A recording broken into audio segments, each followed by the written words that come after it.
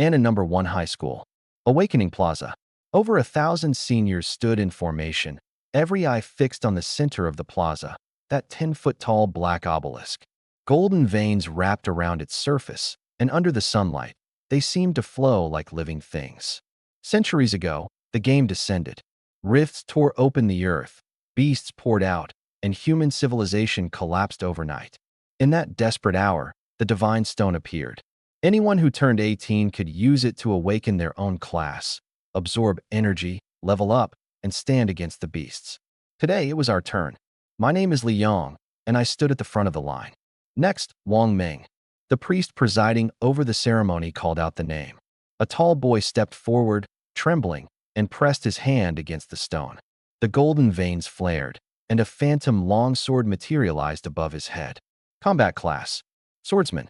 A ripple of envious murmurs broke out immediately. A swordsman's got balanced offense and defense. Lucky bastard. Combat classes are the real deal. He'll never have trouble getting picked for a squad. Wang Ming clenched his fist and stepped back into the line, his face lit with pure joy. The ceremony continued. Life class. Alchemist. Support class. Bard. Combat class. Berserker. No class. Some walked off the platform with their heads held high. Others hung their heads low. In this age overrun by beasts, failing to awaken a class was practically giving up your only shot at changing your fate. Next, Zhao Zilong. A stir went through the crowd. Second in the grade. His family's blown a fortune on awakening potions. No way he ends up with something weak. Zhao Zilong strode up onto the platform, head high. As he passed me, his steps paused for just a moment. He merely lifted his chin, saying nothing. For 3 years, our names had always been mentioned in the same breath. First in the grade was me. Second was him. But he never accepted it. My family was ordinary. No parents who were class holders, no money for expensive resources. And yet somehow, every single time, I came out on top. Today wasn't about grades. It was about classes. He pressed his right hand to the stone. The entire stone shuddered violently. Golden light shot into the sky, and a massive shield coalesced in midair. Behind it appeared a towering silhouette clad in heavy armor, gripping a longsword. The priest's calm face broke into a look of delighted surprise. Rare combat class. Paladin. The whole plaza went dead silent for an instant, then erupted in gasps. A paladin? A rare class. A top-tier class that can fight, tank, and heal. Several school administrators rose from their seats at once. The homeroom teacher flushed red with excitement. The priest nodded, satisfied. An extremely high-growth ceiling. Steady and reliable. He'll be a pillar of Anan City someday, at the very least. Zhao Zilong straightened his back, turned to look down at the crowd, and finally locked his eyes on me. Liang, don't disappoint me. His voice wasn't loud, but the students nearby heard him clearly. 3 years we've competed. Today we finally settle who's really on top. My expression didn't change. The ceremony isn't over yet. What's the rush? He gave a soft laugh and said nothing more. He'd already awakened a rare class. Unless I awakened something rare too, I'd never be worthy of standing beside him again. But rare classes didn't come easy. 20,000 students tested in the city every year, and getting a few dozen was considered a good haul. The ceremony continued. A few more combat classes appeared, but none could hold a candle to a paladin. Half an hour later, the priest picked up the final roster. Liang. Countless eyes snapped toward me. Top of the school, near-perfect theory scores. What will he awaken? I stepped up onto the platform, calm on the outside, but expectations stirred beneath the surface. 18 years ago, I'd crossed over into this world. Here, after the game descended, personal power had replaced technology, and class holders had become the pillars of civilization. Over the years, I'd memorized every scrap of textbook data on beasts and dungeon raids cold. But that was never what gave me my real confidence. It was the knowledge from another world. Place your hand here, the priest reminded me. I reached out and pressed my palm against the cold divine stone. Golden veins lit up, and a beam of light shot up my arm and into my body. A moment later, the ghostly image of a crude flintlock pistol appeared above my head. The teachers and students, so full of anticipation, all froze. The priest frowned slightly, his voice tinged with regret. Combat class. Gunslinger. The square went silent for an instant. Why did it have to be that one? Decent early game, but total garbage later on. No amount of good grades can save a trash class. One boy sneered. He topped every exam, and I actually thought he was something special. Turns out he just gets a busted gun. Laughter broke out. A gunslinger runs out of steam past level 10. Their bullets can't even pierce a beast's hide. What a swordsman does in one strike, he'd have to reload a dozen times 4. Zhao Zilong stood at the front of the crowd, his last shred of resentment finally melting away. Liang, looks like there's no point in us competing anymore. A classmate immediately chimed in. A paladin's a rare late-game monster. What's a gunslinger going to bring to the table? Beat the beasts to death with his perfect test papers. The laughter grew louder. The priest didn't join in. He went about his business. Your class is set. Next, you'll form your starting weapon. A gunslinger's combat power comes mostly from their weapon. The divine stone will draw on your imagination and forge the firearm best suited to your level. He paused, then reminded me in earnest. Focus. Picture the most powerful pistol you've ever seen. The more detail, the more stable the weapon. Don't let your mind wander. In this world, firearms had long since stagnated. When the game first descended, guns. It could kill low-level beasts, but against stronger ones it was nearly useless. So every nation poured its resources into the class system. These days, the most common weapons are still flintlocks and matchlocks. Slow to load, weak in power. In everyone's mind, a gun should have one barrel and fire one shot at a time. I closed my eyes. The most powerful handgun? You've got to be kidding me. Inside my head sat an entire arsenal from the age of technology. Modern handguns were the most basic toys compared to that knowledge. The first thing that came to mind was the electric Gatling gun. Multiple barrels spinning at high speed, thousands of rounds per minute, a rain of bullets tearing through flesh, mowing down everything in swaths. Against the early-stage beasts, it would be no different from firing at sitting ducks. Golden veins flashed, and a ball of light gathered before me. The next second, the light shuddered violently and collapsed with a roar. A message flooded into my mind. Current level insufficient. Target weapon exceeds materialization authority. I wasn't surprised. Electric wouldn't work, so I'd lower the bar. Cut the motor, cut the external power source, and revert to the most primitive hand-cranked mechanism. The old-style Gatling, multiple barrels arranged in a ring, and by turning the crank you could complete the rotation, feeding, firing, and ejection. Its rate of fire wouldn't match modern models, but it could still lay down sustained firepower. Better yet, the structure was simple enough. Every gear, every barrel, every feeding component took shape rapidly in my mind. The divine stone lit up again. This time, the golden light didn't collapse. The glow grew thicker and thicker, and the outline of the weapon swelled at breakneck speed. The priest sensed something was off and stepped forward. What's going on? An ordinary gunner's starting weapon was only about a foot long, but the ball of light before me was already nearly half a person's height and still stretching. The teachers and students noticed the anomaly too. Isn't he materializing a handgun? That size is all wrong. Could the divine stone be malfunctioning? A few seconds later, the light faded completely. A massive firearm the likes of which this world had never seen was fully revealed. A thick metal frame stood steady on the ground. Several long, slender barrels were tightly clustered in a ring, their cold, hard metal reflecting the sunlight. On the side of the body was attached a strange crank. It had none of the lightness of a handgun, none of the slimness of a flintlock. Enormous, heavy, and complex. The priest stared at those parallel barrels, silent for a long time. The homeroom teacher was dumbstruck too. What kind of gun is this? Why does it have so many barrels? Can they all fire at once? Something that big, can he even lift it? The students craned their necks, chattering all around. Some searched for ages and couldn't even find the trigger. I get it now, one boy exclaimed, slapping his thigh. Liang knows gunners have low damage in the late game, so he just made himself a sturdy piece of gear. The bullets can't hurt the beasts? Then he can just swing it like a hammer. Look at this thing, thick and heavy. It's basically a giant club. Ha ha ha. Everyone else slashes monsters with swords, and he bashes them with a gun. Some sharpshooter. Might as well rename him the Club Warrior. Zhao Zilong crossed his arms and called up to me on the platform. Nice weapon, Liang. Once bullets stop working on the beasts, Just haul that thing up and charge in. Aim well, and maybe you'll actually club a few to death." The whole crowd roared with laughter. I lowered my head and gripped the cold crank handle. "Go ahead. Laugh. When these barrels start spinning, you'll be crying instead." The moment the awakening ceremony ended, all of us combat class students were herded to the east side of the plaza. Over 300 people, faces lit up with barely contained excitement. Awakening was only the beginning. The real first step was the live combat trial that came next. The instructor leading us stood at the front, his voice carrying across the whole group. The trial site is the beginner trial grounds. Inside are 400 level 5 goblins. Form teams, work together, and kill as many as you can. 400 level 5 monsters. The excitement drained from more than a few faces. We'd only just awakened. Most of us were only level 1.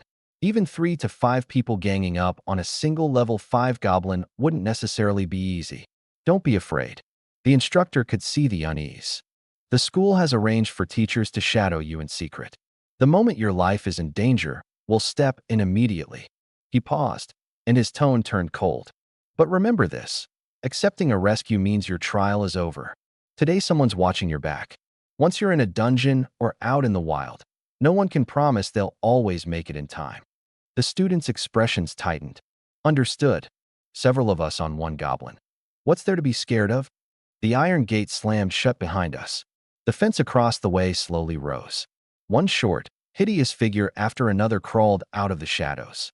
Dark green skin, rust-covered daggers, wooden clubs, and stone axes. 400 goblins packed together, letting out shrill, grating screeches. Humans. Kill them. They charged all at once, the chaotic pounding of their feet bearing down like a rising tide.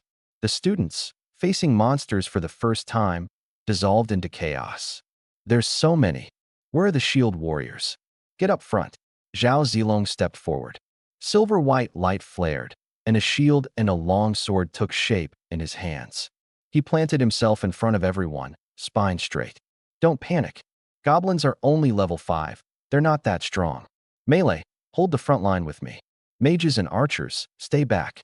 Support, watch the healing. A few of the girls looked at his back, and their nerves settled. A true paladin. At a time like this, to be the first to step up, that takes real guts. Zhao Zilong's grip tightened on his sword. This was exactly what he wanted. He even deliberately took 2 steps forward, putting himself completely in everyone's line of sight. Leave the first one to me. Today, I'll show you all how a paladin fights. I ignored him. I placed my hand on the crank at the side of the Gatling gun and began to turn it. Click, click, click.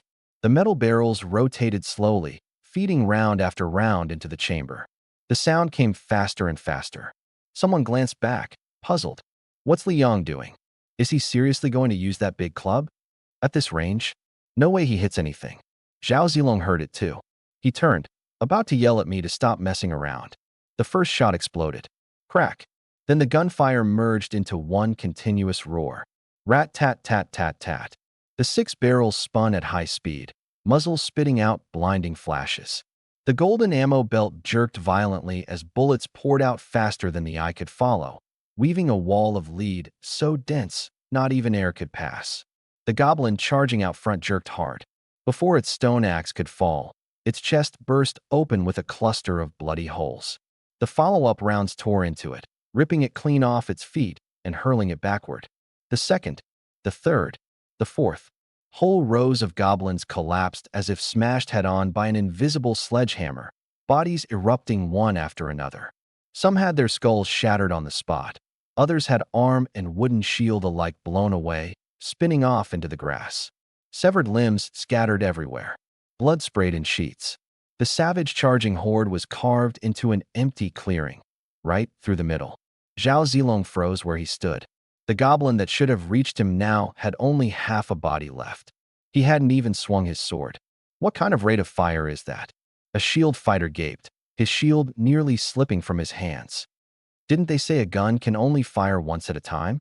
How is it shooting nonstop? Everyone was stunned. The few guys who'd mocked my weapon as a big club earlier, their smiles froze solid on their faces. I paid them no mind. My right hand kept the crank turning steady. The muzzle swiveled slightly, and the rain of bullets swept sideways with it. Rat-tat-tat-tat-tat. A whole line of goblins bursting out of the trees blossomed with blood at once. They didn't even see where the attack came from before they were cut down. The ones behind trampled over their own kind to press forward, only rushing faster into my line of fire. Scalding shell casings kept ejecting from the gun, clattering down around my feet, quickly piling into a heap. The barrels glowed red from the heat, wisps of white smoke curling up. Killed level 5 goblin. Experience gained. Level up to level 2. Level up to level 3. The light of leveling up flared from my body again and again. Spiritual energy surged through me. The stat boost surged through me, and my body grew stronger along with it. The gunfire never stopped for a single moment. 27. Someone couldn't help but start counting. 46. How is he still killing them? Those goblins can't even get close. A few mages gripped their staves, but couldn't get off a single spell. The archers held their bows, unable to find an opening to shoot. In the time it took them to loose one arrow, I'd already fired off a dozen rounds. The monster horde that had 300 people on edge was being pinned down single-handedly by me. 106, 107, 108. The last bullet punched through a goblin's skull, and it dropped hard to the ground. The gunfire cut off abruptly. 200 rounds, all spent. Scorching shell casings blanketed the ground at my feet, and the air reeked of gunpowder. Level up to level 6. New skill acquired. Airdrop supply. The trial grounds went silent for several seconds. Everyone stared at the massive, still-smoking gun in front of me. 108 level 5 goblins, wiped out in the blink of an eye by a freshly awakened gunslinger. Zhao Zilong held up his longsword, still mid-pose in a heroic stance, but the ground ahead was already piled with corpses. The girls who'd been praising him moments ago were all looking at me now. He killed over 100 by himself. There are so many of us, and we didn't even touch a single one. Isn't gunslingers supposed to be a weak class? There's nothing weak about that firepower. He's out of ammo. Someone shouted. The words lit a fire under everyone. The remaining 200-plus goblins were scattered and in chaos, but far from wiped out. The students panicked. Move. If we don't act now, the monsters will all be gone. I still haven't earned a single point of experience. Li Yang's gone too far, snatching over 100 kills for himself. At least leave some for the rest of us. The same people who hadn't dared step forward a moment ago now scrambled to charge in. Zhao Zilong's face darkened, and he quickly raised his sword. He was a paladin. If he didn't kill even one monster in his first trial, word would get out, and he'd be a laughingstock. Follow me. He's out of ammo. We'll finish off the rest. Click. I laid my hand on the Gatling gun, spiritual energy racing through my body. Starting skill, reload. The empty ammunition belt was instantly restored to full. 200 rounds, not one missing. The students who'd sprinted a few steps forward froze in unison. Wait, how are his bullets full again? One boy said in disbelief. Aren't gunslingers supposed to reload slowly? It's only been a few seconds. I didn't give them time to think. The crank spun again. Rat-tat-tat-tat-tat. The trial grounds, quiet for only a moment, were once again drowned out by the roar of ferocious gunfire. Engulfed them. The second wave of golden bullets screamed out. The goblins had barely regained their footing before the sweeping gunfire tore them apart. Dozens of them clustered together. I didn't even need to aim. I just swept the muzzle left and right. Level up to 7. Level up to 8. The students stopped in the distance. No one dared take another step forward. The barrage was too dense.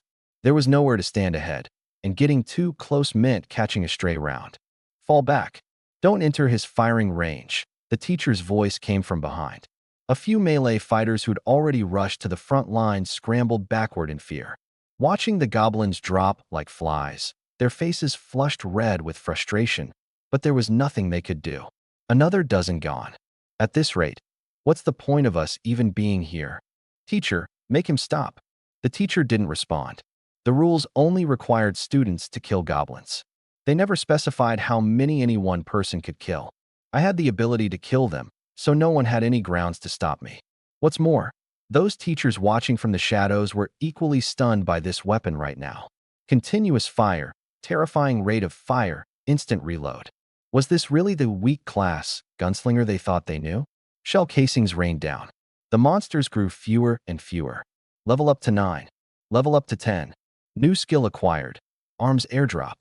The second wave of 200 rounds was spent. The trial ground fell utterly silent. 400 goblins. Almost all of them lay dead in pools of blood. Over 300 students stood at the rear, unable to find a single intact monster. Some gripped their longswords, some held their staffs raised, and others hadn't even gotten to use their starting skills. They'd thought this would be a grueling combat trial. Instead, I set up my Gatling gun and mowed everything down single-handedly. Zhao Zilong finally couldn't hold back. He drew his sword and stepped forward, shouting angrily, "Liang, you've gone too far. There are over 300 people here and only 400 monsters. You steal every kill for yourself. What are the rest of us supposed to do?" The others chimed in. "Exactly. At least leave some for other people. You're already level 10. You still need this bit of experience. You can't be this selfish." I let go of the crank and looked up at him. "Why should I?" Zhao Zilong froze. "What? Why should I leave any for you?" My voice was calm, yet it carried clearly into everyone's ears. "The monsters are right here. Whoever's capable kills them. You want experience? Go grab it yourself." I swept my gaze over those flushed faces. "When you were mocking me earlier, you all had plenty to say, didn't you? Now that you can't beat the monsters, you suddenly want me to hand them over to you." The ones who'd laughed the loudest earlier. The boy's face flushed a deep red, unable to muster a single word in response. Zhao Zilong gritted his teeth. "You're just riding on the fact that gunslingers have an early game advantage. Wait until the monsters level up. Your bullets won't even pierce their defenses. Let's see you act so cocky then." His words immediately gave the crowd an out. Yeah, gunslingers are only strong early on. By level 20, monster hide is tougher than steel armor. All those bullets will just be a tickle. Paladins only get stronger late game, while gunslingers just get more useless. He's just cashing in on an early advantage. He'll never amount to anything. I didn't bother responding. 400 goblins lay sprawled across the ground. The instructor in charge of tallying strode into the arena to verify the records. Moments later, a string of numbers flashed across the light screen at the entrance. Liang. Class. Gunslinger. Level. 10. Kill count. 324. All those voices still going on about how gunslingers fall off late game fell dead silent. 324. Most of the remaining 76 had been left critically wounded by my Gatling gun. The ones actually killed by other students on their own could be counted on one hand. Zhao Zilong stood frozen in place, his face cycling through shades of red and white. He'd awakened a rare class, Paladin. Before the trial began, everyone was certain he'd be the most dazzling presence on the field. Instead, he'd barely swung his sword a few times before I hit level 10. Level 1 to level 10. What takes others months of grinding in a party, I'd done in a single trial. One guy killing over 300. Is he even human? That leveling speed is absolutely insane. We awakened on the same day. How is he already on a completely different level than the rest of us? One student instinctively glanced toward Zhao Zilong. The veins on the back of his sword hand bulged. He'd given it everything he had just to gang up with a few classmates and take down 2 wounded goblins. Compared to my 324, it didn't even register. The girls who'd been fawning over him earlier were all silent now. They'd thought Zhao Zilong was so brave, standing at the very front. But the truth was, the first goblin that charged him never even touched his shield. I'd cut it in half with a single shot. The one who'd actually protected everyone was never the paladin. It was the gunslinger everyone had looked down on. A few instructors huddled together, murmuring. After a moment, a middle-aged instructor stepped out, his face grim. "Liang, do you know what you did wrong?" Every eye in the place snapped toward me. My expression didn't change. "Did I break a rule, sir?" "Don't play word games with me." He frowned. "The school opens these trial grounds to give every newly awakened student a chance at real combat experience. Not for you two. Showing off. 400 goblins, and you killed 324. What about everyone else?" Several students immediately chimed in. "Yeah, we didn't even get a chance to fight. I hadn't even used my skill before the trial ended. This isn't fair." The middle-aged teacher's tone grew even harsher. "You hear that? Just because you only cared about yourself, the trial for over 300 students was affected. Behavior like yours, hogging all the resources, refusing to cooperate, has to be held accountable. Zhao Zilong's expression finally eased a little. He stepped forward. The teacher's right. This trial is about teamwork. Li Yang relied on his weapon's high fire rate to snatch every single kill. He never once considered his classmates. At the very least, his score should be voided, and he should apologize to everyone. I looked at the teacher, then at Zhao Zilong. Before the trial started, the teacher said, "Cooperate with each other and kill as many monsters as possible." My voice stayed calm. Everyone I killed was inside the arena. I didn't cheat, didn't steal targets someone else had locked down, didn't attack any classmates. If you couldn't kill the monsters, how is that my problem? Li Yang, don't push your luck. Zhao Zilong snarled. I'm just stating facts. I looked at him. There were 400 goblins in that arena. When I opened fire, they were right in front of you. You had swords, you had magic, you had bows. Nobody was stopping you. But you didn't even dare get close to my Gatling's range. And now you're blaming me for killing too fast. Those few words landed hard, and quite a few students had nothing to say. It wasn't that they'd never had a chance. When my first 200 rounds ran dry, everyone assumed I was out of firepower. But those who actually dared to charge in, you could count them on one hand. The middle-aged teacher's face darkened. You're still talking back? Even if you didn't break any written rule, you disrupted the trial arrangement. I hereby declare, your score is frozen for now, pending the school's review. Who gave you permission to freeze his score? A cool, clear female voice came from outside the arena. It wasn't loud, but the chatter throughout the venue stopped instantly. Several teachers hurriedly turned around. A woman in a long black dress walked in. She looked no older than her early 20s, delicate features, long hair tied back, the dress hugging her waist and tracing a tall, slender figure as she moved. She made no effort to release her power, yet every teacher present bowed their heads at once. Principal. The principal of Annan City No. 1 High School, Chiu Fengling. No one knew her level, and few had ever seen her fight. All the students knew was that despite her youthful appearance, she'd been running the school for years. After powerful professionals leveled up, their aging slowed dramatically, and their lifespans far exceeded ordinary people's. Her appearance said nothing about her true age. The teacher's momentum faltered. Principal, I just think that Li Yang monopolizing the monsters affected the other students' evaluation. Chiu Fengling glanced at the score display. 324 kills. Level 10. She turned. Is there a problem with his score? The kill records are fine, but do the rules limit how many kills each person can make? No. Did he use any banned items? No. Did he attack other students or steal anyone's spoils? No, he didn't. Her tone stayed calm throughout, yet cold sweat beaded on the middle-aged teacher's forehead. If the answer to all of that is no, then on what grounds are you holding him accountable? But the other students. If the other students performed poorly, they should look to themselves for the reason. Chiu Fengling cut him off. Combat trials measure real fighting strength. The school doesn't tie up the monsters and hand out an equal share to everyone. If someone can't even snag a few level 5 goblins, are we supposed to make the monsters line up and deliver themselves when they enter a dungeon someday? The room fell dead silent. The students who had just been crying foul lowered their heads one by one. Zhao Zilong opened his mouth, but didn't dare utter a single word. Against an ordinary teacher, he could still lean on his status as a paladin. But the one standing before him was the principal. Chiu Fengling swept her gaze over the crowd. Li Yang killed 324 with his own strength, fully within the rules. He did nothing wrong.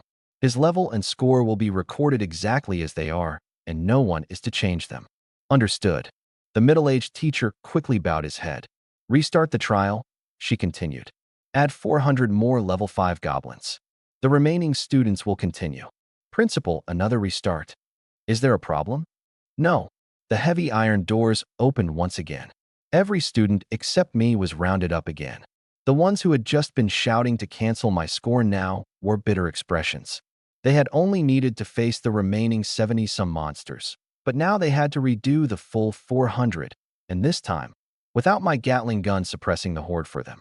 As Zhao Zilong passed by me, his steps hitched slightly. Looking at the level 10 aura radiating from me, he ultimately said nothing and quickened his pace to catch up with the group. Before long, only Chiu Fengling and I remained outside the arena. I put away my Gatling gun and stepped forward. Principal, thank you. She looked at me, her stern demeanor softening considerably. Thanking me now, are you? Warmth spread through my chest. 3 years ago, I had just arrived in this world, a stranger with no connections and no one to rely on. The situation my predecessor left behind couldn't have been worse. No parents, no friends or relatives, not even the money to keep going to school. If she hadn't taken me in and arranged for me to attend number 1 high, I never would have made it through those 3 years. To others, she was the strict, commanding principal. To me, she was the first person in this world who truly wanted to protect me. She reached out and gently ruffled my hair. The gesture left me feeling a little helpless, but I didn't pull away. You've grown so tall, just like that, she said softly. 3 years ago, you couldn't even get a decent meal, and now you've not only awakened, you hit level 10 on your very first trial. I wouldn't be who I am today without you, Principal. Her eyes softened, but when she saw my class information, she couldn't help letting out a quiet sigh. Such a shame. Why did it have to be a gunslinger? You've got real talent, and your grasp of theory is second to none. If you'd awakened as a mage or a warrior, even just an ordinary class, I could have mapped out the perfect path for you. I said nothing. She withdrew her hand and looked at me seriously. Your results today were impressive, no question. That multi-barreled weapon of yours is far beyond what a normal gunslinger starts with. But don't let one performance blind you to the real problems with the gunslinger class. Early on you rely on range, so leveling comes easy. Your weapon's rate of fire gives you an edge, so of course you tear through low-level monsters with weak defenses. But once the monsters climb in level, raw fire rate matters less and less. I understand, I said with a nod. You don't really understand, not yet. Her voice grew even gentler. Level 10 is just the starting line. There's a second-class advancement ahead, and stronger dungeons, stronger monsters. The mages, warriors, and paladins you overwhelm today will all get far more powerful skills down the road. The moment your gun can't punch through their defenses, it won't matter how many bullets you fire. I'm not trying to discourage you. I just don't want you to assume the future is easy because things went smoothly at the start. The higher you climb, the harder the fall. Even if the classmates you left behind someday overtake you, you need to keep a level head. A gunslinger has their own way of getting by. I listened quietly and gave an obedient nod. I'll remember that. Only then did a hint of satisfaction cross her face, and she ruffled my hair again. Don't put too much pressure on yourself. If you ever hit something you can't handle, come find me anytime. I will. I answered sincerely, but inside, there wasn't a shred of doubt. A gunslinger runs out of steam in the late game. Guns can't break through high-level monster defenses. That was just because the firearms in this world were hopelessly outdated. The hand-cranked Gatling gun was only my starting weapon because I was limited to first-tier manifestation privileges. As my level rose, all that cutting-edge military engineering knowledge in my head would gradually become reality. Higher rates of fire, larger calibers, far more brutal firepower. This world's understanding of guns was still stuck in the flintlock era. They couldn't even begin to imagine the sheer, terrifying destruction that military weaponry unleashes at its peak. Strength. Weaknesses can be fixed. At the very least, my sharpshooter build won't stop here. The second trial began quickly. Without the Gatling gun keeping them suppressed, the 300-plus students finally learned just how dangerous level 5 goblins could be. The moment the barrier rose, 400 goblins came charging in, weapons swinging. Tanks, hold the line. Back row, use your skills. Zhao Zilong raised his shield and blocked a stone axe head-on. Clang. The crushing force traveled up through the shield, leaving his arm numb and tingling. Gritting his teeth, he brought his sword down on the goblin's shoulder, but only left a shallow gash. Another goblin lunged in from the flank, sending the back row scrambling backward in a panic. Where's the healer? Mage, hit it now. Don't let it reach the back row. The whole scene descended into chaos. A dozen students swarmed a single goblin and still couldn't bring it down. Some whiffed their attacks, some cast their skills too slowly, and others just froze the second a goblin charged them, forgetting all about teamwork. The teachers guarding the students had to step in one after another, dragging several teams out of the arena before they got themselves killed. Only then did they realize just how terrifying my firepower had been. In front of that Gatling gun, these goblins never even got close. But once they had to fight for themselves, a single level 5 goblin was enough to send several of them into a frenzy. The two standouts on the field were Zhao Zilong and elemental mage Qiuyu. She stood in the back row and raised her staff. A stream of water shot out, spreading rapidly across the ground beneath the goblin's feet. Then, lightning erupted from the tip of her staff. Crackle! The electricity coursed through the water, and several goblins convulsed before collapsing one after another. So strong. You can combine water and lightning like that? The students immediately crowded around her. Qiuyu, we've got your back. Stick with Qiuyu, and we'll clear this for sure. By the time the trial ended, more than a dozen people had gathered at her side. Zhao Zilong adjusted his silver-white armor and stepped forward. Qiuyu, your magic is incredible. But mages are fragile. You need a front line. He patted his chest and smiled. I'm a paladin. I can tank hits, and I can heal too. What do you say we team up this afternoon? The surrounding students were instantly envious. A paladin and an elemental mage, that's insane. Two rare classes teaming up long-term. They'll level up crazy fast. But Qiuyu shook her head. No thanks. Zhao Zilong's smile froze. Worried about not having a healer? A paladin's more than enough for the beginner dungeons. I already have someone I want to team up with. Her voice was cold. The crowd grew curious. Who could possibly make Qiuyu turn down a paladin? Under everyone's watchful eyes, Qiuyu walked right past Zhao Zilong and headed straight for the edge of the arena. I was leaning against it, resting, paying no attention to any of this. She stopped right in front of me. Before I could speak, her cold voice suddenly turned sweet and soft. Liang, this afternoon's dungeon. Let's run it together, okay? The whole place went silent in an instant. Zhao Zilong's expression froze completely. A few of the guys had red eyes. They'd been circling Qiuyu for so long, and she hadn't wasted a single word on them. Even the paladin's personal invitation had been turned down in front of everyone. The person she actually wanted to team up with was me. Everyone assumed I'd say yes immediately. I looked up. No. No. Qiuyu's grip tightened on her staff, her eyes going red at once. Growing up, whenever she asked me for something, I might have grumbled about the hassle, but I'd never actually turned her down. Why? She lifted her face. Did you already promise someone else? No. Then why won't you take me with you? I looked at her reddening eyes, feeling a little helpless. I'm not cut out for teaming up. Beside us, Zhao Zilong, who'd been holding in his anger, let out a cold laugh. Not cut out for it. I think you're just scared. Scared of what? Scared Qiuyu will steal your XP. He took a step forward. One water lightning combo of hers can hit multiple monsters at once. Everyone's seen her potential. You just got lucky taking down some low-level mobs, and now you're treating her like dead weight. The others chimed in around us. Teaming means splitting XP by contribution. Of course he doesn't want to. She offers to join him, and he still says no. Totally ungrateful. Qiuyu ignored the chatter, keeping her eyes fixed on me. I didn't hide it. Turning her down has nothing to do with XP. Then tell us. What's the reason? Zhao Zilong sneered. My grinding speed is too fast, I said. Monsters die the second they come into range. She can't rack up any real contribution, so she can't earn XP either. Instead of wasting time with me, she's better off forming a normal party. There was a moment of silence all around, then it exploded. He's saying Qiuyu grinds too slow? An elemental mage can't keep up with a gunslinger? He's actually got the nerve to say that. One of the mage students couldn't hold back. Elemental mage is a rare class. The higher the level, the bigger the attack range. Gunslingers are the opposite. The later the game, the harder it gets for them to break through defenses. And he's worried she won't earn XP? Ridiculous. Zhao Zilong was practically laughing with rage.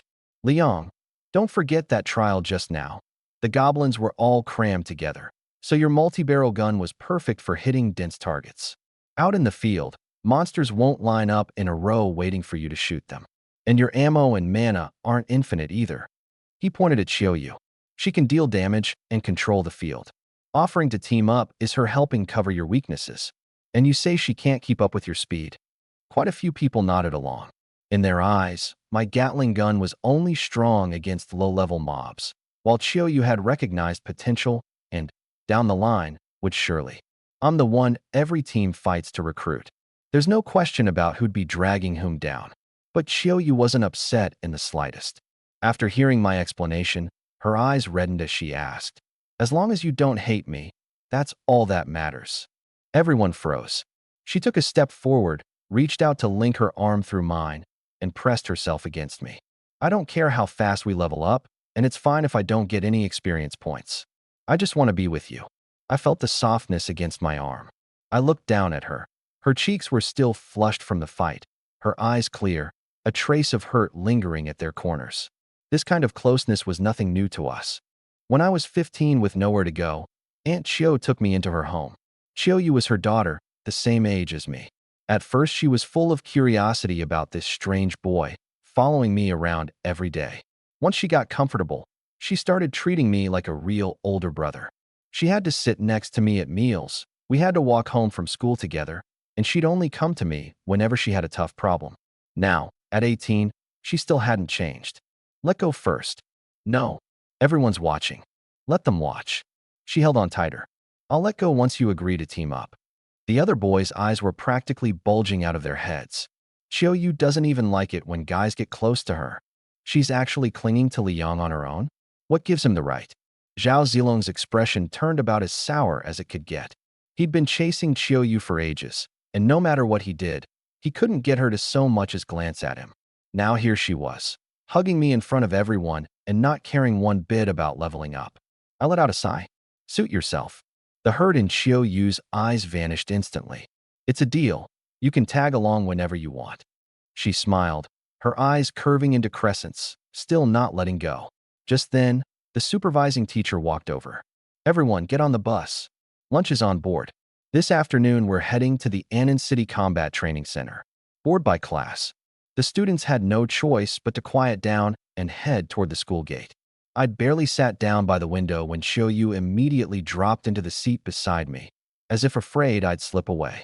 Seeing this, Zhao Zilong's face darkened even further, and he had to head to the back row. Lunch was simple, a boxed meal and a bottle of water. But no one cared about the food. Everyone was talking about the real training ahead. I heard it's actual wilderness in there, not some tiny field like at school. Every year there are people who get hurt. Some have even died in there. There are teachers protecting us, right? A place that huge. How could the teachers keep an eye on everyone? The same people who'd been excited moments ago now looked tense. The bus pulled out of the city, buildings thinning out on both sides until nothing was left but vast stretches of forested mountains. A few hours later, an enormous complex of buildings came into view. High walls stretched into the distance, their end nearly impossible to see. Vehicles from every school were parked outside the walls, and students in different uniforms kept streaming together. Every student in Annan City who had completed Awakened seniors would all be arriving today. The bus rolled to a stop. The teacher leading our group was the first off. "We've arrived at the Annan City Combat Training Center. Everyone gather up. No wandering off on your own." Ahead lay a massive assembly plaza. Students from each school stood grouped by section. There had to be thousands of them. At the far end of the plaza stood a raised platform, where a middle-aged priest in white robes stood before the sprawling Baiyun mountain range. "Welcome to the Baiyun Mountain National Training Grounds." His voice, amplified by some power, reached everyone's ears with perfect clarity. "This site covers 200 square kilometers, replicated exactly from real battlefields. You'll encounter real monsters, and you'll face real danger. In past years, some have been injured, and some never walked out again." The plaza went silent in an instant. The grounds are divided into two zones. Levels 5 to 20 are on the outer ring. Levels 20 to 35 are deeper in. You're all beginners, so you're limited to the outer ring. Crossing the boundary is strictly forbidden. Before you enter, head to the Divine Stone Quest Monument to accept your beginner quests. He raised a hand and pointed to the right side of the plaza. A colossal divine stone tablet, dozens of meters tall, its surface covered in dense lines of quest text. Students from every school swarmed toward it. The tablet's quests were divided into 3 tiers. Basic Beginner Quest, slay 10 level 5 monsters. Reward, experience. Advanced Beginner Quest, slay 50 level 5 to 10 monsters. Reward, experience, random treasure chest. Elite Beginner Quest, slay 100 level 10 monsters. Reward, large experience, high-grade treasure chest. The difficulty ramped up tier by tier, and so did the rewards. Most people stopped at the basic quest. There's 5 of us. Let's take the basic one first. 10 monsters, 2 each on average. That's safe. The advanced one needs 50 kills. Way too risky. The strong never measure themselves against others' numbers, only against who they were yesterday. A shame no one was in the mood to hear that right now. At the tablet, the stronger teams were still deliberating. Zhao Zilong walked over to Qiuyu. The elite quest requires killing 100 level 10 monsters. No matter how much firepower Li Yang has early on, he can't protect you the whole way. If you change your mind now, there's still time. Qiuyu didn't even glance at him. She walked straight over to follow me. I looked up. Above the elite quest, there was another line of text in dark crimson. Impossible beginner quest. Mode, solo. Objective, single-handedly slay 500 goblins and behead the goblin centurion. Reward unknown. The students around gave it a single glance before quickly looking away. 500 kills, plus a centurion? You'd have to be insane to take that. The centurion's at least level 20. You fail, you get nothing. Only an idiot would gamble their future on that. I raised my hand and pressed. I placed my bet on that line of dark red text. Boom. The massive divine stone suddenly erupted with blinding red light. On the high platform, the priest whirled around. The impossible mission. Someone actually took it? He waved his hand, and a light screen unfolded. When he read the name, his expression instantly changed. First high school, the sharpshooter, Liang. Whoosh. Thousands of eyes snapped toward me all at once. The plaza exploded. Is he insane? 500 goblins standing there waiting to be killed. His mana won't even hold up. Sharpshooters hit hard early, but their stamina is garbage. Solo is flat out impossible. Zhao Zilong froze for a moment, then sneered. Liang, you think killing 300 wounded goblins at school makes you invincible? That was a group trial with hundreds of people, teachers ready to jump in and save anyone. This is a real field training ground. You alone against 500 goblins, plus a centurion? This is a death wish. The priest strode down from the platform and stopped in front of me, his tone earnest. Young man, confidence is good, but don't be reckless. This mission has no partial rewards. Even if you kill 499, you walk away with nothing. Quit now, and you can still pick something else. Everyone around me was staring, waiting for me to fold. I didn't bother explaining. Explaining wouldn't help. Training ground opens in 30 seconds. The priest's voice carried across the plaza. I turned and walked toward the iron gate. Qiuyu fell in behind me immediately. Some people take missions within their limits. Zhao Zilong sneered behind me. Others get lucky once and think they can sweep the whole training ground. Once his mana runs dry, he won't even be able to reload. When he ends up with 0 rewards, let's see how cocky he is then. Qiuyu turned and shot them a glare. I didn't even look back. Whether I could pull it off, we'd find out once the fighting started. 30 seconds flew by. Rumble. The enormous iron gate slowly rose. Beyond it lay a dense forest, weeds waist-high, several dirt paths winding toward depths with no visible end. Training begins. I was the first through the gate, Qiuyu right on my heels.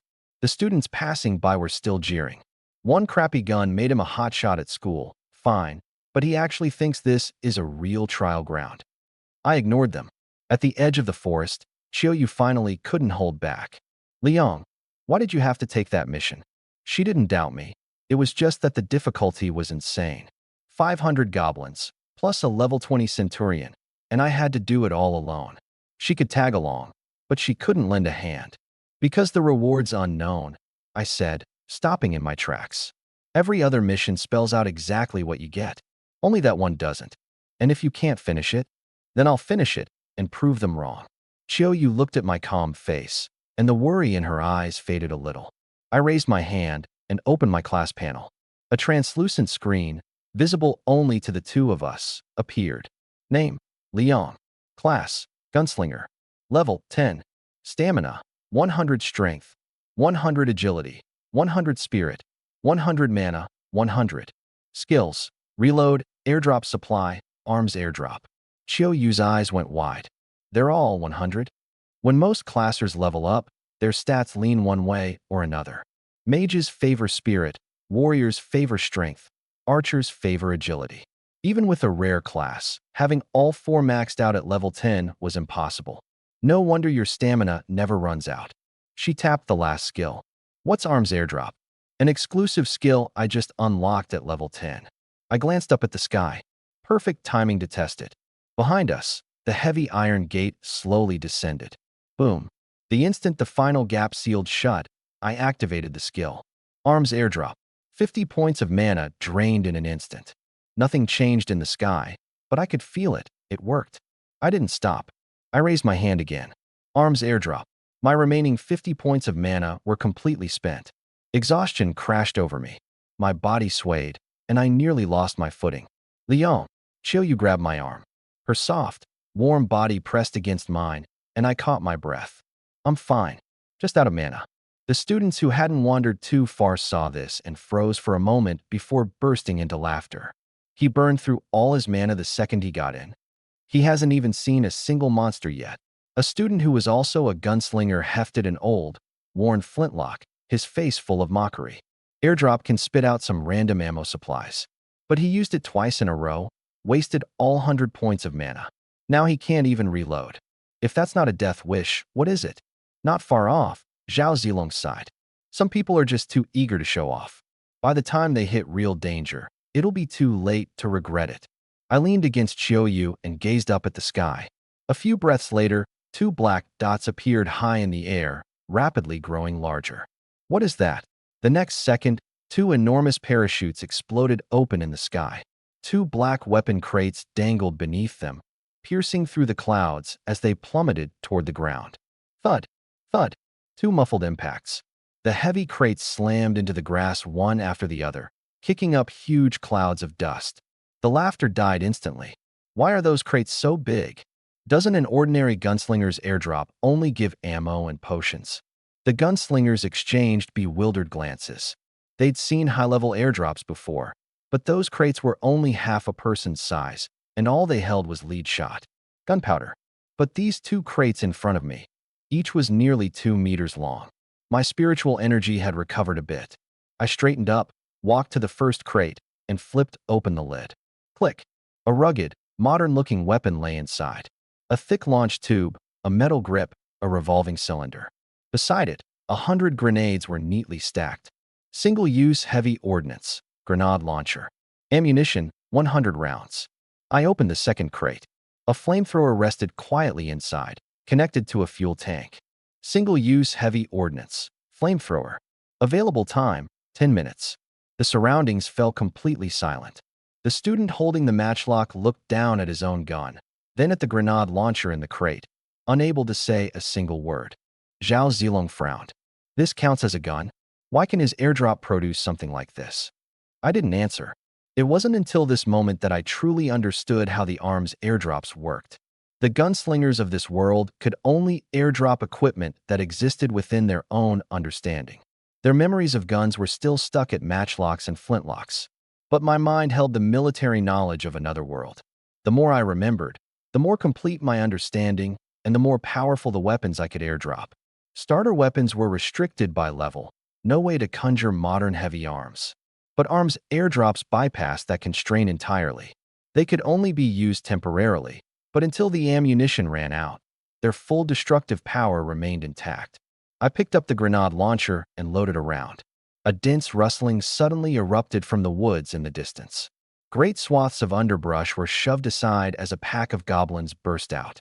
Dozens of them, swinging wooden clubs and stone axes, and the moment they spotted humans, they let out shrill, grating shrieks. Gaga kill! The students' faces changed as they scrambled to form up. Shield warriors, forward. Mages, get ready. Archers, fire first. The shields had just gone up. The mages were still gathering their elements, and the archers had only just drawn their bowstrings. I had already raised the launcher. Aim. Pull the trigger. Bam! A grenade screamed out, arcing through the air, and dropped precisely into the thickest cluster of goblins. Boom! The explosion shook the entire forest. A searing wave of fire spread out instantly, swallowing every goblin within 10 meters. Shrapnel sprayed in all directions. The ones charging at the front were torn apart on the spot, while those in the back had their skulls and chests punched through. Severed limbs flew into the air, mixed with dirt. One round.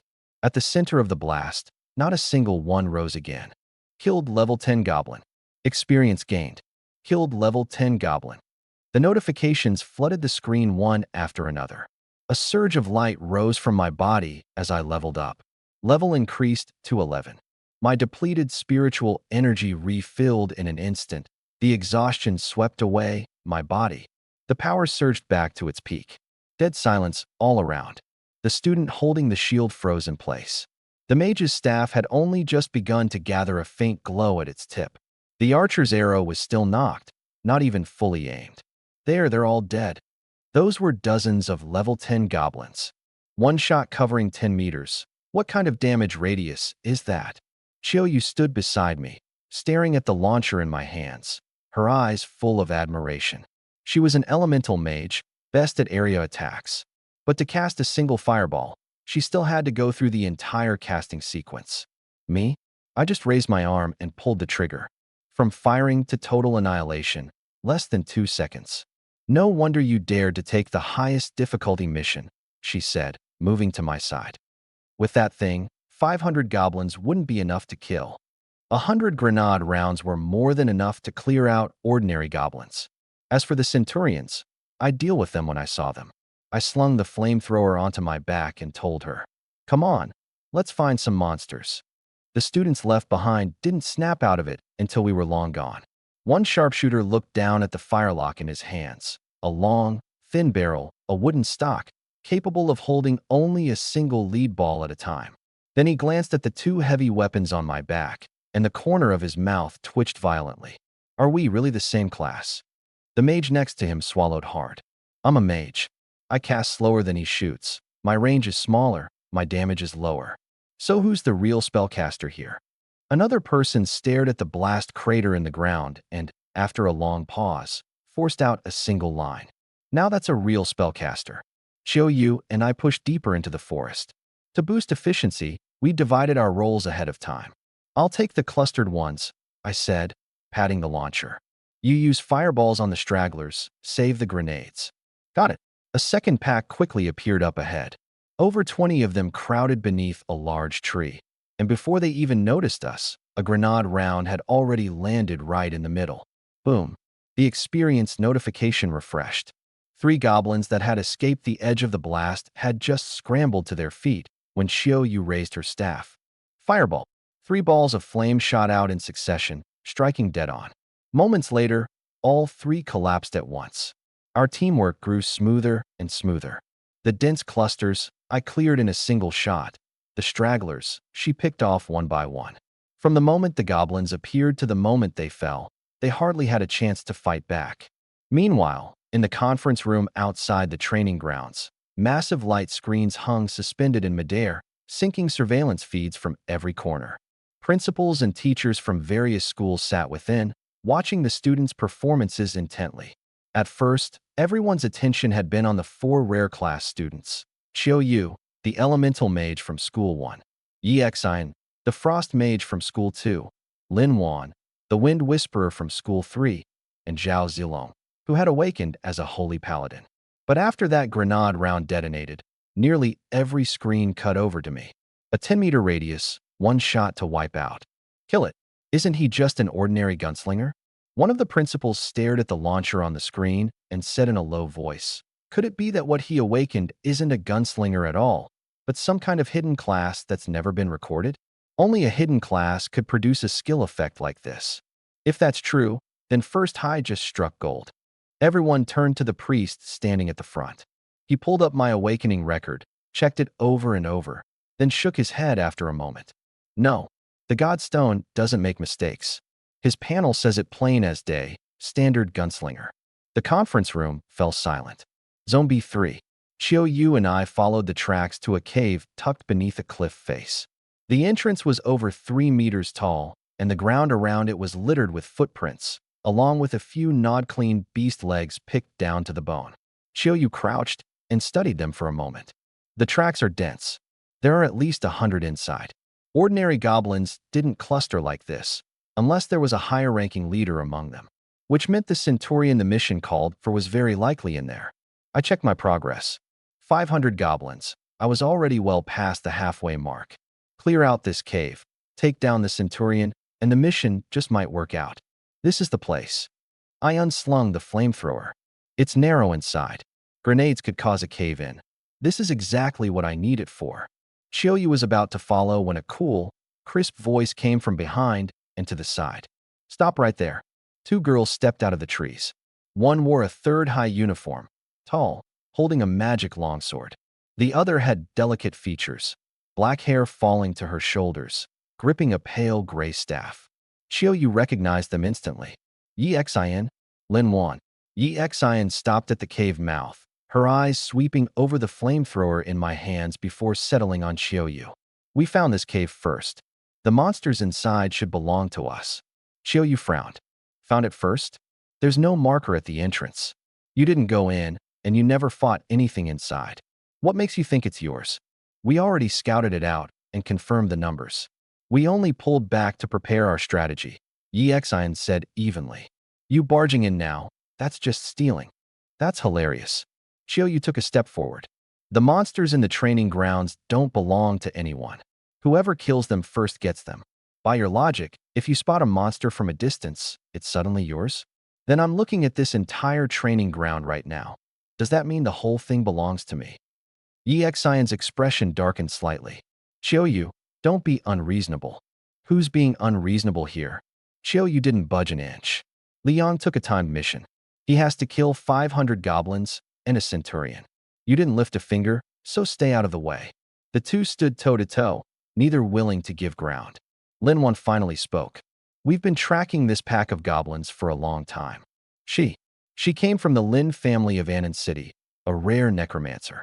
And Yi Xin, backed by the Yi family, belonged to another well-known clan of professionals in Anan. When these two teamed up and walked in, ordinary students didn't dare compete. Lin Wan had assumed that once she announced who she was, a run-of-the-mill gunslinger would show at least some hesitation. But Chiyoyu had never been afraid of them. I have no clue which great families exist in Anan City. 3 years since I crossed over, I'd poured every single minute into monster data, class knowledge, and getting stronger. The Lin family, the Yi family, all those tangled webs of clan relationships. Did any of it have the slightest bearing on my time-limited quest? No. Lin Wan stared at me, her tone turning to a warning.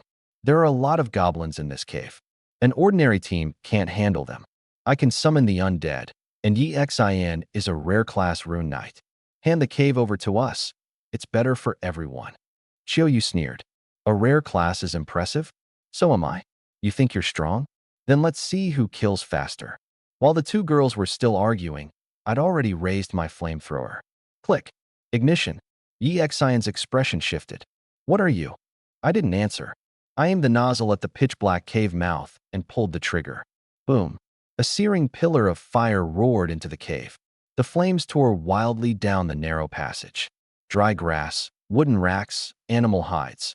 Everything caught fire in an instant. The dark cave lit up blood red, and a heartbeat later, screams erupted one after another. Gaia! Fire! Run! The goblins at the very front didn't even get the chance to flee.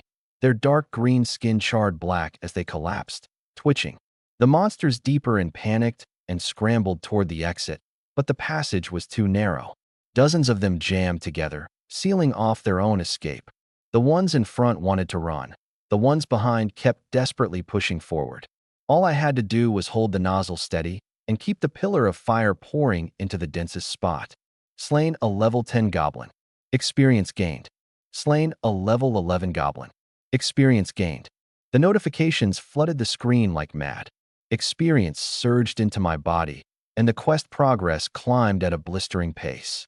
Lin Wan's words got choked back down her throat by the screams pouring out of the cave. She stared at the blazing entrance, and every trace of composure on her face shattered completely. Yi Xian gripped her longsword, her breath catching. We're standing right here, and he still dares to just take it? They'd laid out their family status and class advantages for everyone to see. Anyone else, no matter how displeased, would probably have backed down. One training resource might matter, but making enemies of two powerful families would bring endless trouble. Yet I didn't hesitate for even a second. And what they found even more unacceptable was this. The speed at which this weapon killed monsters was absolutely absurd. EXIN finally couldn't take it anymore. Stop. Keep burning like that, and you'll wipe out every goblin in the cave. Chiyu turned back. Who was it just now saying their team was stronger? The monsters inside. Go on in and kill it, then. EXIN was speechless. The flames had already sealed off the cave entrance. Charging in now would just get them roasted alongside the goblins. Lin Wan's expression darkened. He never intended to listen to us from the start. All he cares about is the mission. Whoever wants to claim the kill can fight for it on their own merit. EXIN watched the experience light flaring endlessly across my body and finally understood why the students outside couldn't snag a single monster. It wasn't that they were too weak. It was that my firepower simply didn't play fair. Roar. A low, guttural snarl erupted from deep within the cave. The sound tore through the blaze, rattling the loose stones at the entrance. The frantic, screaming goblins fell silent in an instant. I frowned and immediately released the trigger. The pillar of fire rapidly shrank back. Chiyu gripped her staff. That sound isn't right. A pressure far beyond that of an ordinary goblin was closing in from the darkness. Thud, thud, thud. With each step, the ground trembled. A towering figure crossed through the burning passage, moving slowly toward the entrance. The flames landing on it did no harm. Instead, as if drawn in, they melted into its skin. It stood over 2 meters tall. Its skin had shifted from dark green to crimson red, and thick, muscular arms were wreathed in patterns of fire. Flames blazed atop its head, and its eyes glowed like 2 burning coals. The moment it stepped out of the cave, a wave of scorching heat blasted outward. EXIN's pupils shrank. A goblin centurion? Lin Wan stared hard at that crimson skin. No, a normal centurion doesn't look like this. Information surfaced before all 4 of them. Flame Goblin Centurion. Level 20. Type: Mutated Elite Monster. Trait: Fire Immunity. The fury on EXIN's and Lin Wan's faces vanished in an instant, leaving only shock. My sustained fire assault had actually pushed a level 15 ordinary elite monster into completing a fire mutation, forcing it into a level 20 monster, one that now came with fire immunity. At that same moment, the alarms at the Bayun Mountain base suddenly blared to life. Emergency alert. A level 20 high-tier mutated monster has been detected in Zone B3, Flame Goblin Centurion.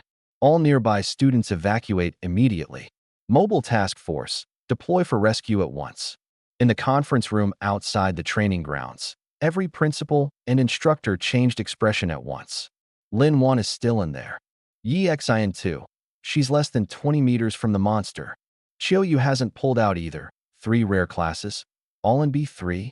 As for me, standing at the very front, hardly anyone spared a thought.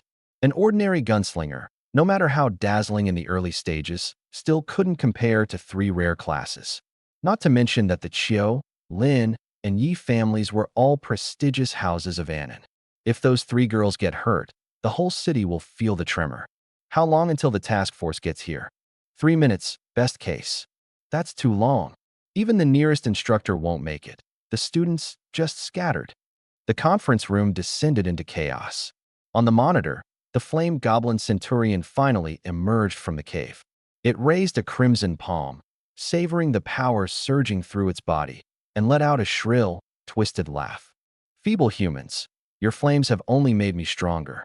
And in return, I'll burn you all to ash. The oppressive aura of a level 20 mutated elite exploded outward. Chiyu went pale, her fingers frozen stiff.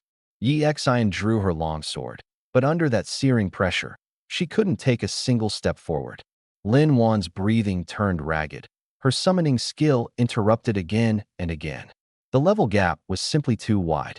They may have had rare classes, but they'd only just awakened. They'd never truly faced a high-tier mutated monster before. The flame goblin grinned, sparks flickering between its teeth. Scared? You're only fit to be my food. It lifted its arm, a ball of crimson flame gathering in its palm. Lin Wan, summon skeletons. Hold it head-on. My voice cut through suddenly. Lin Wan glanced back at me instinctively. I had already hoisted my grenade launcher and started falling back, words coming out rapid fire. It just mutated. Its power spiked, but its body hasn't adjusted yet. Don't have the skeletons attack. Have them grab its legs. Linwan didn't have time to think. Her staff slammed against the ground. Undead summoning. The earth split open, and several skeletons clawed their way out and lunged. The flame goblin kicked the first one to pieces, but the others lashed onto its leg bones from both sides, holding tight. Filthy undead, you dare touch me, it roared, raising its palm. Yi-Xian blinded. Yi-Xian gritted her teeth and slashed her sword. A blinding white light burst right in front of the monster. Radiant blind. The intense light struck it square in the eyes. Screaming in agony, the flame goblin lost its aim, and the gathered fireball shot past Lin Wan, slamming into the mountain wall. Boom! Shattered rock flew everywhere. It worked. Yi-Xian caught her breath. I didn't miss a beat. Chiu Yu, flood the ground under it. Then hit it with lightning. Water surge. A wave of water rushed toward the monster's feet. Where it met the searing heat, white steam erupted. Now, electricity crackled violently at the tip of Chiu Yu's staff. Lightning strike. ZZRT. The lightning spread through the water, instantly wrapping around its legs. It seized up violently, and its second fireball collapsed once more. Bound by skeletons, blinded by light, paralyzed by electrified water. The three girls' skills landed one after another, forcefully throwing off the rhythm of its casting. I seized the opening, pulling back to create distance, and raised my grenade launcher steadily. Yi-Xian stared at my back in disbelief. A mere ordinary gunner. How did he know so much about a necromancer, a spellblade? I know the elemental mage's skills inside and out, including exactly when each one should be unleashed. The moment the flame goblin broke free of its paralysis, I'd already pulled the trigger. Bang! The grenade screamed through the air and slammed dead center into its chest. Boom! It staggered back several steps, chest charred black, its legs carving deep gouges into the ground. But it didn't go down. Ha ha ha! It glanced down at its chest and let out a savage laugh. Weak little human, you think an attack like that can kill me? It spread its arms wide, and the flames covering its body surged together, forming a near-solid layer of crimson shielding that wrapped around it entirely. Flame shield greatly reduces ranged damage. Asterisk bang, bang, bang, asterisk. I fired 3 grenades in quick succession. The explosions landed one after another, and the shield shuddered violently, but it held. Yi-Xian's expression shifted. The grenades are being blocked. Lin Wan's voice went tight. That's not ordinary defense. It's using raw spiritual energy to cancel out the attacks. The flame goblin cackled from inside its shield. Keep going. Once your energy and ammo run dry, I'll rip you apart first, then take my sweet time devouring those 3 women. Chiu Yu gripped her staff. Liang, the shield's too thick. My water element's countered by its fire. Even they can't break through. Then let it keep the shield up. I lowered the grenade launcher and raised my hand, materializing a hand-cranked Gatling gun. The heavy tripod hit the ground, the barrels deployed, and the ammo belt fed in. Yi-Xian froze. If grenades can't break the shield, regular bullets do even less damage. The flame goblin had clearly caught onto this too. It stood there without dodging, even beckoning me with its hand. Come, let's see how long that ridiculous toy of yours can last. One hand steadied the gun, the other gripped the crank. Skill activated, suppressing fire. Spiritual energy poured into the weapon, and the 6 barrels began to glow faintly. My vision shifted with it. Every flow of energy through the shield, every ripple and fluctuation, came into perfect clarity right before my eyes. The crank spun. Asterisk click. Click. Asterisk. Muzzle flash erupted. Rat-tat-tat-tat-tat. A dense torrent of bullets poured out, every single round hammering into the exact same spot on the front of the shield. Ring after ring of ripples exploded across the crimson surface. They're all hitting one point. Yi-Xian's breath caught. At that rate of fire, how is he controlling where each round lands? Lin Wan couldn't wrap her head around it either. A normal gunner had to slow down to be precise. But I was the opposite. The faster I fired, the tighter my shots clustered. The mockery slowly drained from the flame goblin's face. It could feel it clearly now. Its spiritual energy was draining away at an alarming rate. A single bullet didn't do much damage. 10 wasn't anything to worry about either. But I could unload a dozen rounds in a single breath, all slamming into the same point, forcing it to constantly feed in more energy just to patch the shield. It's useless! Exclamation point. The flame goblin forced out a booming laugh. Your mana is far weaker than mine, and human ammunition can't last forever. As long as I hold this spot, you'll run dry sooner or later. Hearing this, the tension actually drained from Chiyoyu's face. Asterisk, she knows me too well. If this monster used the chance to attack, maybe it could cause some trouble, but instead it's just standing there, trying to outlast me. Asterisk. It's already lost, Chiyoyu murmured. Exin turned to her. What do you mean?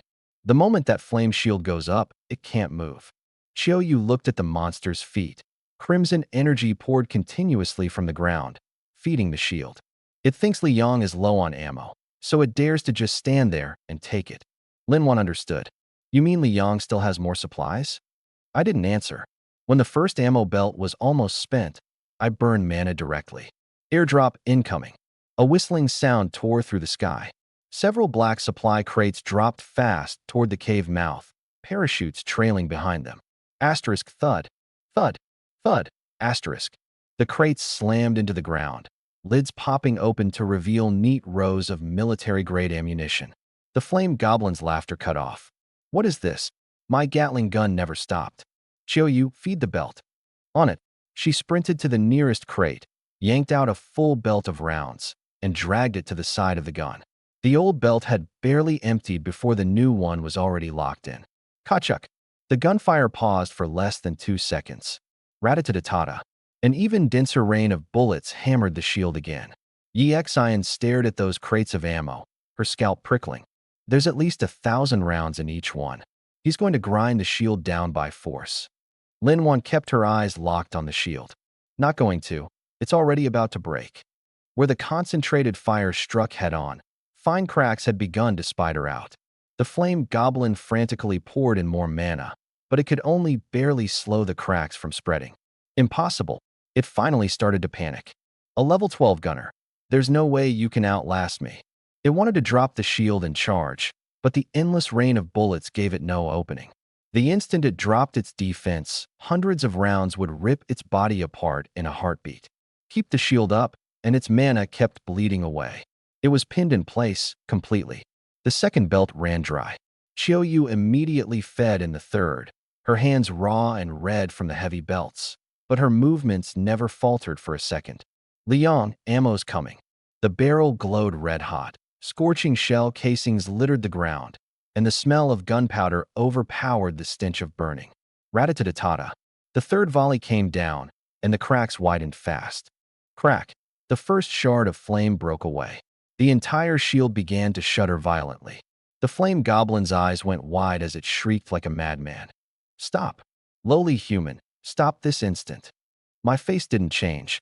The crank spun faster. For the last few dozen rounds, I focused everything on one spot. Boom. The shield shattered completely. Crimson fragments scattered everywhere. Before it could recover from the backlash, I already had the grenade launcher up. My left hand kept cranking, my right hand raised the launcher. Bullets and grenade fired at the same time. Rat-tat-tat-tat, thump. With its shield gone, the dense hail of bullets punched straight through its chest and arms in an instant. Just as it tried to gather a fireball, a grenade sailed over its head and detonated in the air behind it. Boom. Countless shards tore into its unguarded back. Its whole body stiffened. The next grenade followed right behind, exploding directly above its head. Full airburst coverage. The massive body was blasted to its knees, and the flames crowning its head snuffed out instantly. The final volley of bullets swept across its face. Thud, thud, thud. Its head and chest burst apart at the same time, and the body slammed into the ground. Level-defying kill, level 20 mutated elite, flame goblin centurion. In the conference room, everyone froze.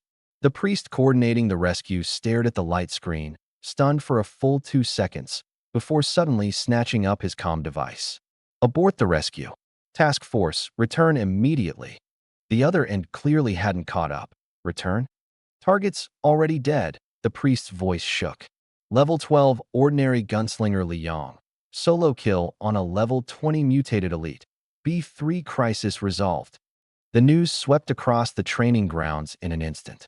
Over 3,000 students received the announcement almost simultaneously. Emergency alert cleared. Kill credited to Liang, Annan City number 1 High School. Liang? Him again. Isn't he only level 12? A level 20 tank-type mutant. How does an ordinary gunslinger kill that? Zhao Zilong stared at the announcement, rooted to the spot. Not long ago, he'd been insisting that if I ran into a level 20 monster, I wouldn't even break its defenses. Instead, I'd pulled off a level-defying solo kill. Inside B3, level up light flared from my body again and again. Level increased to 13. Level increased to 14. Level increased to 18. Massive experience flooded in. The spiritual energy I'd burned through recovered rapidly, my stats climbing dramatically. 2 brand new skills appeared along with it. Skill acquired, Explosive Bullet. Skill acquired, High Explosive Grenade. Xian's lips parted slightly. 6 levels in 1 shot. It's only his first day awakened.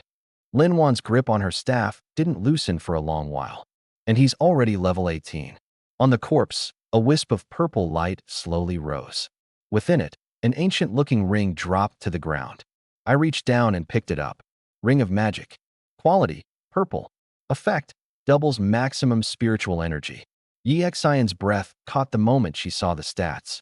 A purple magic ring. Beginner stage stats were low to begin with, and gear that doubled your mana was practically irreplaceable. For casters especially, doubled mana meant doubled skill output, a whole tier jump in combat power. 500,000. Xian blurted out. Liang, sell it to me. Lin Wan stepped forward. I'll pay 700,000. Xian panicked. You're a necromancer. What do you need a ring this good for this early? Summoning the dead costs mana too, Lin Wan said calmly. 750,000. I turned the ring over in my palm, in no rush to speak. Truly scarce things should never be sold in a hurry. The more people fought over it, the higher the price would climb.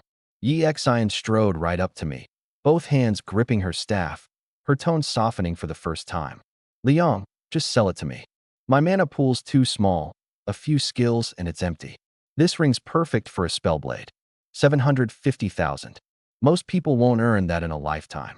When I didn't respond, she gave my sleeve a light tug. Please. Off to the side, the cool and proud Lin Wan's expression shifted slightly. Xiao Yu went a step further, wedging herself right between us. You want to buy gear, buy gear. Keep your hands to yourself. What I buy is none of your business. He's not selling. Xian looked at me. You haven't even asked him. How do you know he won't? I slipped the ring into my pack. I'm really not selling. She froze. Is it too low? I can go higher. It's not about the money. I glanced at my newly skyrocketed mana stat. The marksman's reload, the airdrop summon, they all ran on mana. The doubling bonus from this magic ring was worth far more to me than a few 100,000. This one, I'm keeping for myself. Xian watched the ring vanish, unwilling to let it go but powerless to stop it. The students who'd rushed over stared at me, eyes practically bloodshot. Level 18 on day 1, and dropping purple gear. Won't even sell for 750,000. Just how much is that ring worth? Killing an elite mutant above your level? Of course the drops are insane. Before the murmuring could die down, the ground suddenly shook. From deep within the cave came a chaotic chorus of shrieks. A dark red warning forced its way into everyone's vision. Area warning. The Flame Goblin Centurion's dying wail has enraged every goblin in the Bayun Mountain training grounds. The goblin tribe has entered a collective frenzy. Collective frenzy? The whole area's out of control. Run! Panic spread in an instant. But Zhao Zilong pushed to the front of the crowd, raising his shield high. Everyone quiet. He deliberately straightened his back. After confirming that Xiao Yu, Xian, and Lin Wan could all see him, he spoke in a low voice. They're just a few berserk goblins. What's there to be afraid of? We've got every rare class covered here. Follow my lead. Paladins and shield warriors form the front line.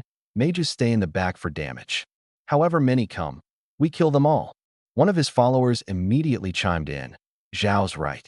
He's a paladin. Nobody knows tactics better than him. Zhao Zilong grew even more smug. The system only said berserk. It didn't say how many. A few dozen at most, and with me here. Thwip.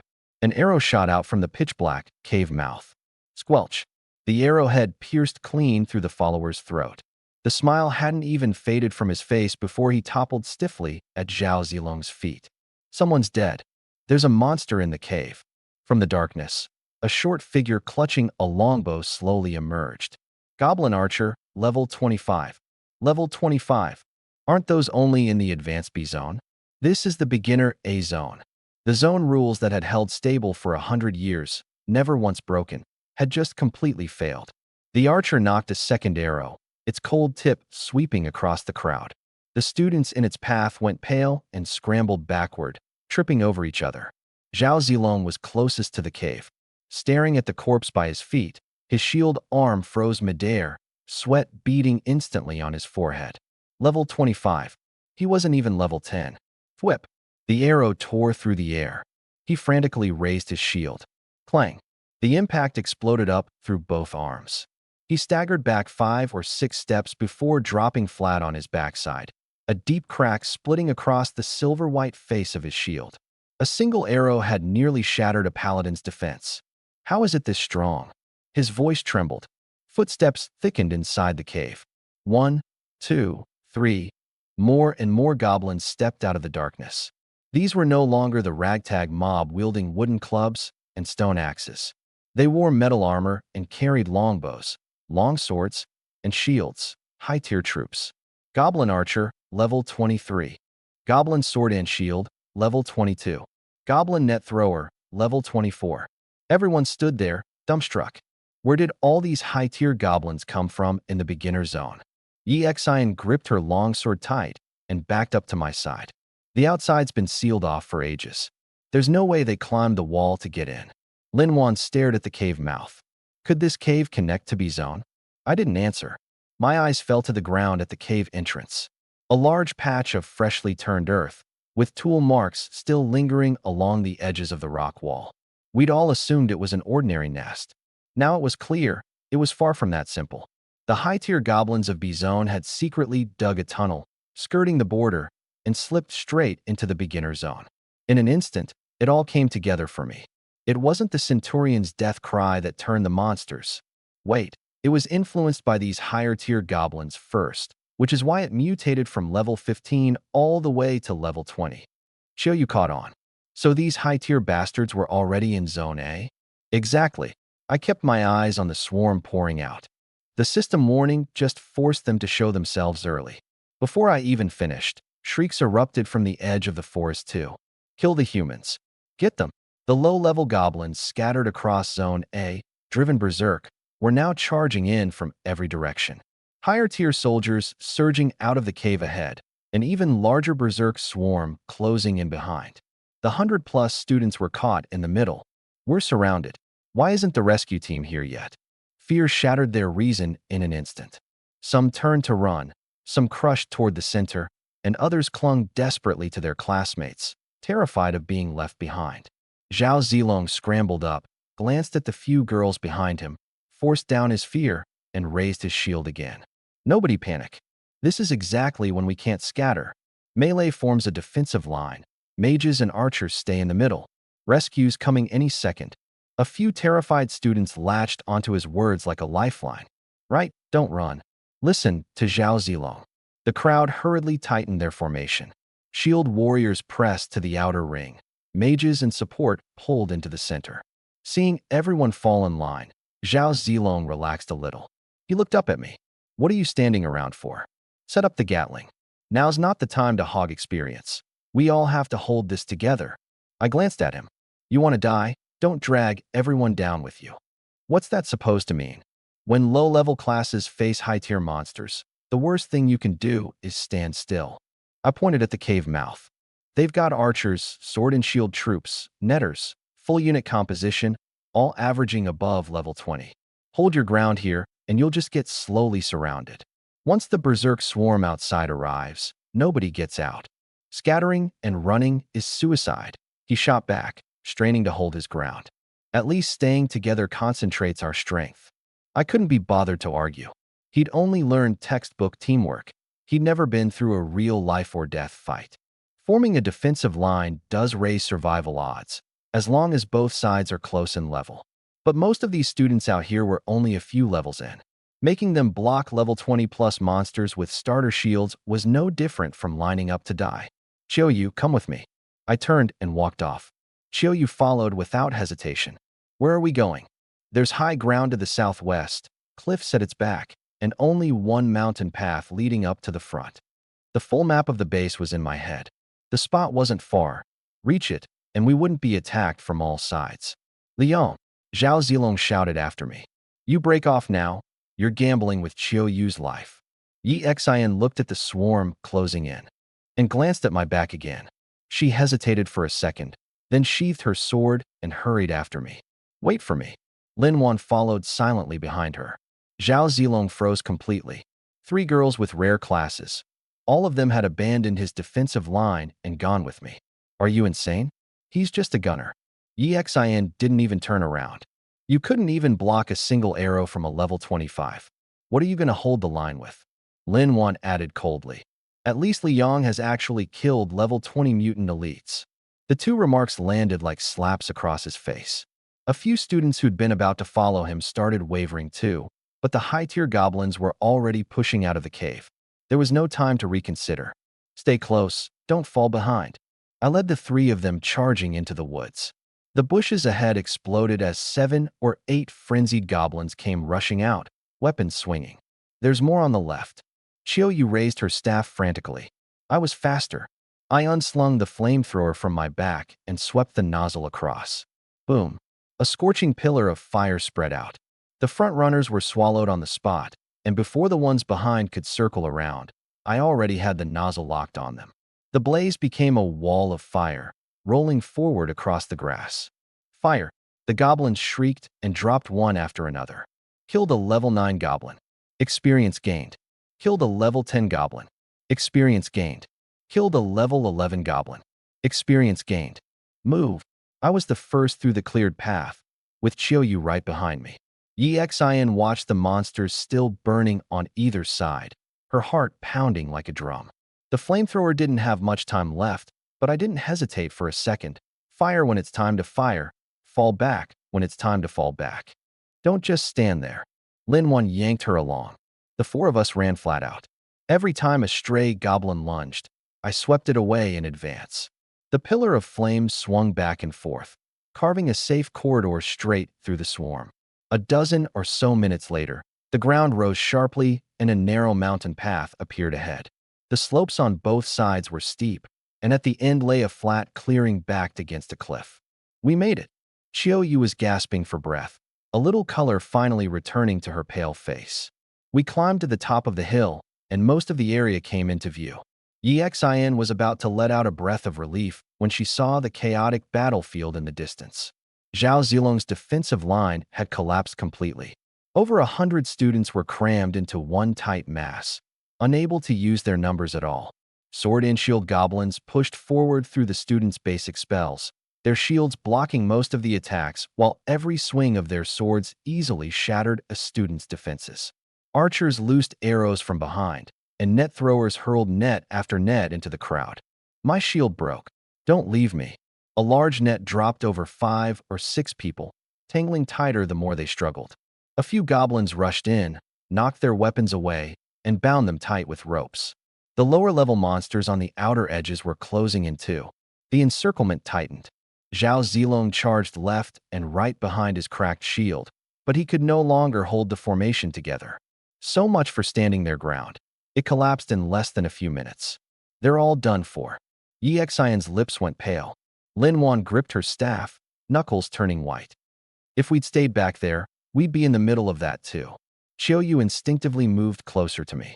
She didn't dare imagine what would have become of us if I hadn't recognized the terrain in advance and picked this high ground. It didn't take long for the higher-tier goblins to spot us on the hilltop. Dozens of sword and shield troops looked up, nostrils flaring. Humans up there? Grab them. The horde immediately split off a detachment, closing in along the mountain path. Leading the charge were sword and shield troops above level 20, followed by archers and net throwers, easily over 100 of them. The dense pounding of feet made the path tremble. The last bit of color drained from Chiyoyu's face. There are so many. Yi Xion's breathing quickened. I only have enough mana for a few more skills. Lin Wan summoned a few skeletons, her voice tight. My undead can't hold back level 20 monsters. The three of them glanced back at the cliff behind us.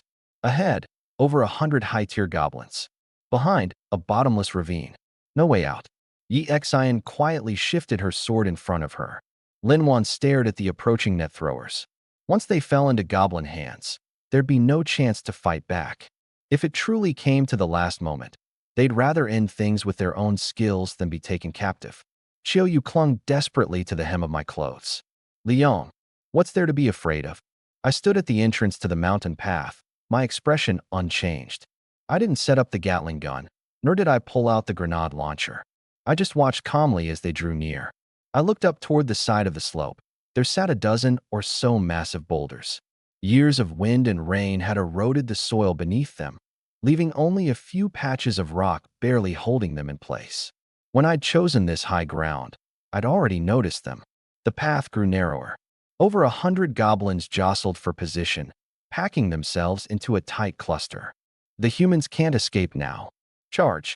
The lead sword and shield troops were only 30 meters from the top. I moved. A high explosive grenade appeared in my palm, a new skill I'd unlocked after killing the centurion. Click. Safety off. I whipped my arm forward, hurling the grenade with precision at the soft rock layer beneath the boulders. Boom. The blast tore up the soil.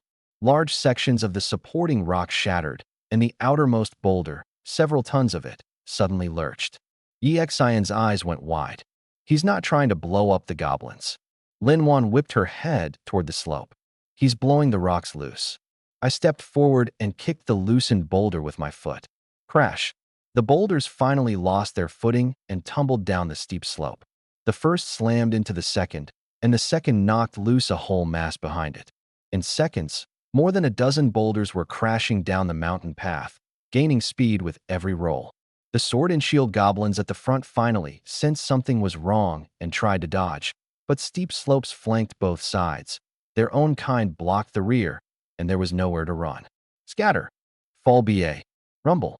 The boulders plowed through the horde with terrifying force. The front few were sent flying, shields and all, their metal shields crumpling instantly, their bodies crushed into pulp on the spot. Those behind hadn't even turned before the second boulder came smashing down. Crack. Blood and flesh sprayed everywhere. The tighter they packed together, the more devastating the carnage. One knocked over three, and three flattened a whole swath behind them. The sword and shield's defense, the archer's range, the netter's capture, all of it was useless against the rolling stones. The entire mountain path became a corridor of death in an instant. Boom, boom, boom. The boulders rolled all the way to the foot of the mountain. A force of over 100 high-tier goblins was wiped out, more than half of them gone on the spot. The survivors had either lost limbs or were pinned beneath the corpses of their own kind, their screams merging into one continuous wail. Yi Xion stared blankly at the mountain path, her long sword slowly lowering. That's it. Lin Wan held her breath. Over 100 high-tier goblins, all level 20 and above. Even if the instructors from the training grounds came running, it would have taken them a while to clean this up. And I did it with a single grenade, one kick, and the terrain, crushing them by the score. Chiyoyu looked up at me, her eyes shockingly bright. Just moments ago, they'd braced for the worst. But to me, these creatures that filled others with despair were nothing more than experience delivered right to my doorstep. Notifications flooded my vision in a frenzy. Cross-level kill, level 22 Goblin Sword Shield Warrior. Massive EXP gained. Cross-level kill, level 23 Goblin Archer. Massive EXP gained. Cross-level kill, level 24 Goblin Netter. Massive EXP gained. A burst of level-up light erupted from within me. Level increased to 19. The experience didn't stop. More crushed high-tier monsters died one after another, and the enormous flood of EXP came surging in like a tide. A second burst of light followed immediately. Level increased to 20.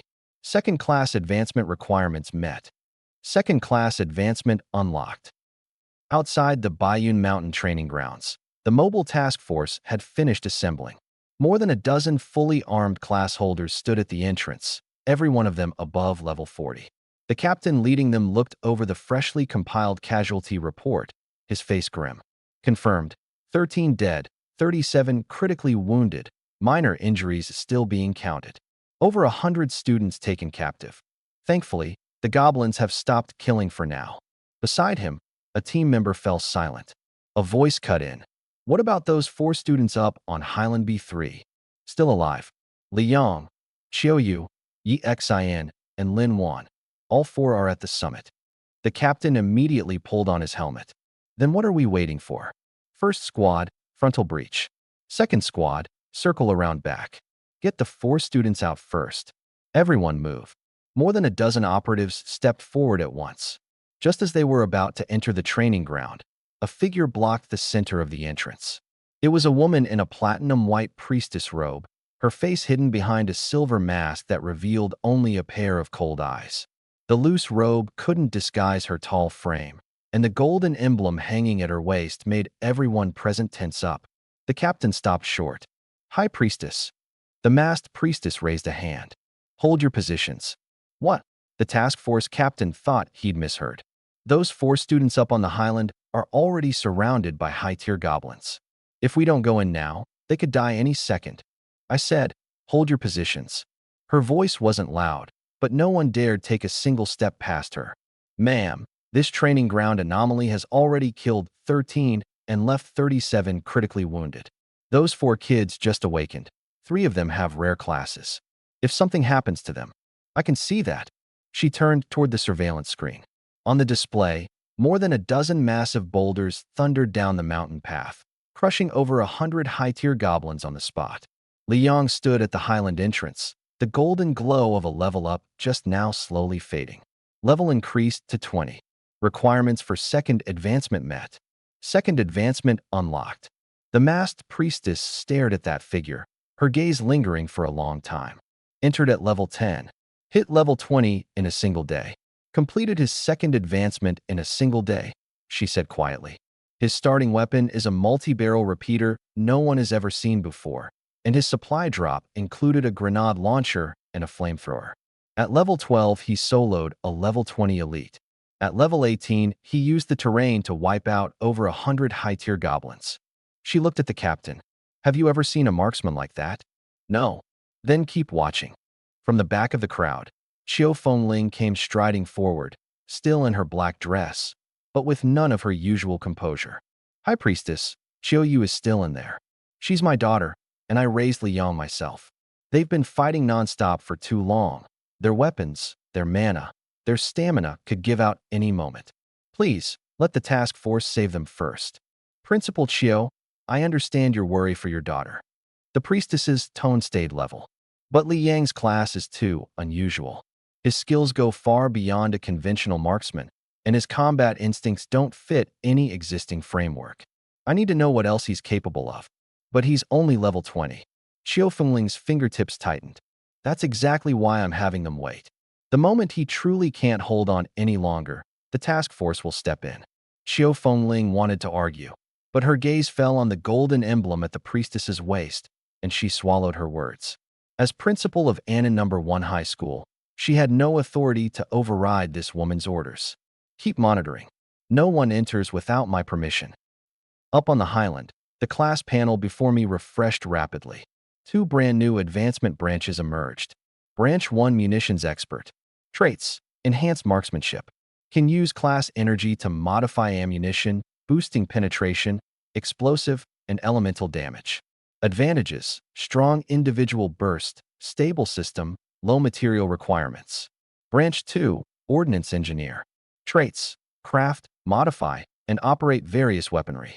Can develop weapons based on personal knowledge. Advantages: extremely high growth ceiling. Can build a composite firepower system. Disadvantages: relies on materials and knowledge. Enormous gap between best and worst outcomes. Qiu Yu leaned in. You can second advance already? Yeah. Munitions Expert and Ordnance Engineer.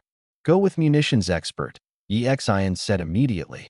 8 out of 10 marksmen pick it for their second advancement. Lin Wan nodded too. Munitions Expert directly enhances your bullets, steady burst damage. Ordnance Engineer eats way too many materials. You can't put out any real combat power in the early stages.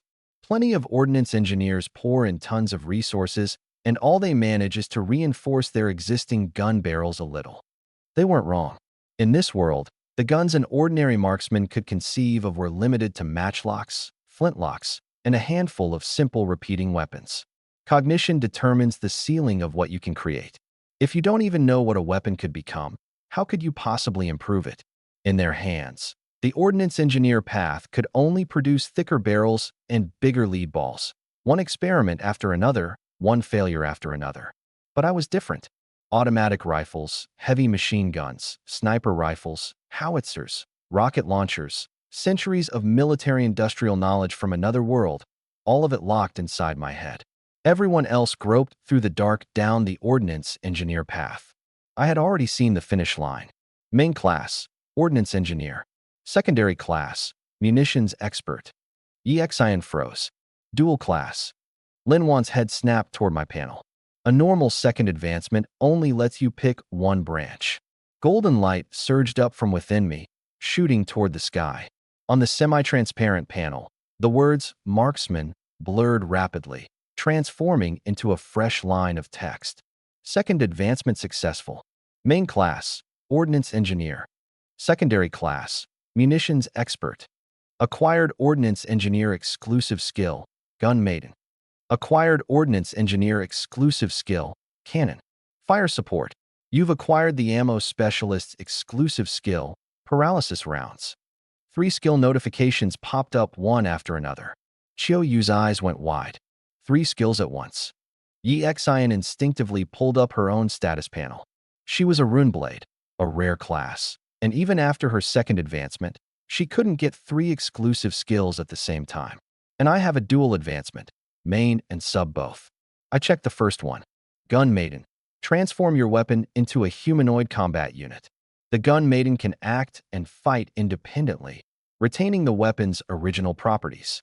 Fire support. Mark a target area to deliver ranged firepower coverage. Paralysis rounds. Consume spiritual energy to modify ammunition, paralyzing targets on hit. Reading the description of Gun Maiden, my breath caught for a second. Turning a weapon into a humanoid combat unit. This wasn't just about boosting firepower anymore. Before, whether it was the Gatling, the grenade launcher, or the flamethrower, I had to operate every one by hand. But Gun Maiden could free them from my hands. Let them aim on their own, move on their own, fire on their own. One weapon, one soldier. As long as I could build more modern arms and turn each of them into a Gun Maiden, I alone would be a full fire team. Chiao Yu watched my expression.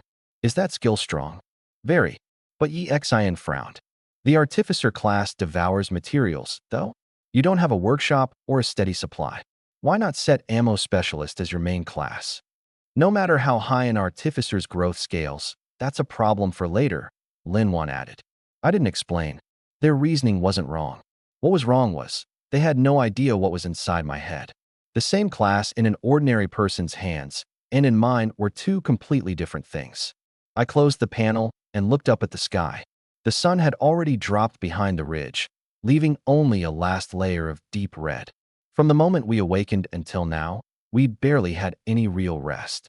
Chiao Yu leaned against a rock, breathing heavily. Yi Xian and Lin Wan sat down too. A whole day of running and fighting had wrung all 3 of them dry. Grrrrgh. On the quiet highland, a soft sound suddenly broke the silence. Yi Xian froze, pressing a hand to her stomach. You hungry? Chiao Yu turned her head. That wasn't me. The words had barely left her mouth when Lin Wan's stomach growled too. Gripping her staff, she turned around with a completely straight face. Chiao Yu was about to laugh when her own stomach started rumbling. All 3 girls went silent at once. At noon, they'd only had a boxed lunch in the car, and after fighting nonstop ever since, they were long past starving. Yi Xian looked down at the swarming mass of goblins below. Why hasn't rescue come yet? The alarm went out ages ago. I looked toward the entrance too. 13.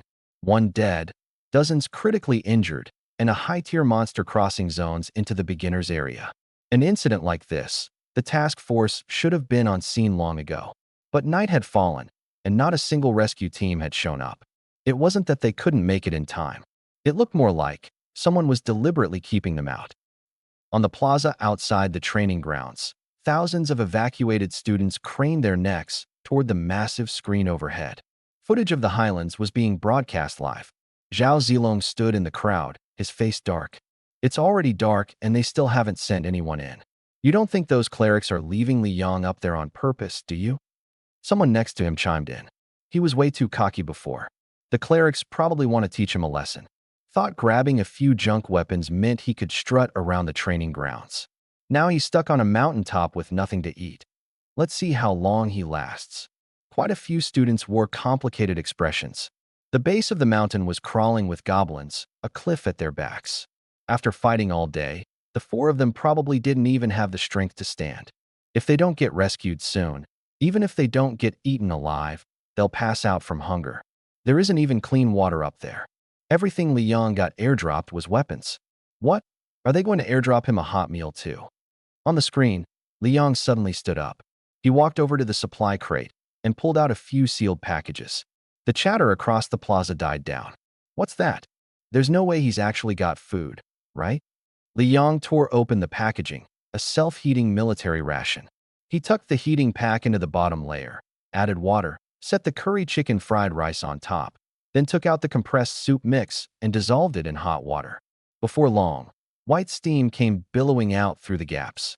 The rich aroma of curry, mingled with chicken and rice, spread quickly across the highlands. The moment the smell drifted over, all three girls sat bolt upright. What is that? Yi Xian stared at the steaming meal box. Self-heating military ration. I lifted the lid. Golden curry coated each distinct grain of fried rice, the scent of chicken, potato, and carrot wafting up. I handed the first box to Qiuyu and set the hot soup beside her. Careful, it's hot. She scooped up a bite, and her eyes immediately curved into crescents. So good. I opened a box for myself and sat down next to her. The two of us leaned back against the rock, steam rising in front of us, freshly made soup at hand. Yi Xian and Lin Wan sat a little ways off, and catching the smell, their stomachs growled even louder. On the plaza, thousands of students who'd also missed dinner stared hard at the screen. Wait, where the hell did he get hot food? We're out here starving, and he's up on a mountaintop eating curry fried rice. And hot soup. Isn't he surrounded by 100 monsters? This doesn't look like a life or death situation. It's more like he's on vacation up at Baiyun Mountain. The malice on Zhao Zilong's face froze completely. The students looked at the leisurely figure on the screen. Hashtag the sharpshooter. Li Yang, mid-bite, glanced down at the cold water in his hand and, for the first time, began to doubt the very meaning of the words sharpshooter. Summoning a Gatling gun. Airdropping heavy ordnance. Killing elite monsters several levels above him. Hitting level 20 in a single day. Surrounded by over 1,000 monsters, and still sitting on a mountaintop, enjoying a piping hot plate of curry chicken fried rice. This was their idea of an ordinary sharpshooter? Up on the highlands, the smell of curry lingered. Qiuyu scooped up a spoonful, blew on it a few times, but instead of eating it herself, she held it out toward me. Open up. I've got my own. This chicken piece is a big one. You eat it. Come on. She held the spoon steady, making it clear she'd wait forever if I didn't. So I leaned down and ate it. Satisfied, Qiuyu immediately dug a chunk of potato out of my container. I'll trade you the chicken for this. You already fed me the chicken. How is that a trade? Don't care. She stuffed the potato into her mouth, cheeks puffing out, and mumbled, This is mine now anyway. Not in the mood to argue, I handed her the egg drop soup. Drink some. Don't choke. You first. I've got another serving. Still, you first. She pushed the cup back at me and waited until I took a sip before finally taking small ones of her own. Golden ribbons of egg floated among the chopped scallions, steam rising against her fair face. Leaning against my shoulder, she didn't look the least bit like someone besieged by a horde of goblins, more like someone out on a picnic. A few meters away, Yi Xian sat gnawing on a dry, hard block of compressed rations. Nothing but the coarse taste of grain. She looked up at the curry fried rice in Qiuyu's hand, and suddenly the food in her mouth became even harder to swallow. Lin Wan wasn't faring any better.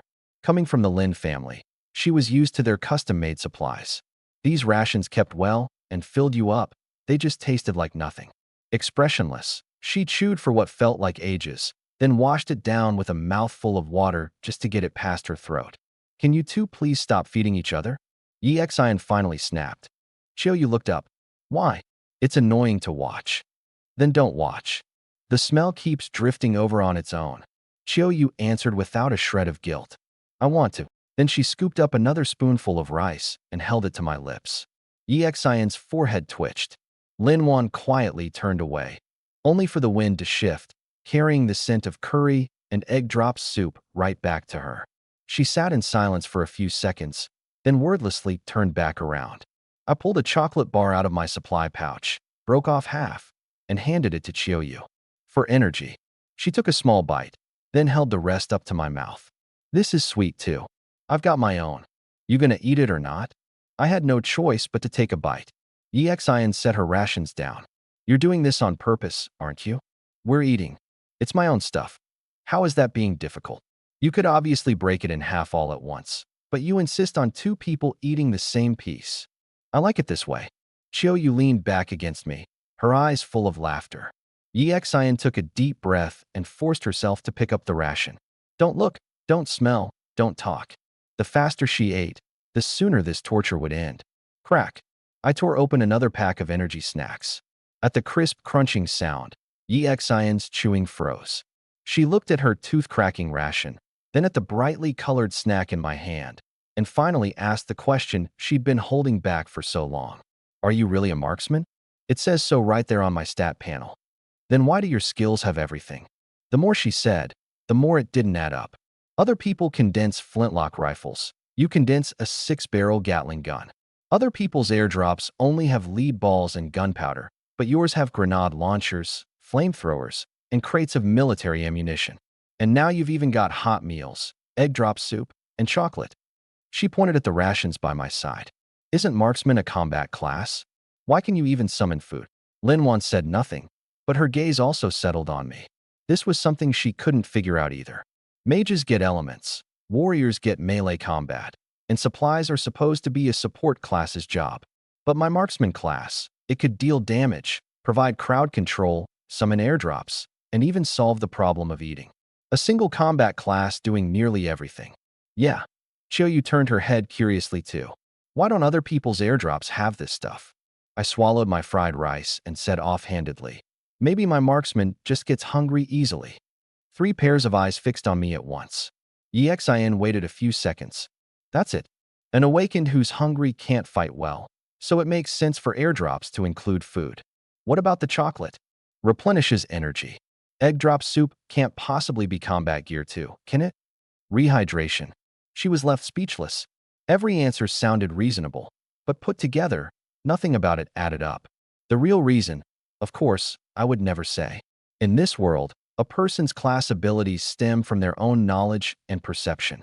An ordinary marksman only has matchlocks and flintlocks in their head, so naturally the weapons they condense are outdated. Their impression of military supplies is nothing but lead balls and potions, so of course modern rations never show up in their airdrops. But I possess the complete military-industrial knowledge of another world. In my understanding, logistics was never just about ammunition, food, water, medical care, energy supplies. All of it is part of the individual combat support system. More importantly, these rations don't just fill your stomach. Individual ration buff, spiritual energy recovery speed increased. As long as the effect stays active, my spiritual energy keeps refilling. This is the true value of modern military supplies. I glanced at the 2 girls still gnawing on their rations and said pointedly, rich young ladies like you probably wouldn't touch ordinary people's food. Of course we wouldn't. Yixian straightened up instinctively. The Yi family's food is way better than this. Linwan nodded too. The Lin family supplies are prepared by dedicated nutritionists. I see. I pulled the few remaining ration packs closer to myself. Then I won't bother asking if you want any. Wouldn't want to offend the 2 young ladies. Yixian's expression froze. She'd been expecting me to offer her a box, but she'd just talked herself right into a corner. She stared at the confiscated fried rice and said stubbornly, who wants it anyway? Growl. Her stomach betrayed her completely. The hilltop went silent. Chiou ducked her head, shoulders shaking as she stifled a laugh. Yexion's fair face flushed red fast. I'm just burning too much energy from fighting. Understood. Nothing to do with food. It's got nothing to do with it. The more readily I agreed, the more she felt like she was being played. Linwan looked at Yexion, then at the rations beside me, and finally said nothing. She just bit into her dry rations with noticeably more force than before. Outside the training grounds, thousands of students stared at the massive screen, hearts twisting with envy. Qiuyu's actually feeding Li Yang. They're even sharing the same chocolate bar. I don't even have cold rice, and they're drinking hot soup on the mountaintop. Since when do marksmen get catering service? Several students who were also marksmen looked utterly baffled. They kept checking their skills, practically dissecting the airdrop description word by word. But no matter how they looked, there was no self-heating ration, no chocolate, no snacks. One guy couldn't resist activating his skill. A waist-high supply crate dropped to the ground, and he hurried to open it. 2 packs of lead shot, a bag of gunpowder, 1 recovery potion. Why doesn't mine have any food? The people beside him looked at him with pure sympathy. Same class, worlds apart. Zhao Zilong stood at the front of the crowd, his face so grim it could practically wring water. He'd been waiting to watch Li Yang scramble for help, but the monsters couldn't reach the hilltop, and hunger wasn't causing any trouble either. Instead, Qiuyu had been glued to Li Yang's side the whole time, so intimate that he couldn't bear to keep watching. He can just airdrop some food, big deal. He gritted his teeth. Combat comes down to strength in the end. No matter how well he eats, it won't solve those monsters down the mountain. The words had barely left his mouth when a low, deep horn blast came from the screen. Whoa! The horn cut through the forest, and the goblins scattered at the mountain's base fell silent at once. I set down my meal box and stood to the edge of the highland. Qiuyu caught up. Something's moving down the hill. Yexion and Lin Wan set down their rations and grabbed their weapons. Down in the forest, a massive force of goblins was assembling in orderly ranks.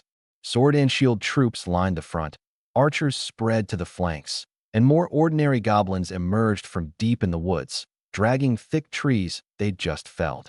They stripped the trunks bare, lashing them together with vines and wooden frames. Dozens of them worked with clear division of labor, some hauling stones, others assembling supports, still others pulling on long arms. Several crude but complete catapults took shape at the base of the mountain with startling speed. Yexion's expression shifted. They're building siege engines? Linwan stared hard. The frame dimensions, the rope lengths, the position of the throwing arm, it's all been calculated in advance. This wasn't spur of the moment. Qiuyu looked at me. Can ordinary goblins do that? No. My voice dropped low.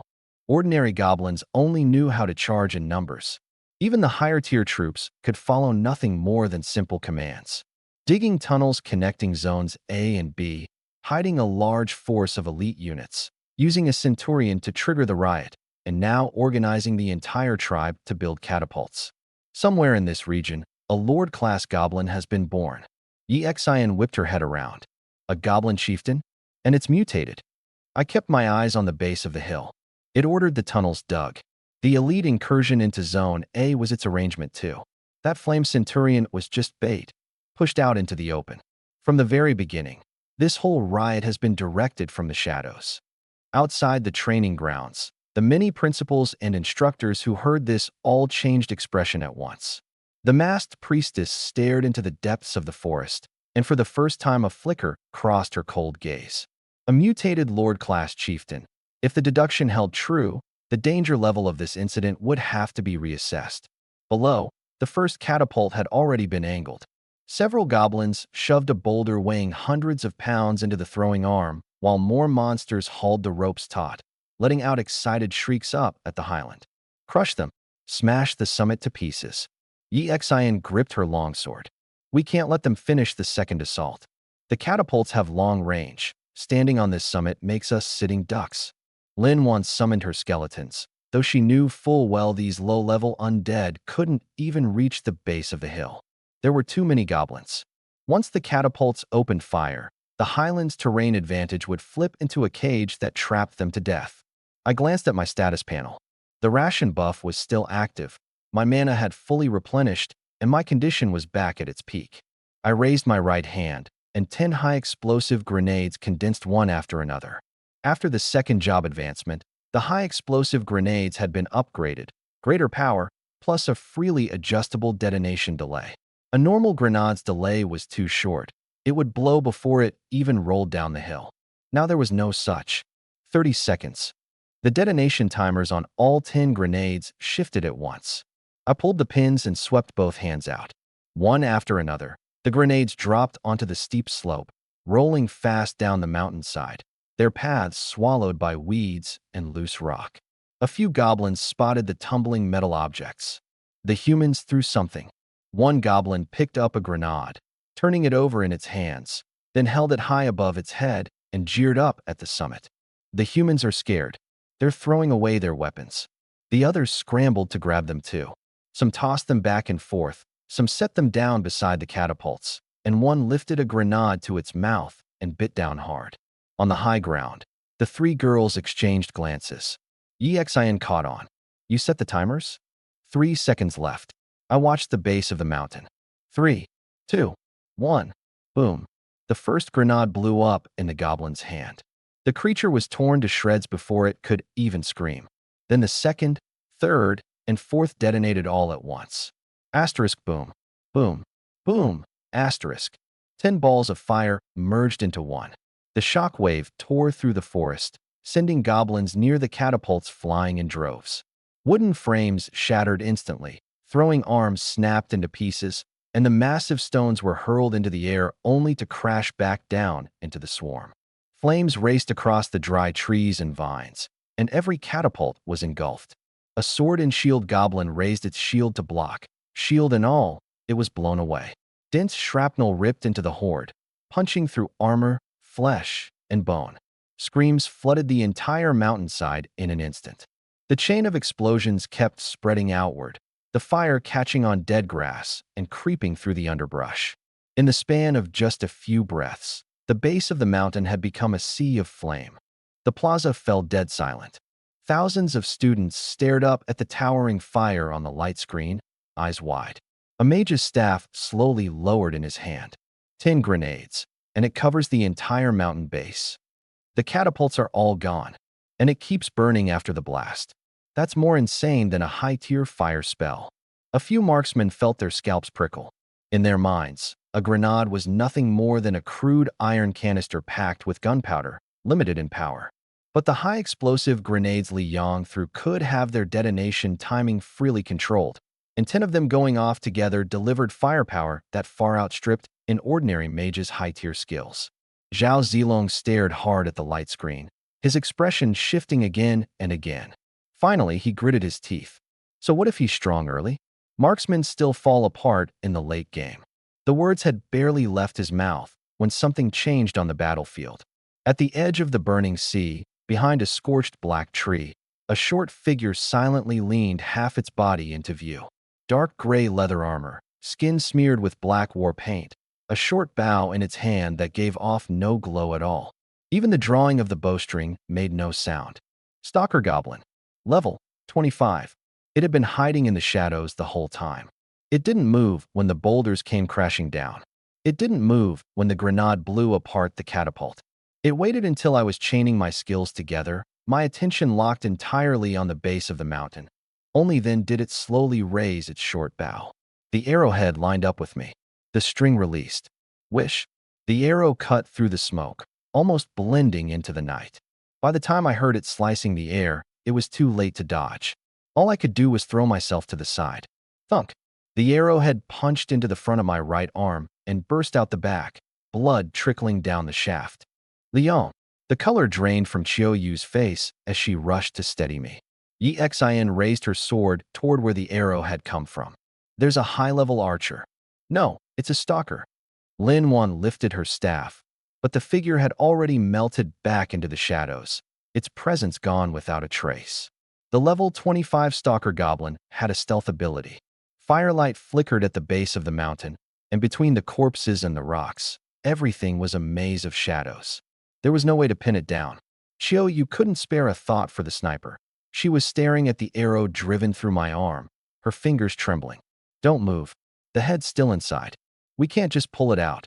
She grabbed a bandage and tried to press it against the wound, but the shaft was in the way, and blood kept pouring out of both holes. The bandage turned red before she'd even finished one wrap. Why won't it stop? The more frantic she got, the clumsier her hands became. She'd taken basic first aid. She knew you couldn't mess with a puncture wound. The arrowhead might be barbed. Yanking it out would tear through more flesh, maybe even hit a blood vessel. But dragging it out would only make the blood loss worse. Xin strode over. Cut the shaft first, then use a healing potion. An ordinary potion won't fix a puncture wound. Lin Wan crouched down, eyes fixed on the wound, then suddenly opened her storage pouch. A vial of pale violet liquid appeared in her hand, a soft glow radiating from within the clear glass. Xion's expression shifted. A rare healing potion? That kind of potion could stop bleeding fast and rapidly knit flesh back together. In a rookie's hands, it was as good as a second life. Lin Wan came from the Lin family, and even she had only brought one before entering. She'd never use it unless her life was on the line. Yu looked up. You're willing to hand that over? Lin Wan ignored her, keeping her eyes on me. Earlier, outside the goblin cave, she'd thrown around her Lin family name and demanded I give up the monster. Things between us hadn't exactly been friendly. But after the whole run-up to the Highlands, she would have fallen into the hands of the high-level goblins long ago if it weren't for me. Pull the arrow out first. She held the potion out in front of me. Drink it the moment you do. The potion will repair it as fast as possible. I didn't take it. Hold on to it for now. This is no time for that. She frowned. The arrow's gone clean through. Drag this out any longer, and you might lose the whole arm. Liang, just drink it. Yu was panicking too. I've got medical supplies of my own. I looked at my panel. The instant my arm got hit, a new function appeared beneath the airdrop skill. Tier 2 airdrop supply function unlocked. Medical function enabled. Directed battlefield medical supply summoning available. I channeled my spiritual energy without hesitation. Airdrop supply, medical function. High above, a black dot rapidly grew larger. A white parachute unfurled against the wind, and a medical crate marked with a red cross descended from the sky. Thud. The crate landed squarely on the high ground. Xian froze. A medical airdrop? Lin Wan glanced down at the rare potion in her hand, then looked over at the Red Cross crate. Your airdrops can heal too? Just unlocked it. I opened the lid with my left hand. Inside there were no weapons or ammo, just neatly secured hemostatics, painkillers, antiseptics, bandages, and various supplies, all organized by battlefield first aid needs. I grabbed the painkiller first and injected it into my arm, then applied the hemostatic near the wound. The gushing blood quickly slowed. What about the arrowhead? You still couldn't relax. Pull it out. There might be barbs. There aren't. From the shape of the exposed arrowhead, I'd already figured out its structure. Long and narrow, designed to wound through speed and penetration, no barbs. I bit down on a soft pad and gripped the shaft tight with my left hand. Liang, wait. Before Yu could finish, I yanked hard. Squelch. The entire arrow slid out from the back of my arm. Blood started to well up, but the hemostatic kicked in immediately. I didn't stop. Disinfect, debride, apply healing gel, cover the entry and exit with dressing, wrap the bandage. Clean and efficient, without a moment's hesitation. 10 seconds later, the through-and-through wound had completely stopped bleeding. What was more astonishing, the moment the gel touched the flesh, the wound healed at a visible pace. The torn muscle reconnected, and the two blood holes rapidly shrank. I unwrapped the bandage. The skin on my right arm had returned to smooth, with only a bit of uncleaned blood remaining. I wiggled my fingers, then rotated my arm. Strength normal, joints normal, no pain whatsoever. You grabbed my arm and checked it over and over, forgetting to even breathe. It's healed? It's really completely healed. Xin reached out and touched the spot that had just been pierced through. There isn't even a wound left. Lin Wan stared down at that bottle of rare recovery potion in her hand and fell silent. That potion was worth a fortune, yet even if she drank it right away, it would take quite a while to repair a through-and-through wound. My medical airdrop had taken just 10 seconds. Pulling the arrow, debriding, stopping the bleeding, bandaging, all in one smooth motion. Are you a sharpshooter or a healer? Xin couldn't help but ask. Combat, supplies, medical. Is there anything you can't do?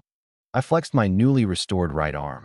Battlefield supplies include medical equipment. Makes sense. How does that make sense? She pointed at me. You healed a puncture wound in 10 seconds. Even the high-ranking alchemists out there can't do that. Outside the training ground, a medic assigned to healing duty stood frozen, still holding a freshly mixed potion. The several critically injured students beside him would take at least half an hour just to stabilize. He looked down at the vial in his hand, and for the first time, he wondered, did everything he'd studied all these years even mean anything anymore? The masked priestess raised her hand, then slowly lowered it again. The captain grew anxious. Your Grace, Liang has already been ambushed once, and there's a level 25 stalker hiding down the mountain. The risk is too high. He hasn't lost his ability to fight. Her eyes stayed fixed on the screen. On the contrary, he just revealed another brand new trump card. Healing a puncture wound in 10 seconds. This boy has more cards up his sleeve than I ever imagined. The scouting priest's expression suddenly changed. High energy reading. Deep in the forest, a level 25 lord-class monster. A mutant goblin chieftain. A lord has appeared. If we don't rescue him now, it'll be too late. The captain gripped his weapon tight. The priestess still refused to move, her voice calm. Keep watching. I want to see just how far his limits go. Up on the high ground, I looked toward the direction the arrow had come from. Ambushed again and again, my patience had finally run out. The forest was too vast, and the stalker was hiding in the shadows. Sweeping the area section by section with the Gatling gun wasted time and just gave him another chance to fire. Can't find him? Then I won't bother looking. I'll just blow the whole area sky high. I activated my new skill from the second job advancement. Fire support. Mark a 100-meter radius for a full coverage artillery strike. Current specs. 60 rounds of 155 millimeters high explosive shells. Confirm deployment. Confirm. My mana was instantly drained, and even the doubled cap granted by the magic ring plummeted rapidly. An invisible marker, 100 meters in diameter, settled over the forest at the base of the mountain, covering it completely. You used another skill? Chill, you noticed the look on my face. Everybody down. I abruptly raised my voice. Cover your heads, open your mouths, and don't look up. The three girls had never heard me use that tone before. Chill, you immediately dropped low. Yixian was about to say something when I yanked her down, and Linwan pressed flat against the ground. The high ground was cramped, and the four of us huddled behind the rocks. A shrill whistling tore through the sky. Whoosh, whoosh, whoosh, whoosh. Closer and closer, denser and denser. I held them down with all my strength. Don't look up. The first shell came crashing down from high above. Boom. The earth at the base of the mountain heaved upward. Fire, dirt, and shredded corpses all blasted dozens of meters into the sky. The shockwave swept outward, snapping the nearby trees in an instant. The first blast. The fire hadn't even died down before the second and third rounds came crashing in. Boom, boom, boom. The ground convulsed violently. Rubble kept leaping into the air, and all I could hear was one deafening blast after another. 60 high-explosive rounds blanketed the entire marked zone from every direction. A sword and shield goblin barely got its shield up before both it and the shield were shredded to pieces. An archer hiding behind a boulder was flung away by tons of dirt. A rogue lurking in the shadows tried to run, but after only a few steps around landed right behind it. The shockwave caught up instantly, hurling its body away like a rag before the next blast swallowed it whole.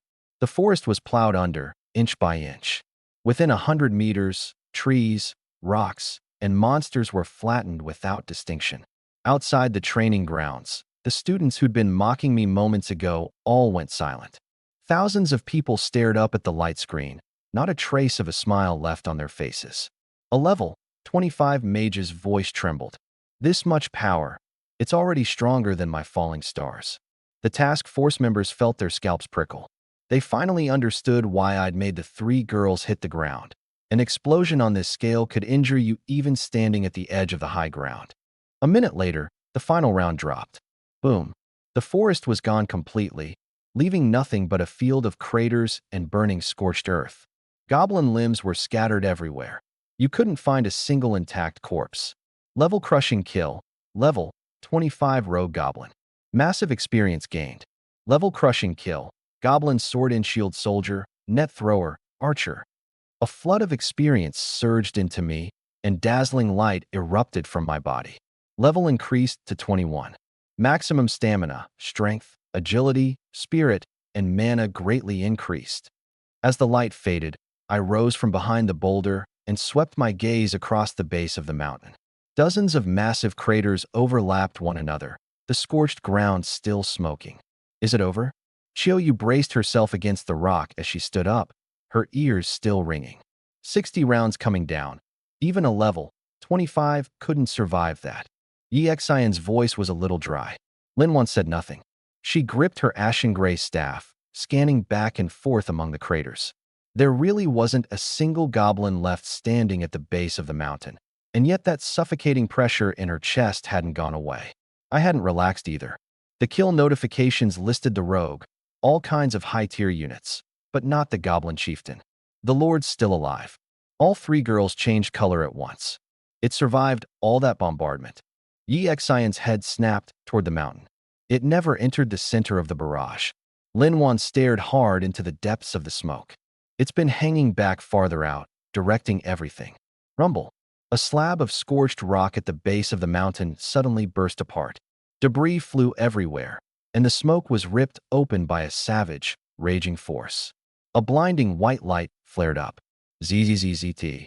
Bolts of lightning spread wildly across the ground, and everywhere they passed, the scorched earth.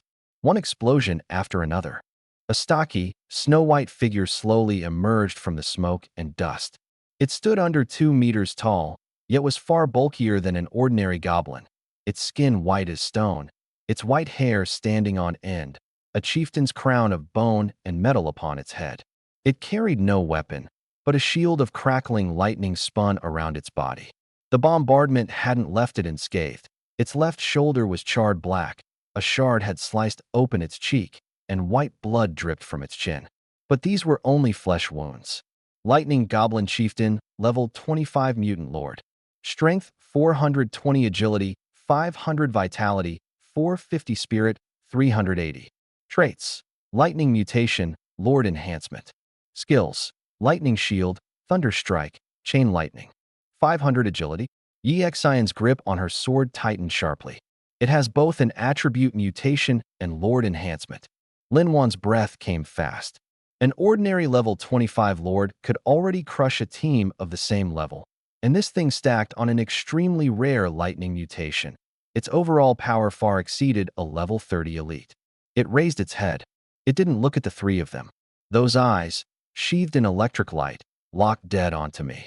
Human, you killed my people. You destroyed my army. Violent lightning erupted from within its body. Boom. A dozen bolts shot into the sky, then came crashing back down from high above. Scatter! The first bolt struck the mountaintop, and the solid rock shattered on the spot. The second landed where we'd been resting moments ago. Rations, supplies, airdrop crates, all instantly reduced to charcoal. More lightning slammed into the highland one after another, until the entire summit was swallowed in blinding electric light. It's so far away. How can it still reach the mountaintop? Chiyoyu threw herself behind a rock in a panic. Too fast. Yi Xian had barely dodged one bolt when the rock beside her feet was blasted to pieces. The skeletons Linwan summoned had just clawed their way out of the ground when a falling bolt blasted them to powder. My undead can't hold it back. Outside the training grounds, the alarm blared again. Highest level, Lord Alert.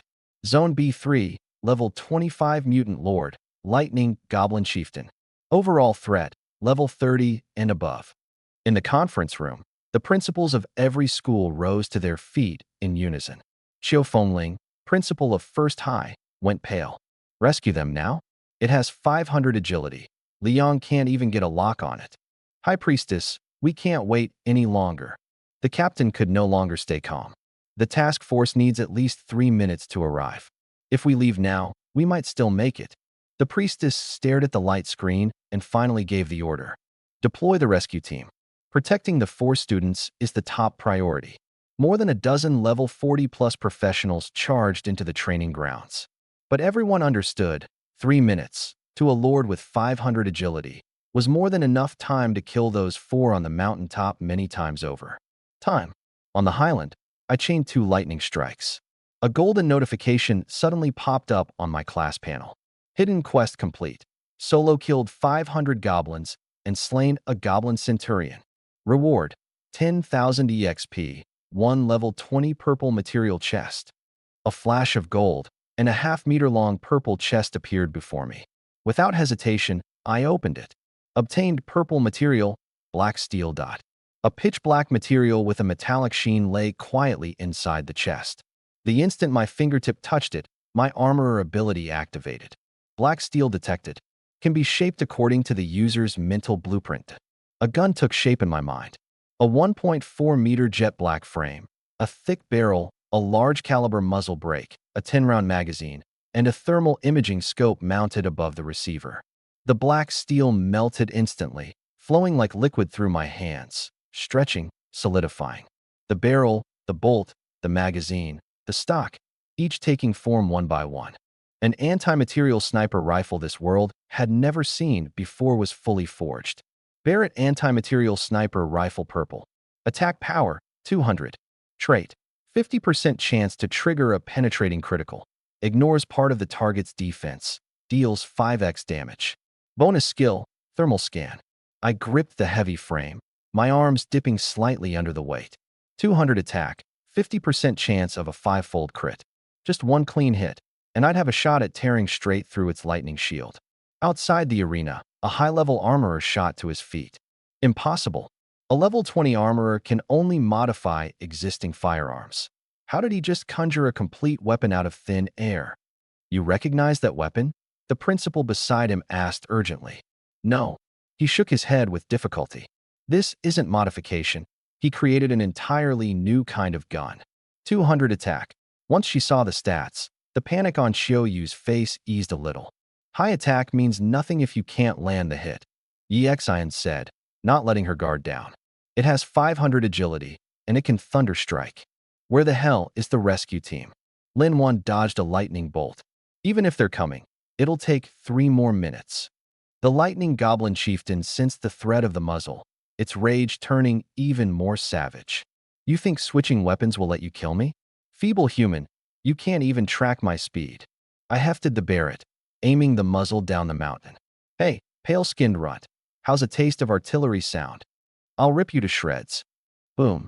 Lightning exploded beneath its feet.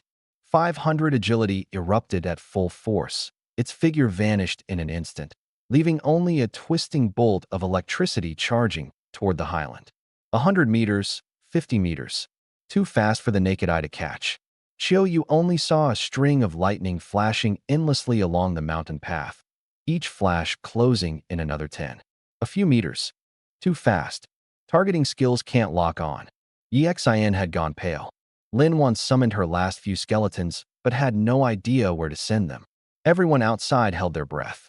The task force had only just cleared the entrance. It was 30 meters from the summit. I didn't pull the trigger. I raised my left hand instead. Gun Maiden. A hand-cranked Gatling gun materialized from my class space, spiritual energy sheathing its frame. 6 barrels spread open, the mount contracting and reassembling as a tall humanoid figure took shape at my side. Silver-gray metal covering its body, a 6-barreled Gatling forming its right arm, the ammunition belt feeding from behind into the loading mechanism. Gun Maiden opened her eyes, cold red light locking onto the mountain path. Load explosive rounds. Suppressing fire. 6 barrels spun into a blur. Rat-a-tat-a-tat. Explosive rounds wove a dense wall of fire, sealing off the entire mountain path. It flickered left and right, dodging dozens of rounds. But the path was narrow, and every round that hit the ground kicked up waves of shockwaves. Boom, boom, boom. Its thunderous charge stalled for the first time. Each explosion couldn't seriously wound it, but they broke its rhythm, shaving down its charging speed. A humanoid weapon? It's aiming independently. Yi Xian's pupils shrank. Liang isn't controlling it. It's fighting on its own. Lin Wan stared at Gun Maiden. The weaponsmith outside had trembling lips. This is the weaponsmith's exclusive skill? It can operate such a complex rapid-fire weapon the moment it's summoned. I ignored every voice. Gun Maiden handled the suppression. I raised my right hand and locked onto the mountain path again. Artillery support. Most of my remaining spiritual energy drained away in an instant. An invisible coordinate appeared in front of it. Target calibration complete. 100% coordinate correction acquired. Beginning saturation strike. Shells came screaming down. The first slammed into the left side of the path, forcing it right. Gun Maiden's rounds chased it immediately. The second sealed the right. The third cut off its rear. The fourth blasted the front. The artillery was no longer just about hitting. It was steadily compressing its room to move. No matter how fast it was, it couldn't break out of the blockade woven from shells and bullets. Damn humans. This attack can't kill me. The lightning shield endured wave after wave of explosions, its surface rippling. Thick smoke swiftly swallowed the mountain path, the base, the slope, the highland entrance, all engulfed in ashen black. It's hidden in the smoke. Chiou had completely lost sight of the target. The artillery blocked the whole view. Yixian lost it too. Careful, it might use the smoke to ambush. Lin Wan warned urgently. I didn't move. The thermal imaging scanner above the Barrett was already online. In this blinding smoke, a true hunter never relies on his eyes. He relies on seeing what others can't. Smoke drifted everywhere. My vision, however, snapped into crystal clarity. Trees, rocks, soil, all reduced to dark silhouettes. Only one humanoid target radiated intense heat, blazing painfully bright through the thick smoke. The lightning goblin chieftain was charging to the left. A shield of lightning wrapped its entire body, but it wasn't invulnerable. After 60 consecutive rounds of shells and explosive bullets, an incredibly thin energy gap had opened in the shield along its right flank. Every half second, that spot lost its lightning supply for a single instant. Just one instant. No ordinary marksman could ever catch it. But under thermal imaging, that weak point was marked out clear as day. I steadied the rifle, its heavy frame pressed hard against my shoulder, and held my breath. My crosshair swept past the smoke and settled on the spot it was about to step into. Outside, a wave of chatter broke out. What's he aiming at? The smoke's too thick. The monster's still moving at full speed. There's no way that shot lands. The masked priestess stared at the scope mounted atop my Barrett, her pupils contracting. He can see it. Through the smoke, the chieftain took a step forward. The gap in its flank shield appeared. I squeezed the trigger. Bang! The gunshot drowned out every other blast, and a massive gout of flame erupted from the muzzle. The large-caliber armor-piercing round tore through the smoke, striking the thinnest point of the shield dead on. Penetrating critical hit. 5 times damage dealt. The lightning held for less than an instant before being forcibly pierced through. The round spun at high speed as it slammed into its flank. Flesh, bone, and organs burst apart all at once. Its upper body still held the posture of a charge, but its lower half had already frozen in place. The next second, the two halves of its body crashed to the ground. The lightning coiled around its entire body vanished in an instant. That shield, which had tanked 60 rounds and blocked the gun maiden's barrage, completely dissipated. The entire base fell dead silent. In the plaza, thousands of students craned their necks, staring blankly at the display screen. In the conference room, the principal, teachers, and priests all froze. Even the task force storming into the training ground unconsciously slowed their steps. One shot. A level 25 mutant lord, just like that? But Liang is only level 21. It had 500 agility and a lightning shield. How could a single shot cut it in two? Outside, a high-level ordnance master stared intently at the replay, both hands braced against the table, his body leaning forward beyond his control. On the screen, each shell's point of impact had been marked out one by one. The first sealed the left, the second sealed the right, the third cut off the retreat, the fourth forced it forward. The gun maiden had used explosive rounds to continuously compress the remaining space. The seemingly chaotic barrage had long since woven an airtight net. Every single one of its movements had been factored into the tactics. Until the shield gap. Until it stepped into the Barrett. Terse firing trajectory. The final shot only truly landed now. The armorer's breath came fast. That wasn't a lucky hit. The moment he summoned his gun maiden, this shot was already set up. A nearby headmaster whipped his head around. What do you mean? The gun maiden restricts movement. The artillery compresses the space. The armorer's voice trembled.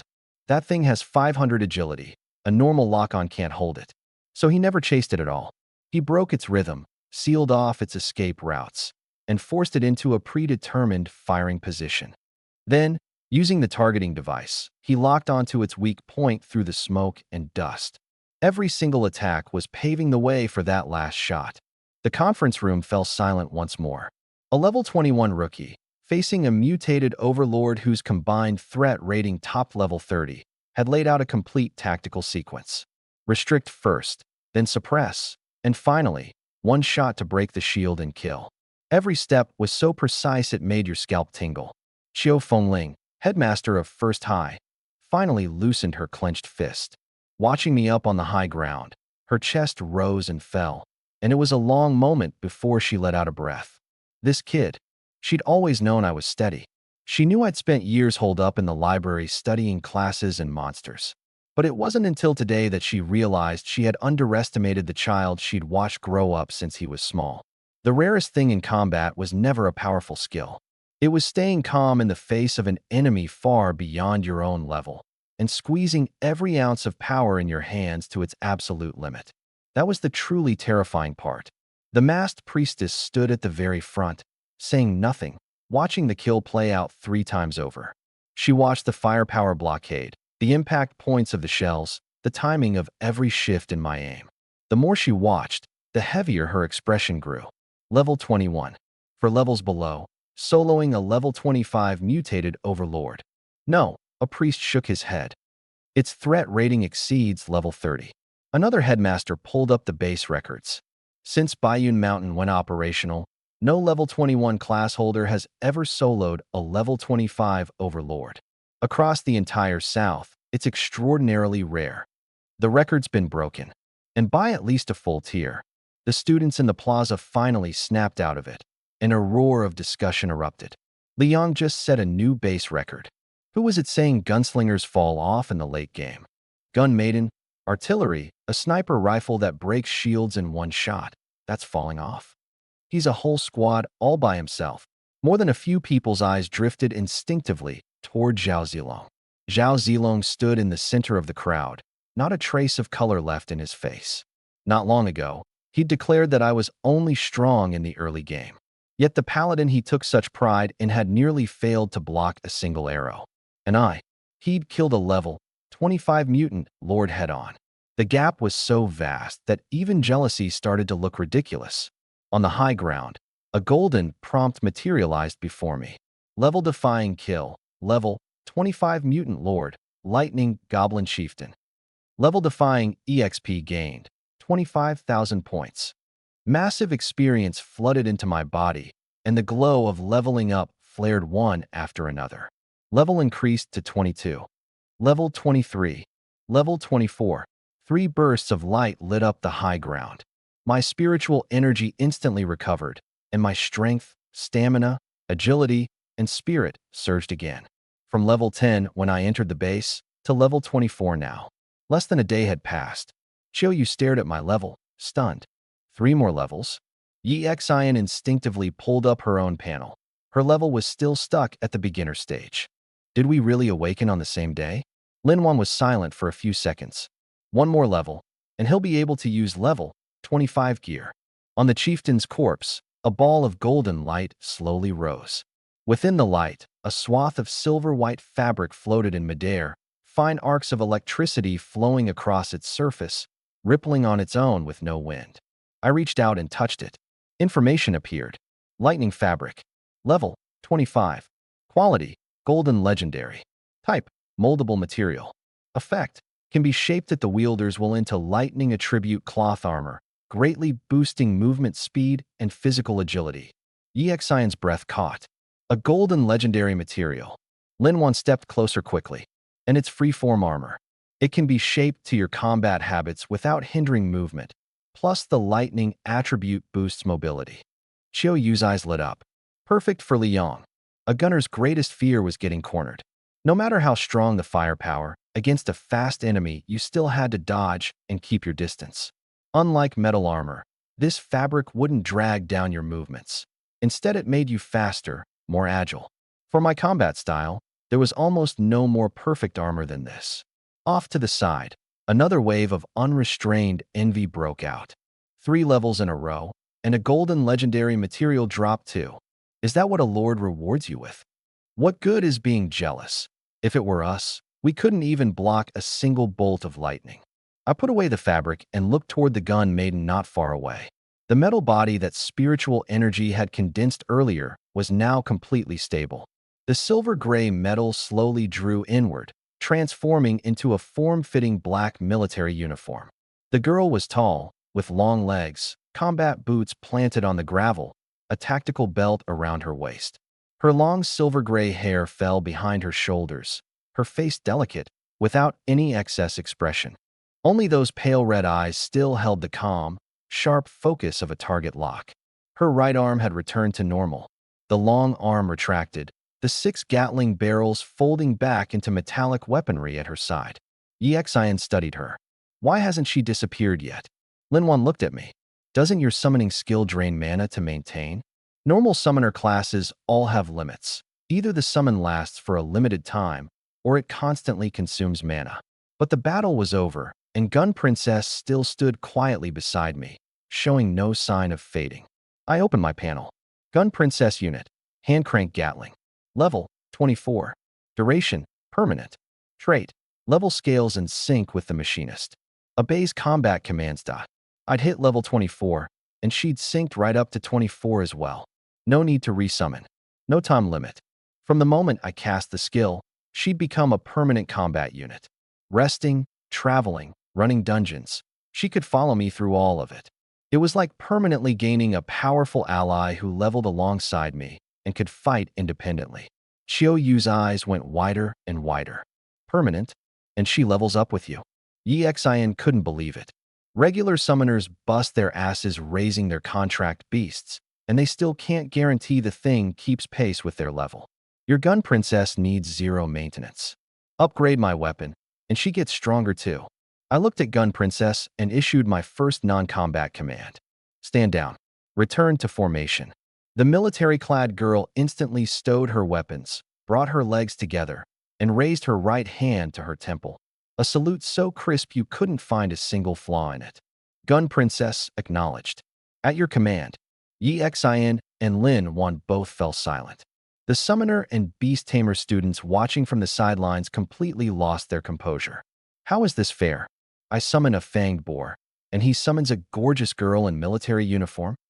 My contract beast needs feeding every single day, and I have to spend money buying materials for it. We're all summoners, but the gap is way too big. Someone glanced at the low-level monster drooling beside them, then back at the striking military girl on the screen, and their whole face fell. If I switch classes now, is it too late? Rumble.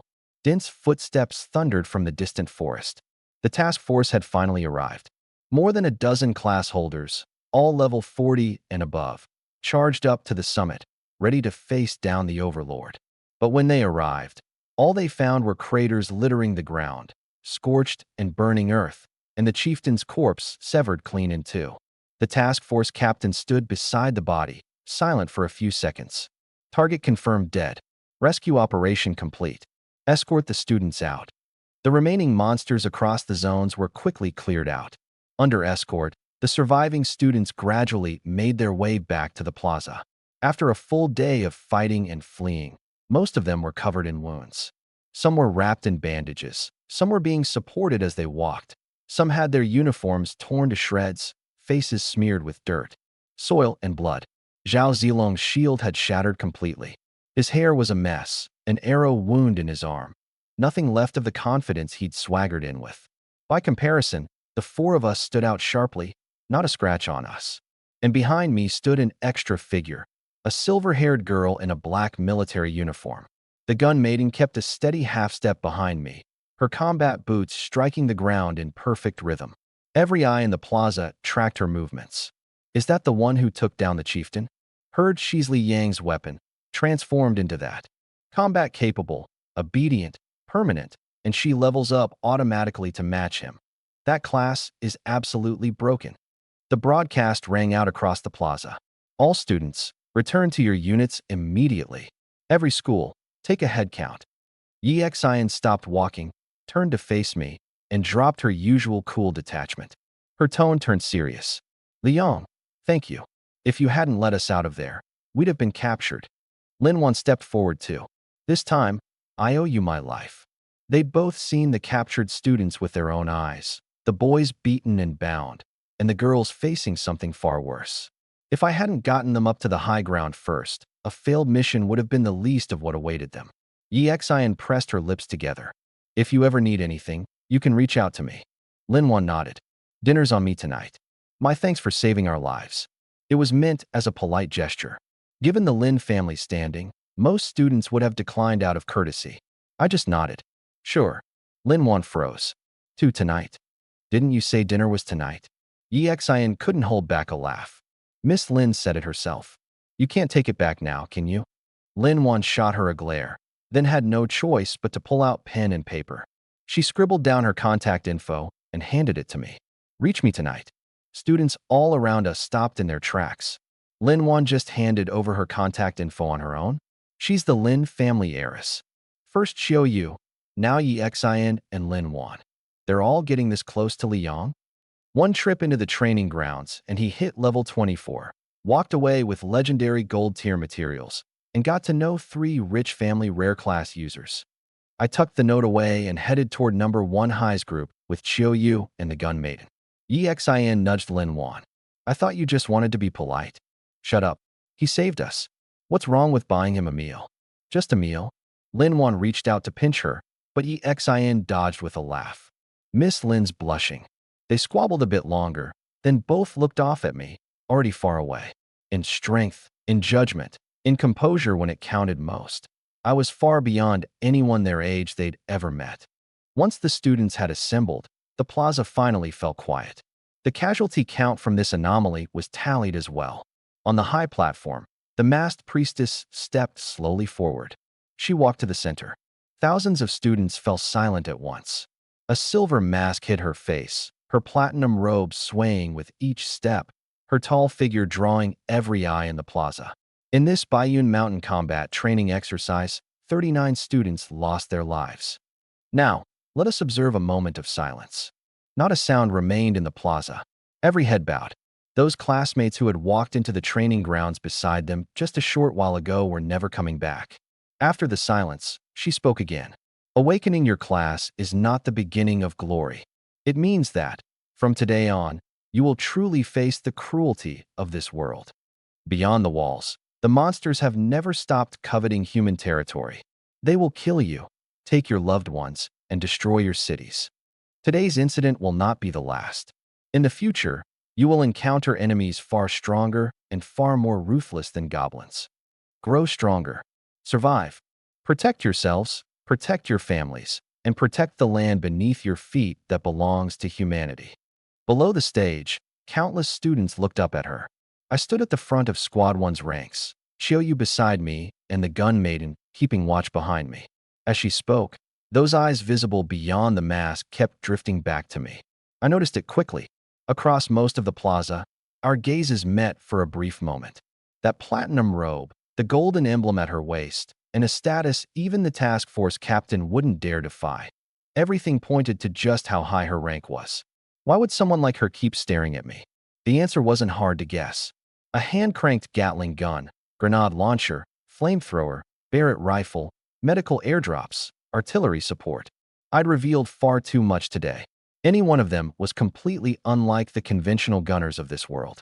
Not to mention, I'd shot up 14 levels in a single day, taken on a second class as both a primary and secondary profession, and killed a mutated lord head-on, one that posed a threat above level 30. It would be strange if she didn't take notice of me. Yet I felt no unease, because my real trump card had never been the weapons I'd already shown. It was the complete military-industrial knowledge of another world, accumulated over centuries, stored inside my mind.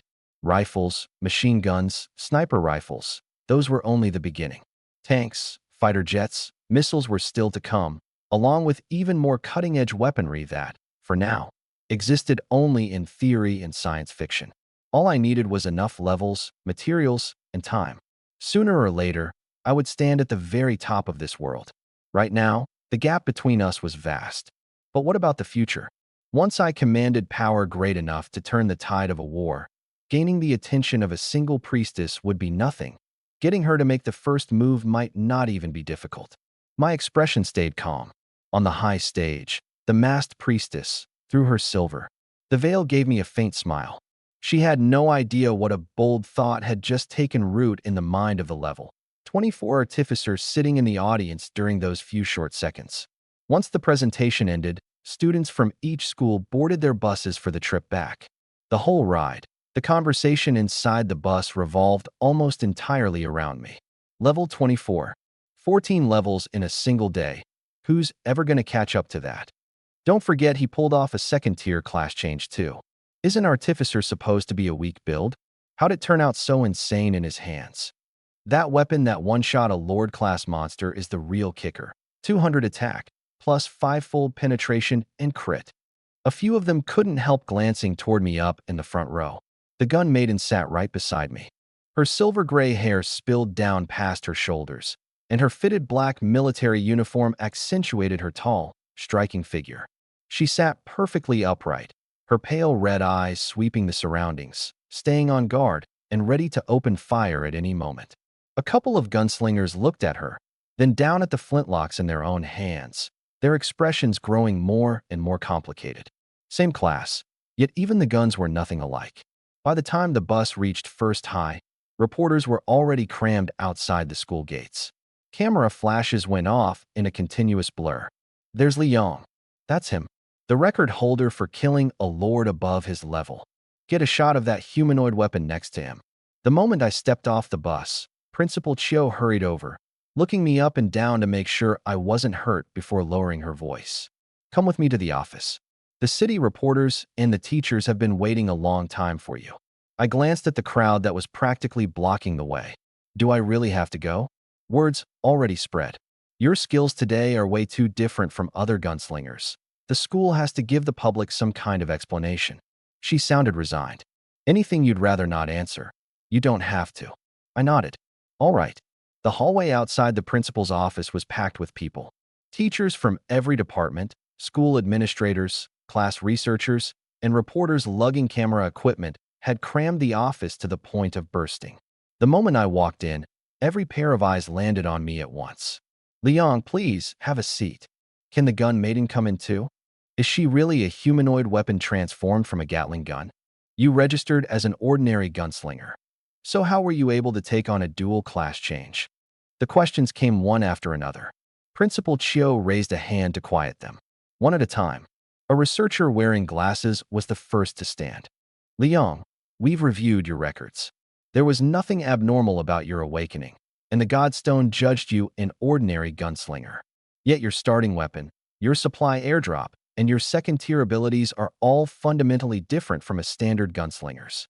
What we most want to know is, where exactly does that difference come from? Several teachers nearby immediately straightened up in their seats. This is what everyone cares about most. If they could figure out why I'd grown so strong, there was a chance they could replicate it in other marksmen. Even if the results fell short of my level, boosting firearms up a single tier would be enough to rewrite the standing of the entire profession. Every camera was on me. Of course, I couldn't reveal that I was a transmigrator. I'd anticipated the questions and already had my story ready. It probably has to do with the books I usually read. The researcher blinked. Books? Right. I leaned back in my chair, my tone casual. Ever since I was a kid, I've loved obscure sci-fi novels, especially ones about firearms, warfare, and futuristic weaponry. Those books had guns with multiple barrels that fired in rapid succession, sniper rifles that could hit targets from insane distances, and heavy artillery that could blanket an entire area. After reading enough of them, my understanding of what a marksman could be naturally ended up different from everyone else's. The office went quiet for a beat. A vocation instructor pressed further. Are you saying that a vocation's abilities can be shaped by knowledge and perception? Very likely. I nodded. Other marksmen only know about matchlocks and flintlocks, so after awakening, they can only manifest the weapons they're familiar with. But if someone grew up knowing that guns could fire in bursts, that ammunition wasn't limited to lead balls, that a military's logistics included food and medical support, then why shouldn't their abilities be different too? Several researchers exchanged glances. Some immediately started taking notes. Others dug through their files, searching for similar cases. The female reporter's breathing quickened. So all those special firearms you used today came from novels you'd read? You could put it that way. Then to master all that knowledge, you must have studied incredibly hard, right? The cameras zoomed in. Everyone waited for me to describe the grueling effort I'd put in. After all, it wasn't just my vocation that was exceptional. I'd also topped the entire school academically for years. But I just shook my head. Not really that hard. The reporter froze. You didn't. I remember things after reading them once, understand lessons after hearing them once. Coming in first isn't that difficult. I looked into the camera, my expression as natural as if I were discussing the most ordinary thing in the world. Studying is mostly about talent. The office fell silent again. A few of the teachers thought back to how I usually acted in class. Never hounding anyone with questions, never needing tutoring, yet ranking first in the entire school on every exam. Before, they just thought I was a low-maintenance student. Now, looking back, it wasn't that I was low maintenance. My natural aptitude was terrifyingly high. The female reporter opened her mouth. So you're saying you just read some sci-fi gun novels out of pure interest, and that alone transformed your vocational abilities? And on top of that, you casually held the #1 spot in the whole school for 3 years? Pretty much. Beside her, the cameraman sucked in a sharp breath. One of the school administrators turned to Principal Chio. Does the school have any more sci-fi books like that?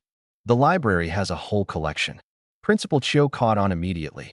Starting tomorrow, we could set up a dedicated career-focused sci-fi reading section. The researcher nodded as well.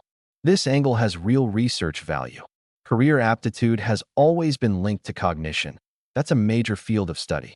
Li Yang's performance may well prove that knowledge reserves can shape skill manifestation.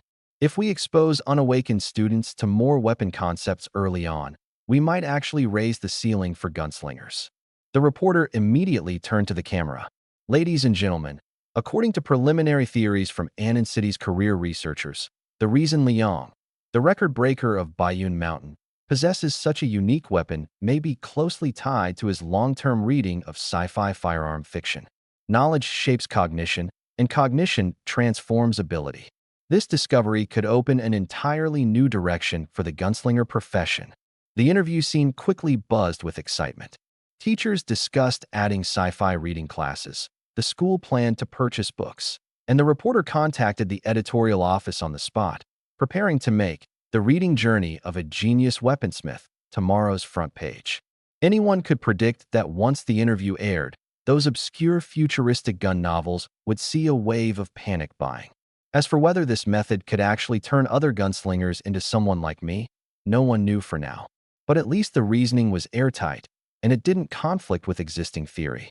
The interview lasted over an hour before it finally wrapped up. I walked out of the office building with Gun Princess. The sky had already gone completely dark. A black luxury sedan was parked at the school gate.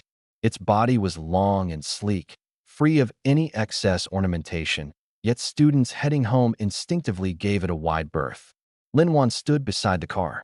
She'd changed out of her school uniform into a form-fitting long dress, her black hair falling to her waist.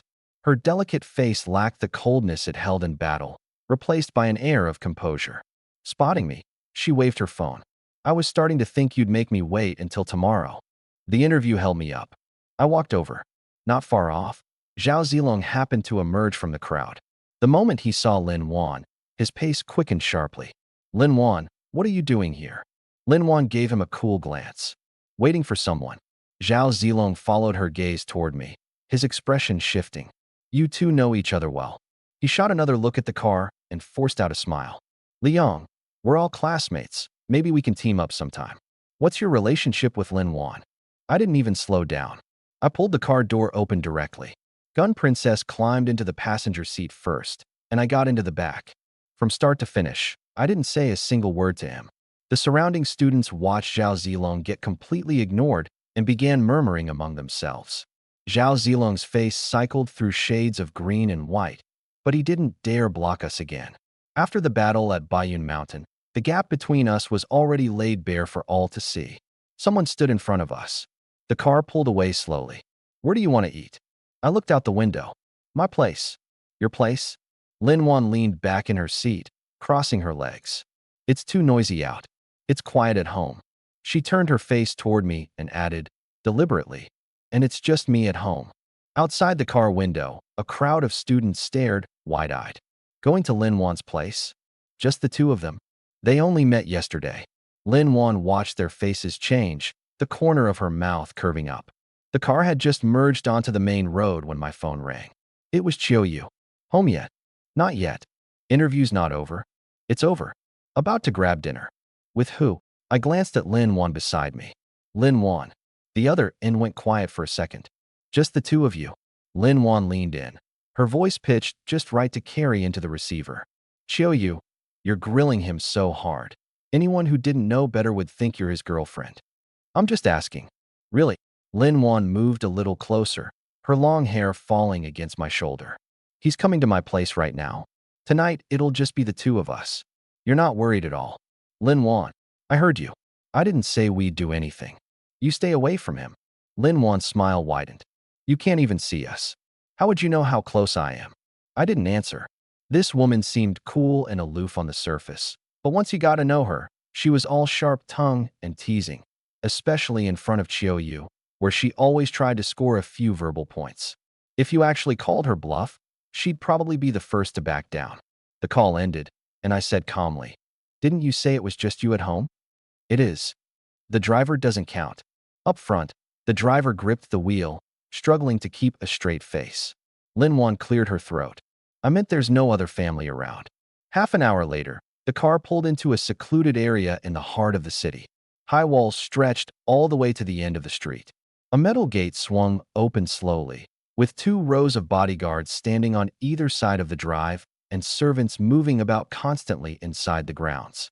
The main house, gardens, a man-made lake, and a pavilion came into view one after another. The place was so vast it was practically a small estate. I looked at Lin Wan. Just you, huh? She didn't miss a beat. They're all staff. The car stopped beside the garden, and a servant stepped forward to open the door. Cantonese dim sum was already laid out in the pavilion. Crystal shrimp dumplings, siu mai, char siu bao, rice noodle rolls, steamed spare ribs, steam and aroma rising together. You didn't eat well at the training grounds. Have a little something first. Lin Wan sat down. I had just picked up my chopsticks when a familiar laugh came from behind me. I knew it. You'd definitely go behind my back and meet up with him alone. Xin came laughing down the garden path. He came out. Lin Wan's face turned cold. Who invited you? I invited myself. Xin sat down without a shred of hesitation and picked up a shrimp dumpling. You said you were treating everyone back at the training grounds. I was there too. So how'd it end up with Li Yang as your only guest tonight? Since when do I have to report who I invite to you? Of course you don't. Xin bit into the dumpling and nodded, satisfied. Not bad. Seeing that she'd already started eating and clearly had no intention of leaving, Lin Wan could only tell the servants to set another place. How did you even know I was back? The Lin family car sat outside number 1 high school for that long. It'd be hard not to know. Xian's gaze shifted, landing on Gun Princess. The silver-haired girl stood just outside the pavilion, arms at her sides, pale red eyes constantly sweeping the surroundings. Even without any combat orders, she stayed on alert. She doesn't eat? No, I said. Doesn't need to rest either? Not for now. The more Xian looked, the more envious she got. Permanent existence, synced levels, no feeding, no rest. Any summoner who saw her probably wouldn't even want to contract Beast anymore. Lin once said flatly, Gun Princess is essentially a weapon, not a summon. A weapon can turn into this. Xian looked Gun Princess up and down. The form-fitting black military uniform traced her tall figure, her long silver-gray hair falling past her shoulders, her delicate face cold and sharp. There was no way she looked like a weapon. Liang, can you make more gun princesses in the future? Yeah. So making a new weapon just means one more permanent combat unit? I nodded. As long as I have enough materials. Xian's chopsticks paused mid-motion. One Gatling turned into a gun princess, capable of independently using explosive rounds and suppressing fire. If I built dozens of weapons and converted them all into gun princesses, that wouldn't be a single professional anymore. That would be an army. Lin Wan had clearly thought of the same thing. She looked at me and was about to speak when a burst of hurried footsteps came from beyond the garden. Lin Wan, a man's voice, slurred with drink, drew closer. The servants outside the pavilion changed expression slightly and lowered their heads. A man in his mid-20s strode over. His collar was slightly askew and the smell of alcohol was thick, but his steps were steady enough. A few bodyguards trailed behind him, wanting to stop him but not daring to actually reach out. Lin Wan set down her chopsticks. Lin Tian, what do you want? Lin Tian didn't answer. He glanced at Yi Xian first, then let his gaze settle on me. So this is the sharpshooter you brought back today? He'd clearly had plenty to drink. There wasn't an ounce of courtesy in his tone. The whole city's buzzing about what happened at White Cloud Mountain. Level 24 killing a mutated overlord, 14 levels in a single day. Sounds impressive. But a sharpshooter is just a worthy gunslinger. Early on, you get by with your special weapon, picking up easy kills. But once the other classes level up, their defense, speed, and skills will completely outclass you. What good will that little bit of damage do then? Lin Wan's face turned ice cold. He's my guest. I know. Lin Tian pulled out a chair and sat down, the smell of alcohol drifting off him. That's exactly why I came to take a look. Lin Wan, you're the eldest daughter of the Lin family. The people you associate with reflect on our family's reputation. An ordinary gunslinger with a questionable future isn't worthy of you. The pavilion fell silent in an instant.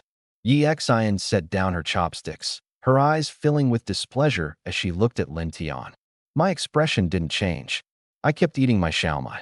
The conflict between the Lin siblings had nothing to do with me. Lin Wan shot to her feet. Whether someone's worthy of me isn't for you to decide. I'm your brother. Just a half-brother. The word struck a nerve. Lin Tian's face darkened, and some of his drunken haze faded. You're talking to me like this over some outsider you just met today? Li Yong saved my life. Lin Wan glared at him. Without him, I'd still be who knows where after those goblins dragged me off. Fine, don't thank him, but you come here to mock him instead. Lin Tian sneered. Saved you? He just got lucky using the terrain and his gear to rack up a bit of credit. In a real head-on fight, how strong could he possibly be? Yi Xian couldn't hold back, killing a level 25 mutated overlord head-on at level 21. You call that luck? Others might not understand, but you don't either? Lin Tian turned to her. That goblin had already been weakened by artillery fire. Its shield had been cracked open by the Gatling gun. He just got lucky and triggered a critical hit with his last shot. Put a real close combat, high-tier class in that situation, and he wouldn't even get the chance to raise his gun. Lin Wan's voice went cold. You're over level 40, so of course you can look down on someone who's level 24. But back when you were level 24, did you have what it takes to solo a mutated overlord? Lin Tian opened his mouth. Back when he was level 24, he needed a full team just to handle ordinary elite monsters, let alone a mutated overlord whose overall threat level exceeded 30. Lin Wan showed no mercy. You couldn't do it yourself, so you say others got lucky. All the resources the Lin family has poured into you over the years. What a waste. Enough. Lin Tian slammed his palm on the table. The teacups and dishes rattled, and the servants flinched back. Unable to win against Lin Wan, he simply turned to me. Since you're so capable, do you dare come to the martial arts hall and give it a try with me? I set down my chopsticks. How would we test it? The Lin family keeps quite a few beasts for our own class holders to train against in real combat. Lin Tian stood, his tone provoking. I won't even give you a hard time. You're level 24, so I'll release a level 25 beast. If you can, solve it within 10 minutes, and I'll admit you've got skills. From then on, I won't interfere with you and Lin Wan seeing each other. Lin Wan immediately refused. No way. The Lin family's beasts aren't like the monsters in a training ground. They've been bred for combat. Their attacks are far more vicious. Li Yang's already been fighting nonstop all day. There's no reason for him to humor you. What scared? Lin Tian laughed, emboldened by the alcohol. Didn't you all say he could kill a lord above his level? Now it's just a level 25 beast, and he doesn't dare fight it. Lin Tian. Lin Wan was about to argue further, but I stood up. Sure. Lin Wan whipped her head around. You don't have to entertain him. It's just a level 25 beast. I glanced at my class panel. Level 24. The experience bar was nearly full. After killing the lightning goblin chieftain, I'd shot up 3 levels, just one small push away from 25. A single level 25 beast would fill that gap perfectly. Lin Tian was handing me the monster himself, saving me a trip out into the wild. Why would I refuse? But yeah, Xian read it all wrong. She looked at Lin Tian's furious face, then at me standing beside Lin Wan, and her expression slowly shifted. I'd clearly just fought all day, yet I still agreed to a spar. Obviously because I didn't want Lin Wan to be cornered by her brother. Lin Wan also froze for a few seconds, then pressed her lips together. This is between my brother and me. You don't need to stick your neck out for me. You already saved me once today. I just want to fight the beast, I said calmly. You don't have to explain. She clearly didn't believe me. Once this is over, I'll set things straight with my father and make sure Lin Tian stops giving you trouble. Yeah, Xian murmured softly too. Some people, the more they insist they don't care, the more obvious their actions are. I glanced at the two of them and said nothing more. A few minutes later, our group arrived at the Lin family's martial arts hall. The entire arena sat behind the estate, its interior enormous. At the center was a sunken combat zone, completely enclosed on all sides by a transparent protective barrier, with a ring of viewing platforms around the outside. Word spread that Lin Tian was making me challenge a level 25 beast, and the estate's servants, bodyguards, and attendants all came rushing over. Before long, dozens of people had gathered outside the barrier. Isn't that Li Yang from White Cloud Mountain? I heard he hit level 24 in a single day. What kind of beast is the young master going to release? Lin Wan stood at the entrance and reminded him once more. Lin Tian, you promised. One level 25 beast. Relax, I'm a man of my word. Lin Tian swaggered over to the control panel and pressed his palm down on the switch. I walked into the arena with the gun princess, and the heavy metal door sealed shut behind me.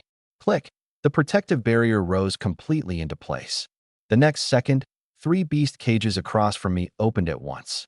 A rustling sound came from the darkness. 3. A nearly 2-meter-tall insectoid figure crept slowly into the arena.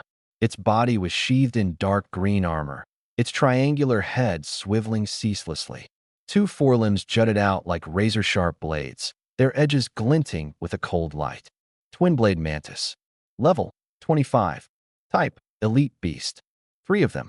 The color drained from everyone's faces outside the arena. Lin Wan spun toward the control panel. Lin Tian, you said you'd only release one. Lin Tian leaned against the console, the alcohol lending his smile an even more reckless edge. I said a level 25 beast. I never said how many. Li Yang can slay lords above his level, right? 3 elite monsters shouldn't be a problem for him. Yi Xian's grip tightened on her longsword, fury in her eyes. 3 elites ganging up on a single level 24 fighter. You call that a fair match? He never asked about the count before he stepped in. Lin Tian fixed his gaze on me. There's still time to concede. Inside the arena, the 3 twin-blade mantises had already fanned out. The one on the left dropped low, blades crossed in front of it.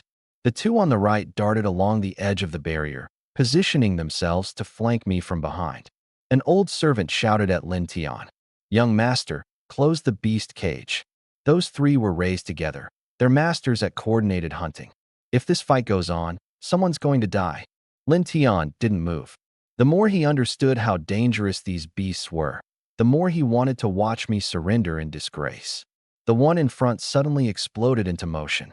Its hind legs launched off the ground, hurling its massive insectoid body forward, while the other 2 closed in from both sides almost simultaneously.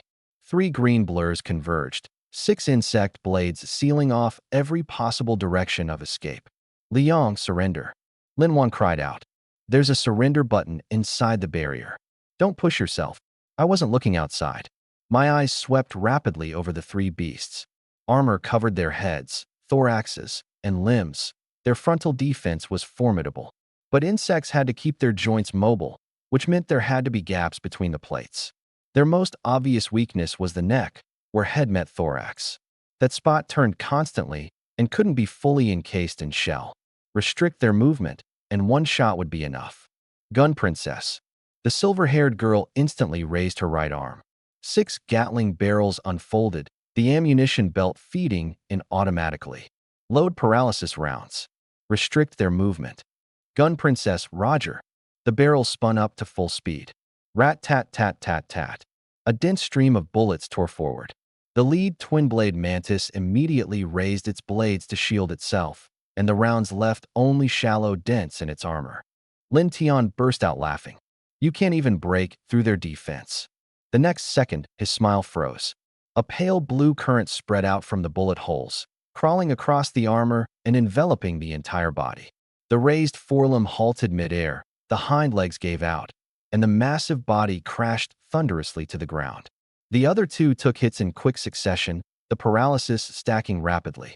They were only a few meters away from me now.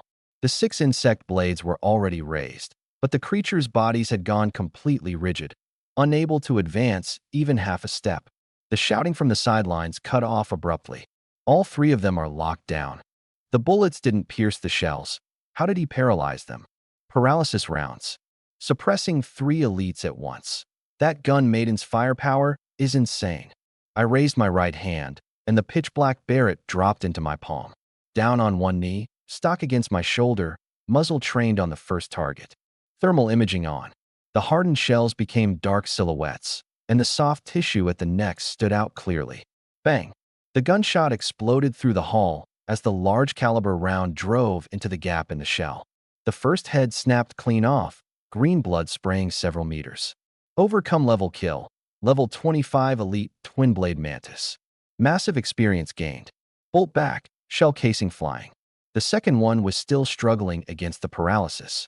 Its head had barely turned halfway when my crosshair locked onto its neck. Bang! The second head rolled across the floor. The third broke partially free, hind legs scraping frantically against the ground as it tried to lunge at me.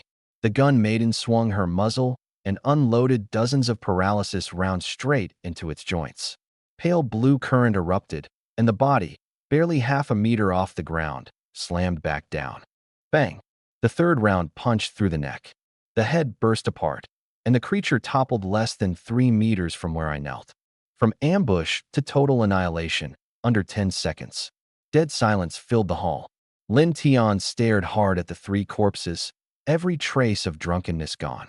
These 3 were elite beasts he'd raised with his own hands. Hardened shells, terrifying speed, years of coordinated hunting instinct honed between them.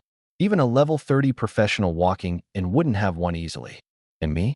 I hadn't even moved from my spot. The gun maiden suppressed, the Barrett reaped. 3 shots, 3 heads. As simple as target practice at a fixed range. The gap at the neck. One bodyguard said, his voice dry. He never intended to punch through the shells.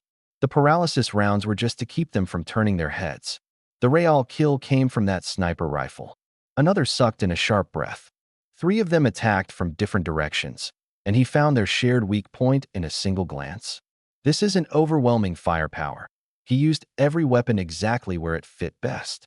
Lin Wan's clenched fingers slowly loosened. Yi Xian stood beside her, watching me, unable to say a word for a long moment. They'd assumed I agreed to the duel to stand up for Lin Wan. But from start to finish, I hadn't cared about Lin Tian's taunts at all. After stepping in, I'd done only 3 things: spot the weakness, lock down their movement, execute the kill. Not a wasted word, not a wasted motion. Dense experience poured into my body. The experience bar, which had needed only a sliver more, blasted past the finish line in an instant. Brilliant golden light rose from my body. Level increased to 25. All attributes greatly increased. Spiritual powers ceiling greatly. Level up. New skill unlock conditions met. Brand new skill acquired. Lin Tian watched the level up glow surrounding me, then looked at the 3 elite beasts he'd personally raised for years. His face slowly flushed a deep, angry red. He'd meant to use those beasts to teach me a lesson. Instead, not only did he fail to hurt me, he'd personally handed over the last bit of experience I needed to hit level 25. The protective barrier slowly lowered. Yi Xian was silent for a long moment before finally muttering, "This guy, he's a total logic genius." The dozens of Lin family servants glanced at Lin Tian, their expressions strange. Didn't the young master just say 1 beast? He released 3, and the guy didn't even move a step. That's no lesson. That's basically helping him level up. The murmurs were quiet, but loud enough to reach Lin Tian's ears. He clenched his fists, his face growing even uglier. First, he'd publicly belittled me, declaring that gunslingers had no future. Then he deliberately released 3 elite beasts. The result? All 3 wiped out in 10 seconds, and I jumped straight to level 25. His face had been slapped, and slapped hard. You're just relying on that fancy weapon. Emboldened by the alcohol, Lin Tian stalked into the arena. Fight me for real if you've got the guts. Lin Wan immediately stepped in front of him. Do you have any shame left? Li Yang awakened just a day ago, and you're level 49. Your own beasts couldn't beat him, so now you want to jump in yourself. Yi Xian sneered. Level 49 challenging level 25.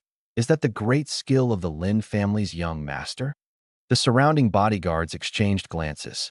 A gap of a full 24 levels. Win or lose, if Lin Tian made a move, word would get out and he'd be a laughingstock. But Lin Tian was already blinded by fury. This is my family's martial arts hall. Who I spar with is none of your business. He raised his hand, and the power of level 49 erupted all at once, a heavy pressure sweeping across the entire hall. Several servants went pale and stumbled backward. Lin Wan, still just a beginner, couldn't help but sway. I took half a step forward, placing myself in front of her. The gun maiden's faint red eyes lit up instantly. 6 barrels unfolded, all muzzles locking onto Lin Tian at once. Lin Tian froze, then flew into a rage born of humiliation. You think killing a few beasts gives you the right to point a gun at me? I'm level 49. Even if I stood still and let you shoot, you couldn't break through my defenses. I raised the Barrett. We can try. Just 3 words, and the temperature in the hall seemed to drop several degrees. The bodyguards instinctively spread out. They'd seen this gun kill 3 mantises with 3 shots. And they'd heard the stories about Baiyun Mountain. How a single shot had torn open a mutant lord's lightning shield and cut the lightning goblin chieftain clean in half. Lin Tian was a higher level, but no one dared guarantee he could block that shot without a scratch. Lin Tian, stop. Lin Wan snapped. Keep this up and I'll call your father right now. Go ahead, call him. Lin Tian yanked his collar open. Nobody can help you today. Let's see just how much a run-of-the-mill gunslinger can really do. You insolent brat. An aged, commanding roar thundered through the hall, and the power Lin Tian had just gathered scattered on the spot. At some point, an old man in black robes had appeared at the entrance. His hair was completely white, yet his back was ramrod straight. He held no weapon and gave off no glow of any skill. Just standing there, he silenced the entire room. The bodyguards bowed their heads in unison. Master, the servants quickly cleared a path. Head of the house, Lin Wan froze. Grandfather, why are you here? Lin Zhen didn't answer. Step by step, he walked up to Lin Tian, his gaze sweeping over the 3 corpses before settling on the cage release log on the control panel. Did you let them out? Most of the alcohol drained from Lin Tian's head. Grandfather, I just wanted to test his strength. How many did you agree to release? 1. How many did you actually release? Lin Tian said nothing. Lin Zhen's expression darkened completely. You're level 49, and you set 3 elite beasts on a student who just awakened. The beast got killed, so then you wanted to step in yourself. You've all but dragged the Lin family name through the mud. Grandfather, he was the one putting on airs in the Lin house first. Lin Tian hurried to explain. A common gunslinger, thinking he could look down on me just because he's got a few special weapons. Crack. A sharp slap rang out across the martial arts hall. Lin Tian was knocked to one side, blood trickling from the corner of his mouth. Grandfather, you'd hit me for an outsider? Outsider. Lin Zhen raised his hand and struck again. Crack. This slap was even harder. Lin Tian stumbled backward, catching himself only after slamming into the edge of the control panel. Lin Zhen pointed at the corpses. A level 25 professional killed 3 same-level elites in under 10 seconds, without moving a single step from start to finish. Could you have done that at level 25? Lin Tian gritted his teeth. No. Then what gives you the right to say someone else just as good weapons? Lin Zhen barked at him. A professional's gear, skills, and tactics are all part of their strength. You've got nothing yourself, so you write off other people's achievements as luck. You lose and won't admit it, then throw your level around to bully those younger than you. Get out. Grandfather, do I have to escort you out myself? Lin Jin shot him a single look, and a pressure many times more terrifying bore down. Lin Tian's body went rigid. He didn't dare say another word. Glaring at me viciously, he turned and left. The two bright red handprints on his face made his retreating figure look all the more pathetic. The hall fell quiet again. Lin Jin turned and sized me up. Level 25, just completed my second job change. Faced with the pressure of a level 49, I hadn't panicked or backed down. And the humanoid armament beside me, the very moment Lin Tian had raised his hand. Wariness locked in. This reaction, not like a rookie who'd awakened just a day ago. His eyes shifted to the three mantises' wounds. All three bullets had struck the gaps at their necks, positions almost identical. Gun maiden controls, I kill. Clean coordination. Lin Jin nodded slowly. So you're Liang? Yes. You're the one who killed the mutated goblin chieftain in the Baiyun Mountain training grounds. Yes. Not bad. Lin Jun's gaze moved between the Barrett and gun maiden. When do you leave for the National Student League? I'm not eligible to compete. Lin Jin paused. You're not. The National League only recruits rare and special classes. I put the Barrett away. Gunslinger is a common class. It's not on the recommendation list. Lin Wan spoke up immediately. Grandpa, even though Li Yang is registered as an ordinary gunslinger, his skills and weaponry are completely different from other gunslingers. He hit level 25 in a single day and can kill mutated overlords above his level. With that kind of strength, competing in the Nationals wouldn't be a problem at all. Yi Xian added, First High's roster should be Qiu Yu and Zhao Zilong. Zhao Zilong is a paladin, a rare class, so he secured his spot early. Lin Jin frowned. They only look at class rarity, not actual combatability? What's the point of a selection like that? Lin Wan sighed. The slots are limited, and the Education Bureau has always screened by class rating. It's nearly impossible for common classes to make an exception unless their level is extremely high. Lin Jin looked at me. Do you want to compete? Yes. I didn't turn it down. The National League gathered talents from all over. I'd get to face stronger opponents, and there were plenty of rare materials and equipment as rewards. I'd chosen machinist, and what I lacked most was high-quality materials. There was no reason to pass up an opportunity like this. If you want to go, then it's settled. Lin Jin pulled out his phone and dialed directly. The call connected quickly. Elder Lin. The league recommendation list for Annan City. Has it been finalized? The other person hesitated. It has. Every school announces it officially tomorrow. How many slots does First High get? 2. Frost Mage Qiu Yu and Paladin Zhao Zilong. Replace Zhao Zilong. There was a brief silence on the line. Elder Lin. The roster has already entered the Education Bureau's process. A last-minute change would be against regulations. And Zhao Zilong has a very high class rating. He's one of the students marked for key development this term. Lin Jun's tone didn't waver. Liang, level 25 machinist, dual class. Reached level 15 on his first day of awakening. Killed a level 25 mutated overlord above his level. Just now, in under a minute, he single-handedly killed 3 level 25 elite dual-blade mantises. This student doesn't meet regulations, but a level 49 paladin bullying level 25 monsters somehow does. The other person's breathing grew noticeably heavier. He's the one who set the Baiyun Mountain record? Correct, but he's registered as an ordinary marksman. Does the job title matter, or does the ability matter? Lin Jin cut him off. The National League selects prodigies, not job titles. I don't care how you originally decided this. Make the switch tonight, and get the expedited notice to First High by tomorrow. The other end went silent for several seconds. I'll need to submit a request up the chain. Submit it now. Elder Lin, the Zhao family might object. Then let them come to me. Lin Jin hung up. The Lin family members were stunned. National League qualifications were something countless students fought tooth and nail for and still couldn't get. With a single phone call, Lin Jun was going to pull an existing contestant and hand the slot to me.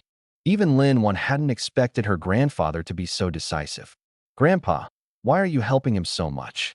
Helping him is helping you. Lin Jun glanced at her. You and Yi Xian are both competing. The arena will be packed with prodigies from every city, far more dangerous than school training. Liang is calm under pressure and strong enough. With him looking out for you, I'll rest easier. Lin Wan's cheeks flushed slightly. I don't need anyone to look after me. On Bayun Mountain, who was it that owed someone their life? Lin Wan fell silent instantly. Xin held back a laugh. I spoke up directly. If she runs into danger in the arena, I'll help her. Lin Jin nodded, satisfied. Don't worry about the slot. Someone will handle it tomorrow. After everyone left, Lin Jun remained alone. He glanced at the unsigned text message on his phone, just a single line. Give Liang a National League slot. Lin Jun put his phone away and murmured to himself, someone the divine officer personally ordered to be cultivated. I'd like to see just how far you can go. The next morning, the entire student body of Anin First High gathered on the field. The National League roster would be officially announced today, and nearly every teacher had shown up early. The seniors crowded around the announcement board. Our school should have 2 slots, right? Xiaoyu takes one. The other's probably Zhao Zilong, a rare paladin class, and his family's poured that many resources into him. Who else could it be? Zhao Zilong stood at the center of the crowd, his usual confidence restored. That battle on Bayun Mountain had humiliated Zhao Zilong, but he didn't care, because he believed that as long as he secured his National League qualification, he'd still be the prodigy the school prioritized. The National League, the battlefield where countless newcomers changed their fates. Do well, and you not only earned rich rewards, but got recruited early by top academies and major powers. No matter how fast my level climbed, it couldn't change one fact. A marksman is a common class. Zhao Zilong blocked my path, smiling in a way that seemed loaded with meaning. Hit level 25 yesterday, huh? Must feel pretty good. I ignored him. Too bad. He went on anyway. No matter how high your level gets, you can't break past your class ceiling. The National League only opens its doors to true geniuses. A common class like Gunslinger just doesn't belong in the big leagues. A few students beside him immediately chimed in. Zhao's got a point. The league isn't just about early game levels. Paladins can tank and deal damage in the late game. Plus, they buff the whole team. Gunslingers level fast early because of their weapons, but late game their attack can't keep up with monster defense. Useless. Zhao Zilong grew more smug the more he heard. Liang, you really made a splash at Bayun Mountain yesterday. But what decides your future is always class potential. When I come back from the league, the gap between us will only get wider. I finally spared him a glance. The list isn't even out yet. What's the rush? Besides me, does the school have a second paladin? He smirked. That spot was decided long ago. You don't actually think the Education Bureau would make an exception for some ordinary class just because you killed one boss monster, do you? Right then, Principal Chiu stepped up onto the platform. The field fell silent in an instant. She opened a document. Per the notice from the Annan City Transcender Education Bureau, our school has 2 recommended slots for this year's National Student League. Every eye turned toward her. Zhao Zilong straightened his back, looking ready to bask in the applause. First place, Xiaoyu. Applause broke out. A frost mage, a rare class. No argument there. Second place, Zhao Zilong. Applause rose again. The students around him erupted. Congrats, Zhao. Told you the spot was yours. Don't forget your bros when you get the rewards. The corners of Zhao Zilong's mouth curled up high.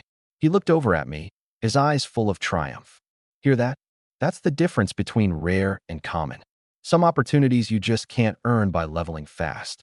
Once again, all eyes settled on me. As stunning as the Bayun Mountain record was, in that moment the gulf created by class rarity was still laid bare before everyone. But just as Zhao Zilong was soaking up the praise, a school staff member rushed onto the field. Principal, urgent letter from the Education Bureau. Principal Chiu frowned as she took it. On the envelope, a red, urgent stamp glared. She tore it open, scanned just a few lines, and her expression changed abruptly. The dean asked in a low voice, "What's wrong?" She didn't answer. She checked the seal and the reference number over and over, then walked back to the microphone. Everyone, please be quiet. The applause and chatter gradually died down. Zhao Zilong still had a smile on his face. Per the Education Bureau's latest ruling, contestant list update. She glanced at him, her voice dropping low. Zhao Zilong's qualification is revoked. Liang will compete in his place. The field went dead silent. The smile on Zhao Zilong's face froze. The students who'd been praising him moments ago dropped their jaws. Revoke Zhao Zilong? Li Yang's taking his place. The Education Bureau made an exception for a common class. They can change the official list at the last minute? The murmurs exploded into an uproar. Everyone turned to look at me.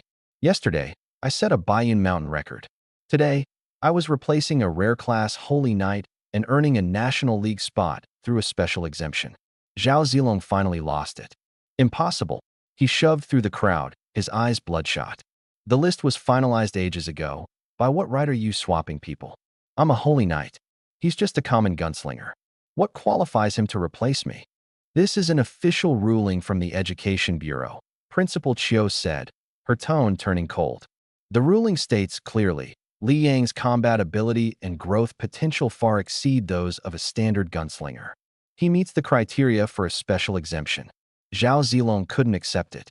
The Zhao family had poured countless resources into him. Also, he could make a splash at the league. Now it was all gone. This is rigged. He pointed at me, his voice cracking. He was only level 25 yesterday, and today he's stealing my spot. Someone's pulling strings behind the scenes. I won't stand for this. I'm filing an appeal. Watch your words. Principal Chiu's face darkened. The expedited document carries the Education Bureau's highest level seal. The ruling has taken effect. The school has no authority to change it, and you have no standing to slander the fairness of this competition here. As of now, you're off the training team. Those words shattered his last shred of hope. He stood there, swaying on his feet. The students who'd surrounded him moments ago now backed away, terrified of being dragged down with him. Zhao Zilong looked at the document on the high platform, then at me in the crowd. Yesterday, he'd handed me 3 elite beasts with his own hands, pushing me to level 25. Today, even the league spot had become mine. In just 2 days, the level, class, and future he'd been so proud of had all become a joke. He opened his mouth, but couldn't get out a single word. Then, utterly crushed, he slipped out of the crowd. I didn't spare him another glance. The qualification was in hand. The most important thing now was to get stronger, fast. Back at my quarters, I opened my class panel. Name, Liang. Level, 25. Primary class, Ordnance Master. Secondary class, Munitions Expert. Reaching level 25 unlocked new skills for both of my classes. Ordnance Master Drone can build and control unmanned combat aircraft to scout and strike target areas. Munitions Expert Airdrop Incendiary drops incendiary bombs on marked areas, forming large-scale sustained burning. Munitions Expert Gas Grenade deploys gas munitions, inflicting continuous poison and debuffs on targets within range. Reconnaissance, sustained area damage, mass debuff. 3 skills that fill in exactly the 3 gaps I'd been missing. The drone scouts the battlefield first, so I won't get ambushed by stealthers again. Airdropped incendiaries handle massive monster hordes. Gas grenades weaken high defense targets, clearing the way for firepower. Add in the gun maiden, artillery support, paralysis rounds, and the Barrett. My combat system was starting to take shape. I took out the golden material dropped by the lightning goblin chieftain. A silver-white cloth hovered before me, fine threads of lightning coursing across its surface. I raised my hand and pressed against it, activating my artificer ability. Level 25 golden legendary material detected. Lightning cloth can be forged into exclusive equipment. Please confirm the form. The structure of a bulletproof vest formed in my mind. The cloth responded instantly. The once soft silver-white material began folding and compressing, gradually forming composite protective layers across the chest, abdomen, shoulders, back, and waist. The lightning patterns retracted into the inner lining, while the outer layer turned a jet black ideal for concealment. A few minutes later, a form-fitting bulletproof vest that wouldn't restrict movement was complete. Flash Lightning Vest Level 25 Golden Legendary. Defense greatly increased. Agility greatly increased. Passive Lightning Shield automatically forms a shield upon being hit to reduce damage and counters melee attackers with lightning. I put it on.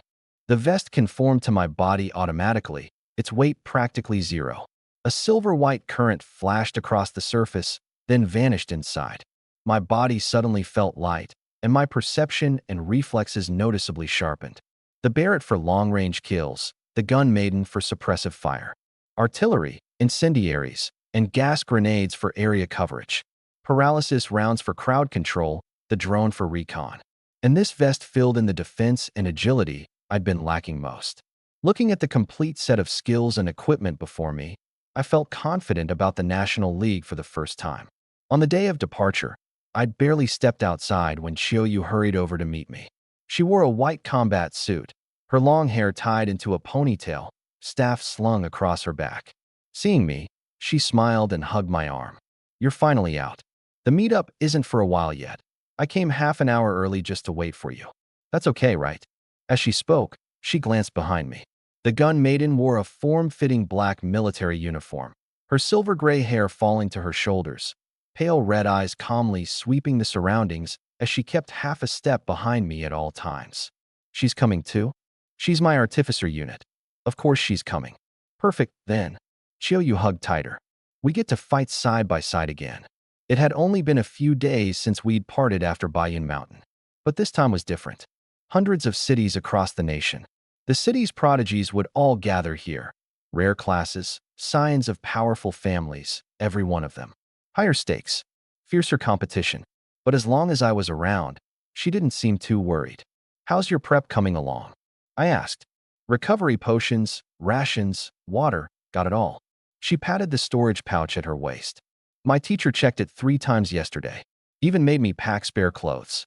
She suddenly reached out and pressed a hand to my chest, the firm texture coming through the fabric. "So this is the lightning cloth. Thunderclap body armor. You can't tell I've got it on underneath." She pressed a couple more times, clearly feeling how it hugged my body. "How's the defense?" "Regular attacks get weakened. Close range, it triggers a lightning counter." "Then I've got nothing to worry about." Instead of pulling her hand back, she used the moment to lean in even closer. Just then, a black sedan pulled over to the curb. Linwon stepped out. The black combat suit of 3rd-I hugged her figure, tracing her slender waist, her black hair swaying behind her. She glanced first at how close our bodies were, then at the hand Chiyoyu still had pressed against my chest. "Am I early?" Chiyoyu withdrew her hand at once. "I was checking his gear." "With your hand. How am I supposed to know if the armor's solid without touching it?" Linwon nodded. "Checking it that thoroughly. Someone who didn't know better might think you were the one wearing it." Chiyoyu's cheeks flushed slightly. "We grew up together. What's the big deal about a little touch?" "No big deal." Linwon stepped closer. "Just reminding you, we're out on the street." I shot her a look. The eldest daughter of the Lin family came all this way just to see what we're doing on the street. Her expression froze. She'd meant to tease Chiyoyu, but hadn't expected me to turn it back on her with a single line. The Lin family car was already headed this way. "Your place is in the south of the city. The teleportation array is in the north." Linwon fell silent for 2 seconds, then calmly changed her tune. "The driver likes taking the scenic route." In the front seat, the driver gripped the wheel, eyes fixed straight ahead. Chiyoyu couldn't hold it in and burst out laughing. The 4 of us got in the car and headed toward the city center. The large teleportation array sat deep within the Awakener administration zone, spanning over 1,000 meters, with dozens of silver-white stone pillars ringing the plaza and space runes carved across the ground. Administrators stood guard at the entrance, verifying identities one by one. This was the first time I'd left Annan City in the 3 years since I'd crossed over. For the past 3 years, I'd shuttled between school and my apartment every day, my world made up of textbooks, the library, and class research. Now, at last, the world beyond the city was opening up before me. We passed the inspection and stepped into the heart of the array. Silver-white light traced up along the runes, spatial energy surging in from all sides, the surrounding buildings and crowds blurring in an instant.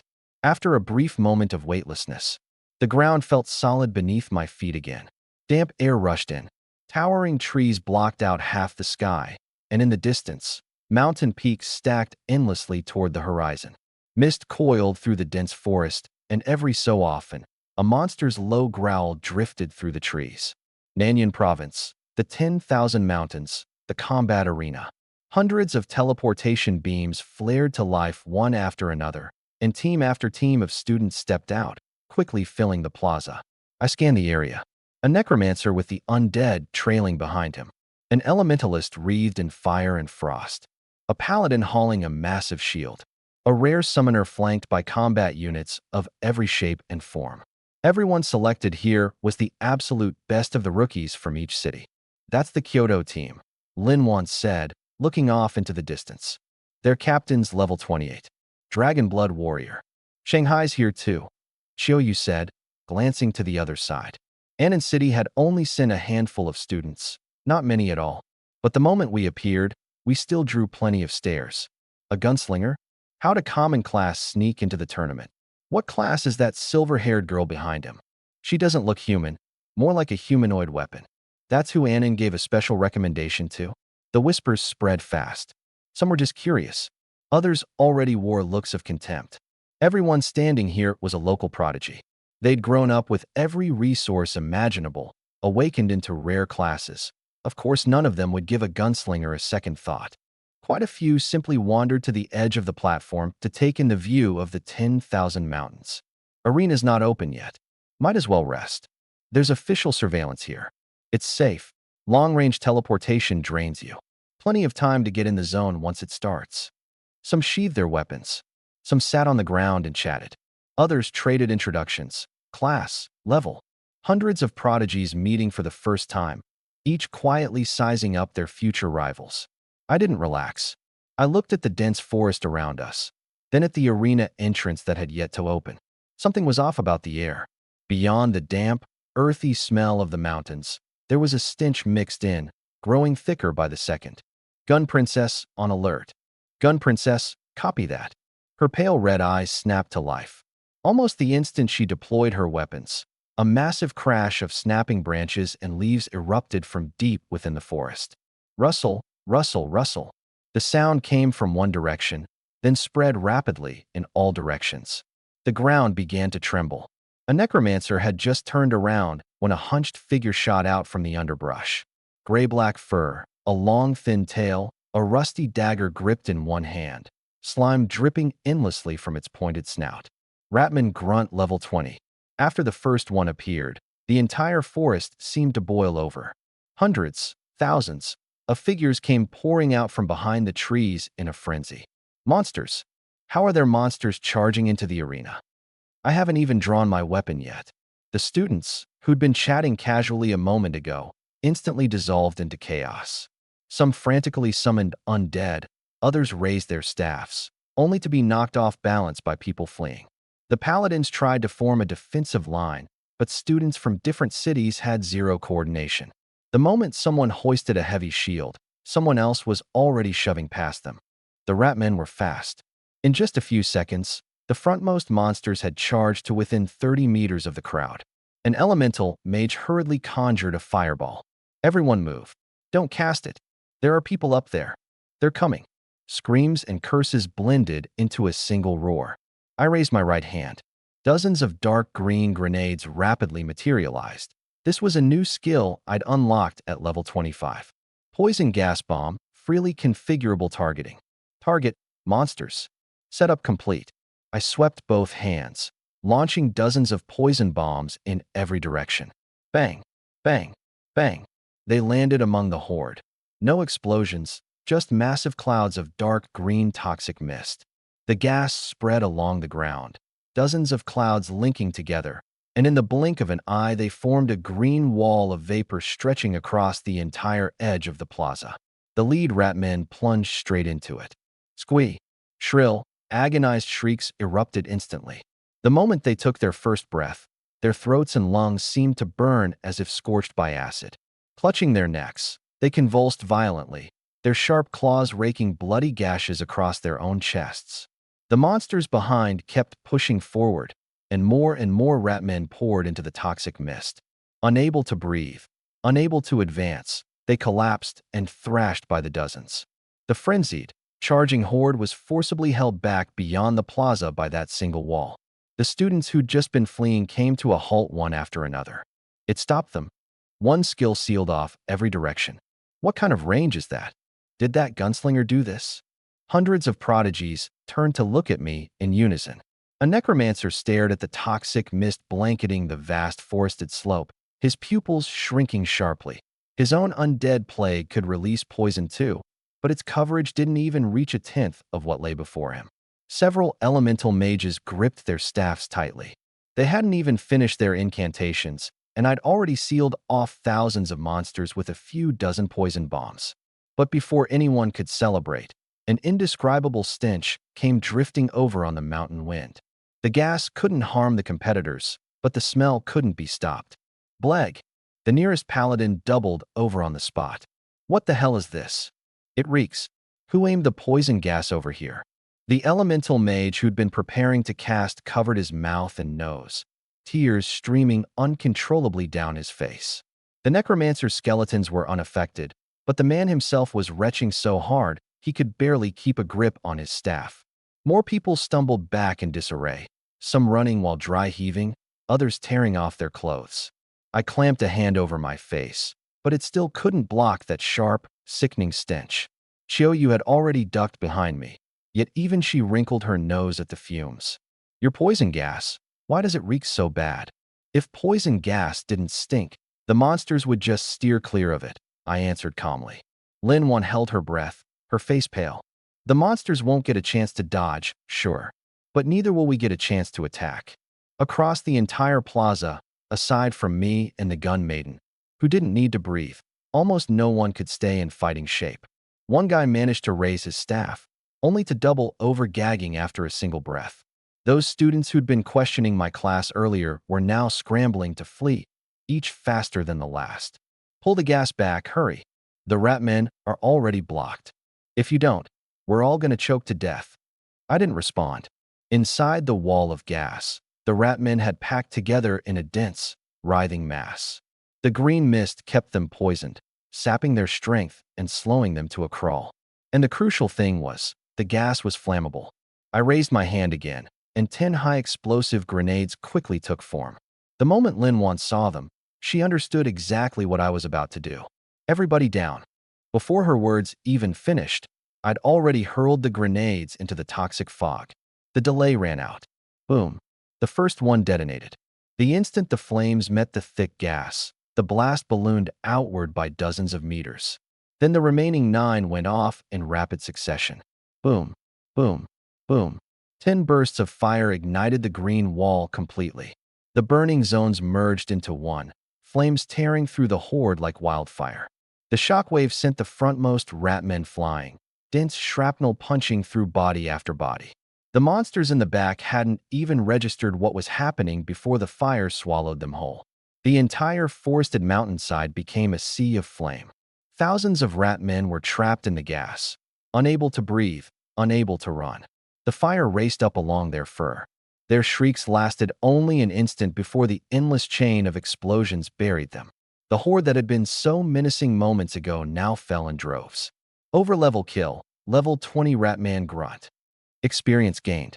The notifications refreshed frantically, experience flooding into my body like a torrent. The light of leveling up shot into the sky. Level raised to 26. The students in the plaza lay flat on the ground, staring blankly at the inferno before them. They'd come from hundreds of cities across the country, every one of them having awakened a rare class. Yet faced with a surprise attack, not one of them had managed a single effective strike. And I, using only 2 skills, poison gas grenades and high explosive grenades, had wiped out thousands of rat men in one go.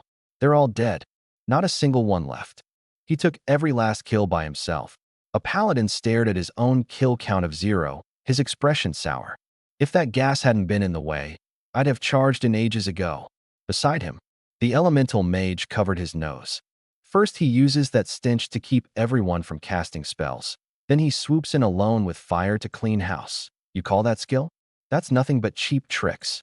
The murmuring grew louder. Then a cold voice suddenly boomed across the arena. All contestants, the ambush assessment is now over. Aside from Li Yong of Annan City, every other student receives a negative score. The plaza fell silent in an instant. The competition began the moment you set foot in the 10,000 mountains. Facing an unknown battlefield, you laid down your weapons, let your guards slip, and huddled together to chat. And you dare call yourselves geniuses? If what appeared just now had been ranged monsters instead of ratmen, at least half of you would be dead. The battlefield doesn't announce when the enemy arrives, and it certainly won't wait for you to get your act together. Many of them lowered their heads. But seeing me claim the entire score, some still weren't convinced. He just dropped the poison gas early. If I'd struck first, I could have cleared them too. The broadcast ignored the complaint. In this ambush, Liang took just 3 seconds from spotting the target to setting the gas radius to sealing off the battlefield. He then exploited the gas's flammability to chain a high-explosive grenade, wiping out 3,721 ratmen. Correct judgment, rapid reaction, flawless skill chaining. Reward: 1 Divine Stone Blessing and 1 Gold Tier Item Chest. A pillar of gold descended from the sky, engulfing me. Pure energy surged into my body, and the stats I'd just boosted were enhanced once more. Right after, a golden chest materialized before me. The breathing of those around me quickened. Everyone had scored negative, yet not only had I climbed to level 26, I'd also earned the Divine Stone Blessing and a gold chest. That reward should have belonged to all of us. Just some obscure gunner cashing in on a disgusting skill. Then a tall young man stepped out from the crowd. He wore the deep blue combat suit of the magic capital, no weapon on his back, but both hands were sheathed in thick metal gauntlets. The students parted to make way. Jian, the #1 genius of the magic capital this cycle. Word is he completed a hidden class transfer the very day he awakened. Yang Jian walked up to me and first glanced at the mountain forest still ablaze. They're wrong. He turned his head, sweeping his gaze across the crowd. When the monsters showed up, you couldn't even stand your ground. What right do you have to say he stole the kills? On the battlefield, the enemy won't leave the kill for you just because you were too slow. Poison gas to lock down the swarm, high explosive grenade to ignite the fog. His understanding of his skills, his casting speed, his attack chaining, all of it outclasses you. The faces of the complaining students turned ugly, but none dared argue. Yang Jian looked back at me. My name is Yang Jian. From Shanghai. In this national tournament, I'm only interested in first place. And you're worthy of being my rival. I met his gaze calmly. There's only one first place. We'll see who takes it. He didn't sneer or make any more noise. With that, he turned and walked away. I opened the golden treasure chest. Golden light rose up, and a sleek, simple ring floated at the center. Spatial ring. Quality: gold. Contains a large, independent storage space. Can store inanimate objects. I gripped the ring and glanced at the interior. Spacious, stable, more than enough to hold a massive supply of weapons, ammunition, and provisions. Ever since awakening as a gunslinger, I'd been missing a storage device that truly suited me. Ordinary storage pouches were too small to meet a weaponsmith's needs. Now, that problem was solved. I slipped it onto my finger. Above the arena, the broadcast sounded again. The National Student Combat Tournament officially begins.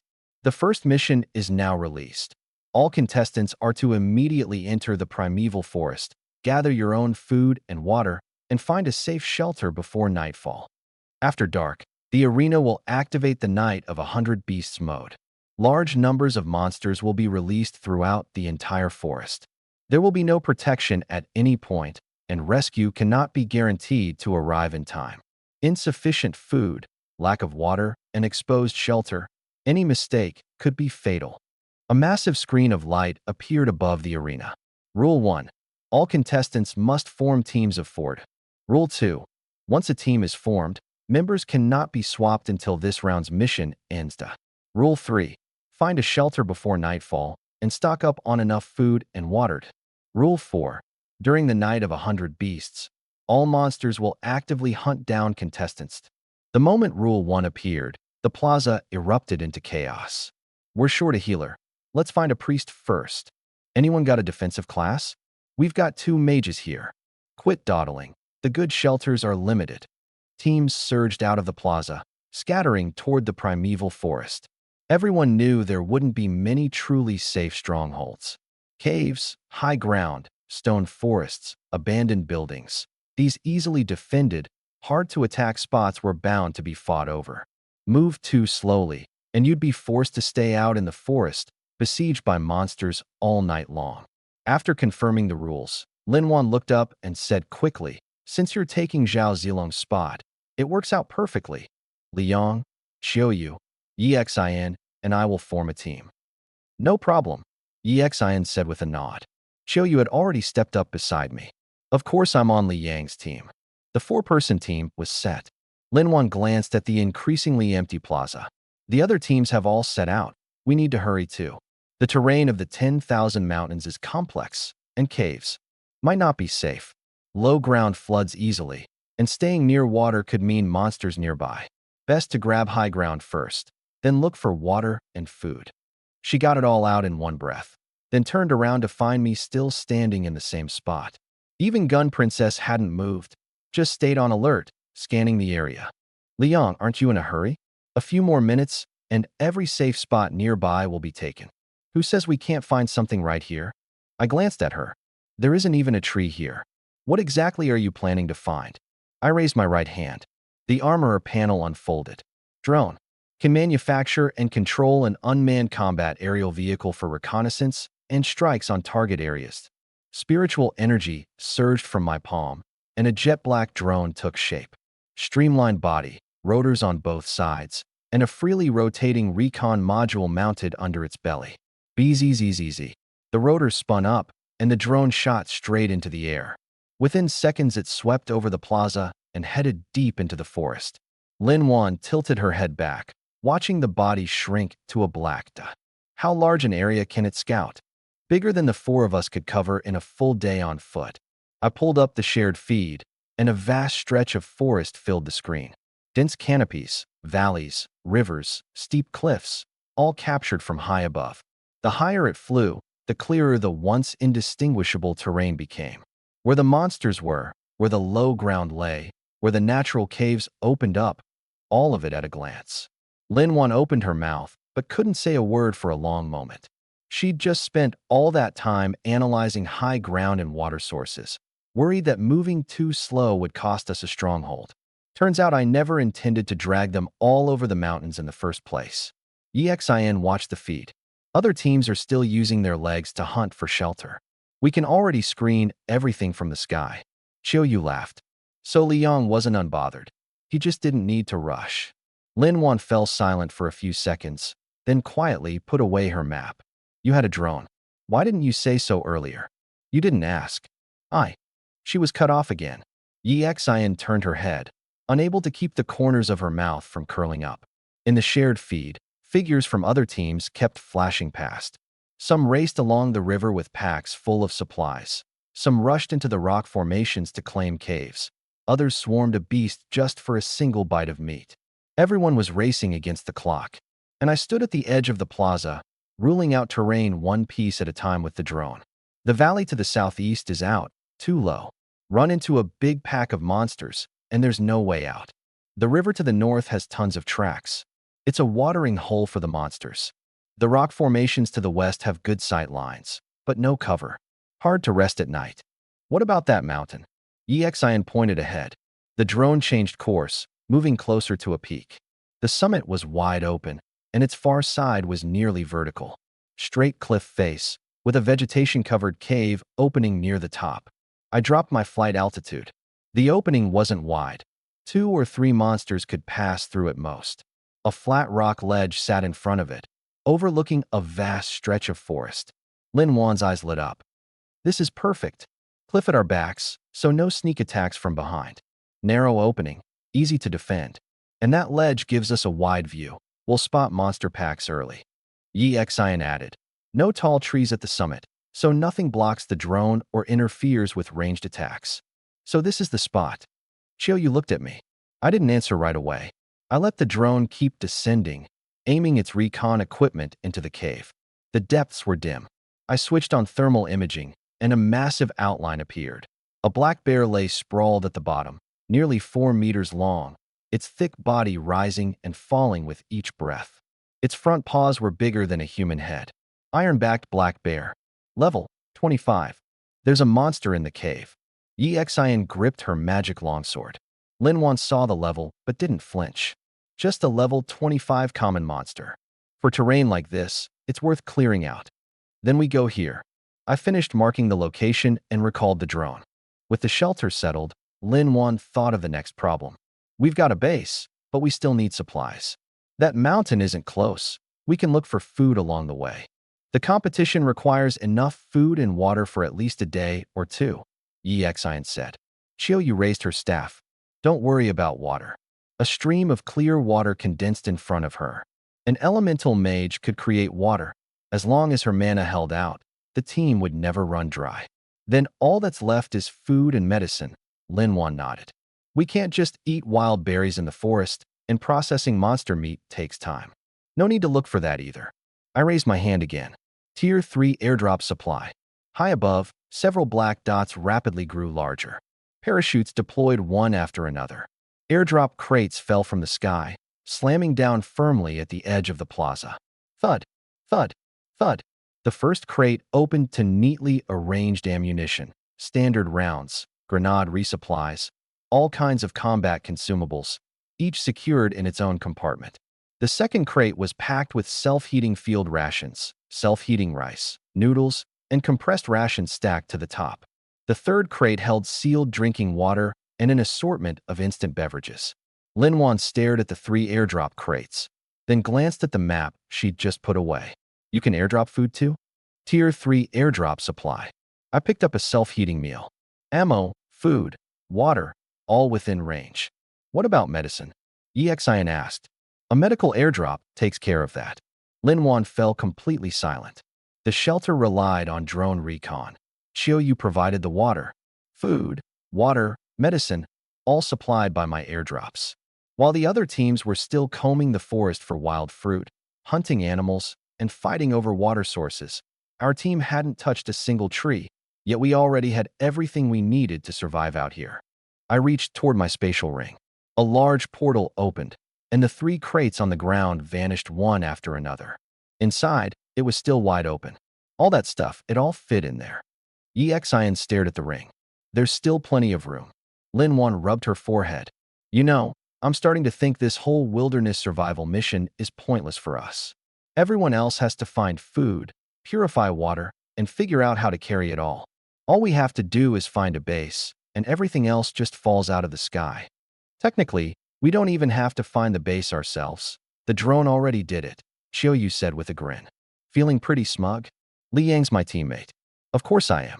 The 4 of us headed toward the marked peak. Along the way, we passed a flat stretch of woodland, and I stopped to pull out some self-heating meals. Once they finished heating, I popped the lids and a rich aroma spread everywhere. The braised chicken sauce soaked into the rice, with chicken, mushrooms, and green peppers layered on top, steaming hot. I leaned against a rock and took a bite. Qiu mixed herself a drink, while Yi Xian and Lin Wan each held their own rations. No roughing it. No huddling around a campfire roasting the meat of some unknown monster. Their relaxed manner stood in sharp contrast to the contestants scrambling through the forest. Not far off, a team that had just finished a hunt emerged from the brush. All 4 were covered in dirt. 2 carried a beast they'd just killed, 1 had an injured arm, and another's combat suit was torn to shreds. They looked utterly exhausted, and the monster meat still hadn't been processed. They weren't even sure it was edible. Leading the group was a student with bleached blonde hair named Huang Hongbao. He caught the scent, froze mid-step, and turned to see me lifting a piece of chicken, a freshly mixed drink sitting beside me. Braised chicken and rice. He was completely stunned. His teammates behind him widened their eyes too. Isn't food banned from the competition? Where'd they get a hot meal? We nearly killed ourselves just to bring down 1 beast, and they're sitting there eating a ready-made dinner. The more Huang Hongbao looked, the more it ate at him. He opened the public channel right then and there, reporting a violation. Li Yang from Annan City smuggled food into the competition. I saw with my own eyes. He's eating braised chicken and rice out here, with a drink on the side. The moment the message went out, the channel exploded. What? Someone brought food in. Weren't all the spatial devices checked before entry? I'm still chewing on wild berries. How does he get braised chicken? Disqualify him immediately. Even Yang Jian, who had spoken well of me before, chimed in. The pre-competition rules clearly prohibit private. Bring food. If that braised chicken came from outside the arena, whoever did it should be penalized. Huang Hongbao grew even more emboldened. Standing a short distance away, he sneered at me. Stop eating. The public channel is packed with people reporting you. Once the examiners review this, you can kiss your qualification goodbye. I kept eating without even looking up. Still putting on an act? Food doesn't just materialize out of thin air. The next second, a gold announcement popped up on the public channel. Examiner ruling, report invalid. All the chatter stopped at once. Then a second one refreshed. The self-heating field ration Li Yang is consuming comes from his class-exclusive Tier 3 airdrop supply skill. This skill was activated normally within the arena, and all supplies are generated by his class ability, not privately smuggled goods. Li Yang has committed no violation whatsoever. The channel went silent for a few seconds, then messages exploded. An airdrop skill can drop braised chicken? Why does his supply drop have hot meals? The food is generated by a skill. How do you even report that? Isn't he a sharpshooter? Since when does a sharpshooter hand out meals? The sneer froze on Huang Hongbao's face. He stared at those two announcements, unable to accept it. That counts as a class skill? The contest requires us to gather food, and he just summons it ready-made. Is that fair? The examiner's announcement appeared again. Class skills are the participants' own abilities. Elemental mages can create water, healing classes can mend wounds, and summoners can rely on their summons for scouting and combat. By the same logic, the food, water, ammunition, and medicine provided by airdrops are all legitimate class abilities. The event will not rule a user in violation simply because a skill is exceptionally powerful. A few sentences, and every last objection was shut down cold. Lin Wan looked up at Huang Hongbao. Still want to report him? Huang Hongbao's face flushed crimson. So what if the food's not a violation? The Night of 100 Monsters is all about securing a safe stronghold. You've been dawdling, and the good shelters have long been claimed by others. No matter how much food you bring, tonight you'll just be feeding the monsters out in the woods. The public channel immediately echoed in agreement. He's right. All the supplies in the world won't matter if you can't survive till tomorrow. Still eating out on the fringes at this hour, they definitely haven't found a stronghold. The examiner's reply came even faster. Additional note, Li Yang's squad has completed wide-area reconnaissance using drones. The shelter they discovered has the highest overall rating among all participating teams. The channel went dead silent. Everyone who'd been waiting to laugh at me was now clutching wild fruit and water bottles, looking like they'd swallowed a fly. They'd run their legs off. Their supplies couldn't compare to mine, and even their strongholds had been ground to dust. Yang Jian left only one line. The ability is legal. The report is denied. Huang Hongbao couldn't get out a single word. He slunk off with his team, tail between his legs. I finished my last bite of braised chicken and packed up the container. The four of us continued on. Before long, we reached the peak the drone had marked. We climbed the steep slope, and a cave entrance draped in vines came into view. Roar! A deafening roar exploded from deep inside the cave. The iron-backed black bear had been startled awake by our footsteps. Its massive body shattered the rubble at the cave mouth, and the full force of its level 25 strength erupted, charging straight at me in front. Gun Princess, suppress with paralysis. Got it. 6 Gatling barrels unfolded, and a dense hail of paralysis rounds buried the bear in an instant. Pale blue electricity spread through its black fur. It barely made it a few steps before its limbs buckled and it slammed into the ground. I raised the Barrett, thermal imaging locking onto its head. Bang! The large caliber round punched clean through its skull. From its charge to its collapse, no more than 3 seconds had passed. Yi Xion's magic longsword hadn't even swung yet, and Lin Wan's hand summoning the undead was frozen midair. Chiu Yu looked at the bear's corpse. Base cleared. The cave was spacious and dry, big enough to shelter the whole team and stockpile plenty of supplies. There were no other exits deep inside, so our backs were completely safe. Outside was a flat rock platform with an unobstructed view of the forest. If monsters wanted to climb up, they'd have to take the narrow path in front, which Gun Princess and I alone could seal off. There was no cover overhead, so we could call in airdrops at any time. Backed against a cliff, easy to defend and hard to attack, with a wide field of vision. A nearly perfect wilderness defensive position. But claiming the best base didn't mean we could let our guard down. Good terrain wasn't the same as safety. In the Night of 100 Monsters, every creature would actively hunt down the participants, and no one knew how many the organizers would send, or from where. I walked to the edge of the platform and crouched to survey the area. Boulders were scattered across the summit. The small ones weighed a few hundred pounds. The big ones stood 2 or 3 meters high. Below was an extremely steep stretch of mountain path, thick trees growing along both sides. I raised my hand and pointed to the left. "Mark that rock." Linwan followed my gaze. "You want to move it to the cave entrance?" "No moving it." I carved a mark into the base of the boulder with my dagger, then walked another dozen meters down the path. "The monsters will charge up this way." We carve out the base ahead of time, leaving just a thin bit connected. When there's a swarm, we break that off and the boulder rolls right down the slope. She caught on immediately. The path was narrow and steep. A boulder weighing several tons rolling down, ordinary monsters would have no way to dodge. Even if they weren't crushed, they'd get bottlenecked halfway up the mountain, buying time for our firepower in the rear. Exian looked around. "There's more than one here. Mark them all." I circled the summit. At every suitable spot, I left a mark at the base of a rock and confirmed its rolling path. The ones that would get caught on a jutting rock below, skip. The ones with a big tree growing directly in front, skip. The final selection. We ended up picking 17 boulders. 6 to seal off the mountain path in front, 11 scattered on both sides to intercept any monster packs trying to take a detour. "Chill, you watch for a while. Rocks are set. Can we use the trees too?" "Yeah." I walked over to a tree so thick it'd take 2 people to wrap their arms around it. Saw through it from the uphill side, leave just a bit connected. When monsters get in range, snap the trunk and drop it toward the path. Rolling logs, Exian caught on instantly, and the branches and crown can tangle them up too. Exactly. I drew out a few lines. First row intercepts, second row holds back the rest, and the boulders roll down last to crush everything in the middle. Linwan listened more and more intently. When she first saw me lounging in the woods, eating without a care, she probably figured I didn't take the survival mission seriously at all.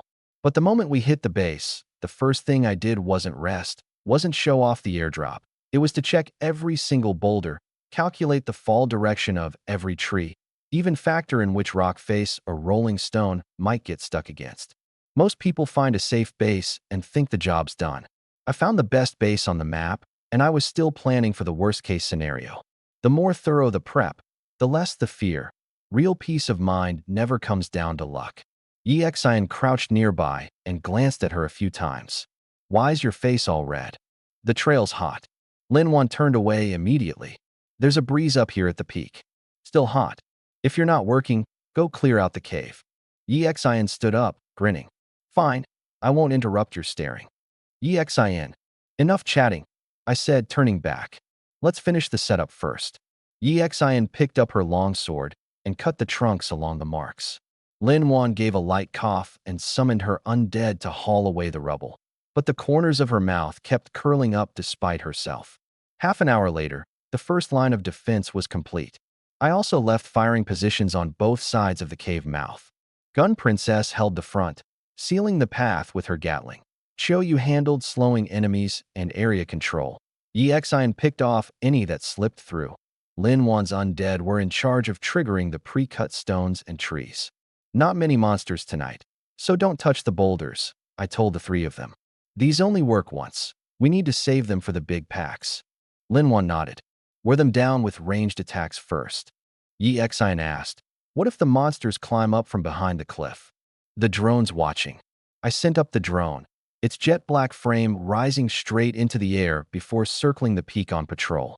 The shared feed stayed in the cave, front path, forests on both sides, the cliff behind, all monitored at once. Only now was the base truly complete. Choyu looked at all the marks on the ground. "The other teams are probably resting right about now." Linwan shook her head. "They're waiting for nightfall. We're preparing for the night march of 100 monsters." In the arena's director control room, hundreds of light screens hung across the vast center of the hall. Officiants and examiners watched the screens, scoring each team in real time. Kyoto teams taken the Stone Forest. Shelter Grade B. Shanghai team, abandoned outpost. Grade A. Sichuan team, all 4 asleep in a cave, no one on watch. -10 points. Several examiners shook their heads. These kids were prodigies back in their own cities, but none had seen a real battlefield. They assumed danger only came after dark, forgetting the announcement had merely said the night of 100 monsters begins at nightfall. It never promised daytime was safe. One examiner pulled up the Annan City team's feed and zoomed in fast. 17 boulders, each individually marked. Rows of trees felled in calculated directions. 3 defensive lines laid clearly across the mountain path. Cave mouth, rock ledge firing positions, drone flight paths, all documented. Rolling stones, rolling logs, crossfire lockdown. And he even left an escape route. This kid turned a temporary shelter into a fortress? Everyone else is still wondering what's for dinner, and he's already calculating the monster horde's advance route. Tactics complete. Alertness off the charts, plus 30 points. Continuous drone surveillance, plus 10 more. Several officiants immediately threw the feed onto the main display. In the ambush trial, he'd locked down the horde in 3 seconds and single-handedly wiped out over 3,000 ratmen. Now he was first to complete a full defensive setup. His battlefield instincts far exceed anyone his age. Annan City's special recommendation was no mistake. At the summit, once I confirmed the team could hold the line as arranged, I slung the Barrett across my back. Linwan asked, "Where are you going?" "Down the mountain to take a look." "Isn't the position all set up?" "Which is why you 3 stay behind." I glanced at the sky. The National League isn't going to just have us find a cave and wait for monsters to come to us. Xin frowned. "You think there's another trial?" "Not think, no.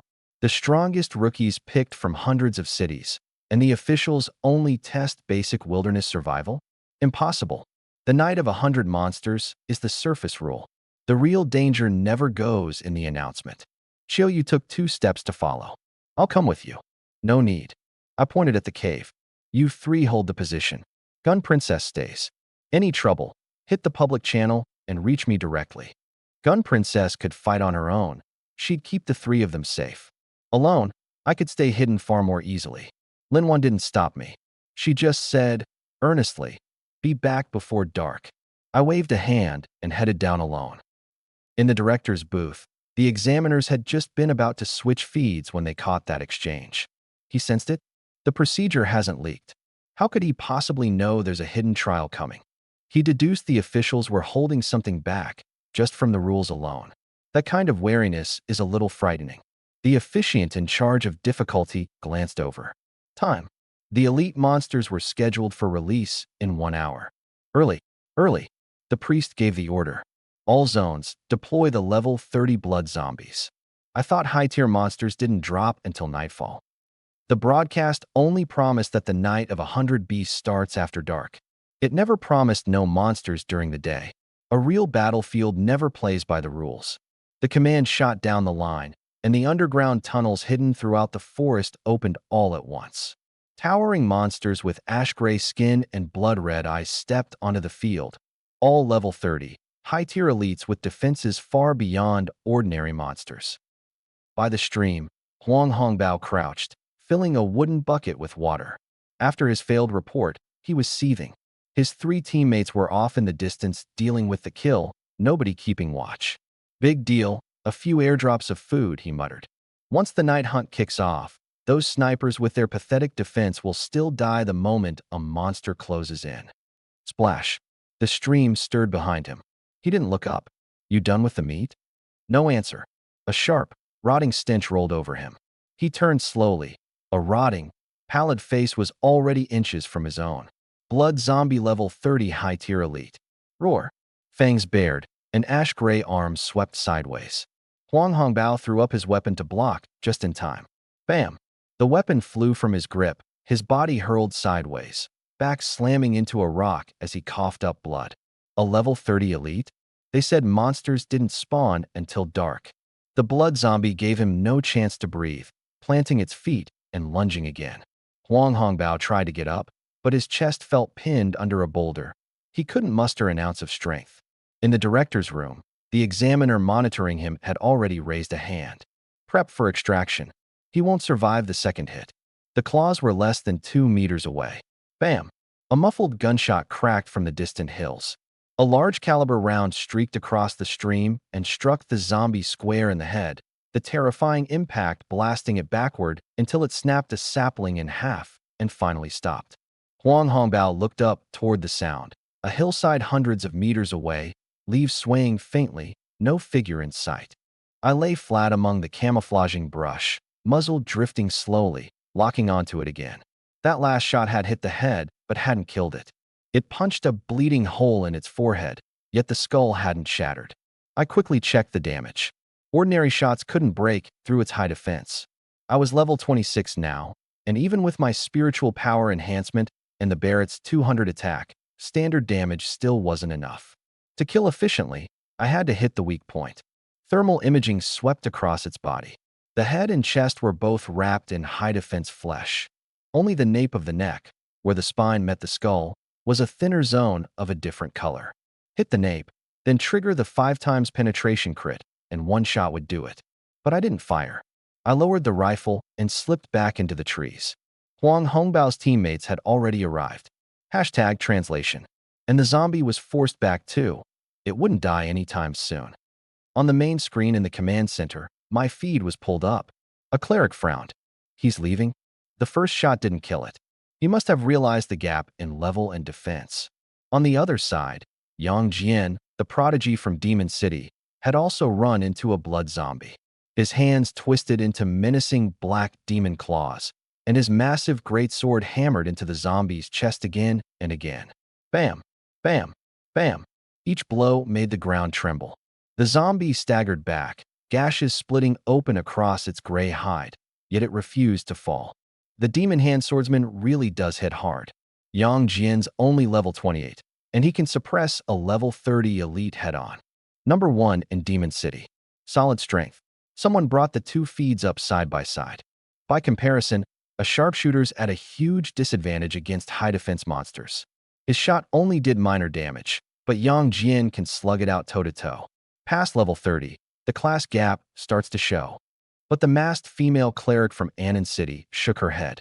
Yang Jian's just muscling through it. Blood zombies regenerate insanely fast. Drag it out long enough, and the monster might not be the first one to give. The cleric beside her looked toward where I'd vanished into the forest. You think he's still got a plan? She didn't answer. She raised a hand and patched the drone feed onto the main screen. A pitch-black drone skimmed low over the trees, deliberately buzzing past a blood zombie's face, its wing nearly grazing the creature's head. Roar! The zombie gave chase instantly. The drone didn't fly far. It kept a steady few dozen meters ahead. It cut through 2 stretches of forest, flushing out a second zombie, then a third. Only once all 5 level 30 elites had gathered did it suddenly slow. Everyone in the command center sat up straight. He's not dodging monsters. He's gathering them. A level 26 sharpshooter, deliberately luring in 5 level 30 zombies. What is he trying to do?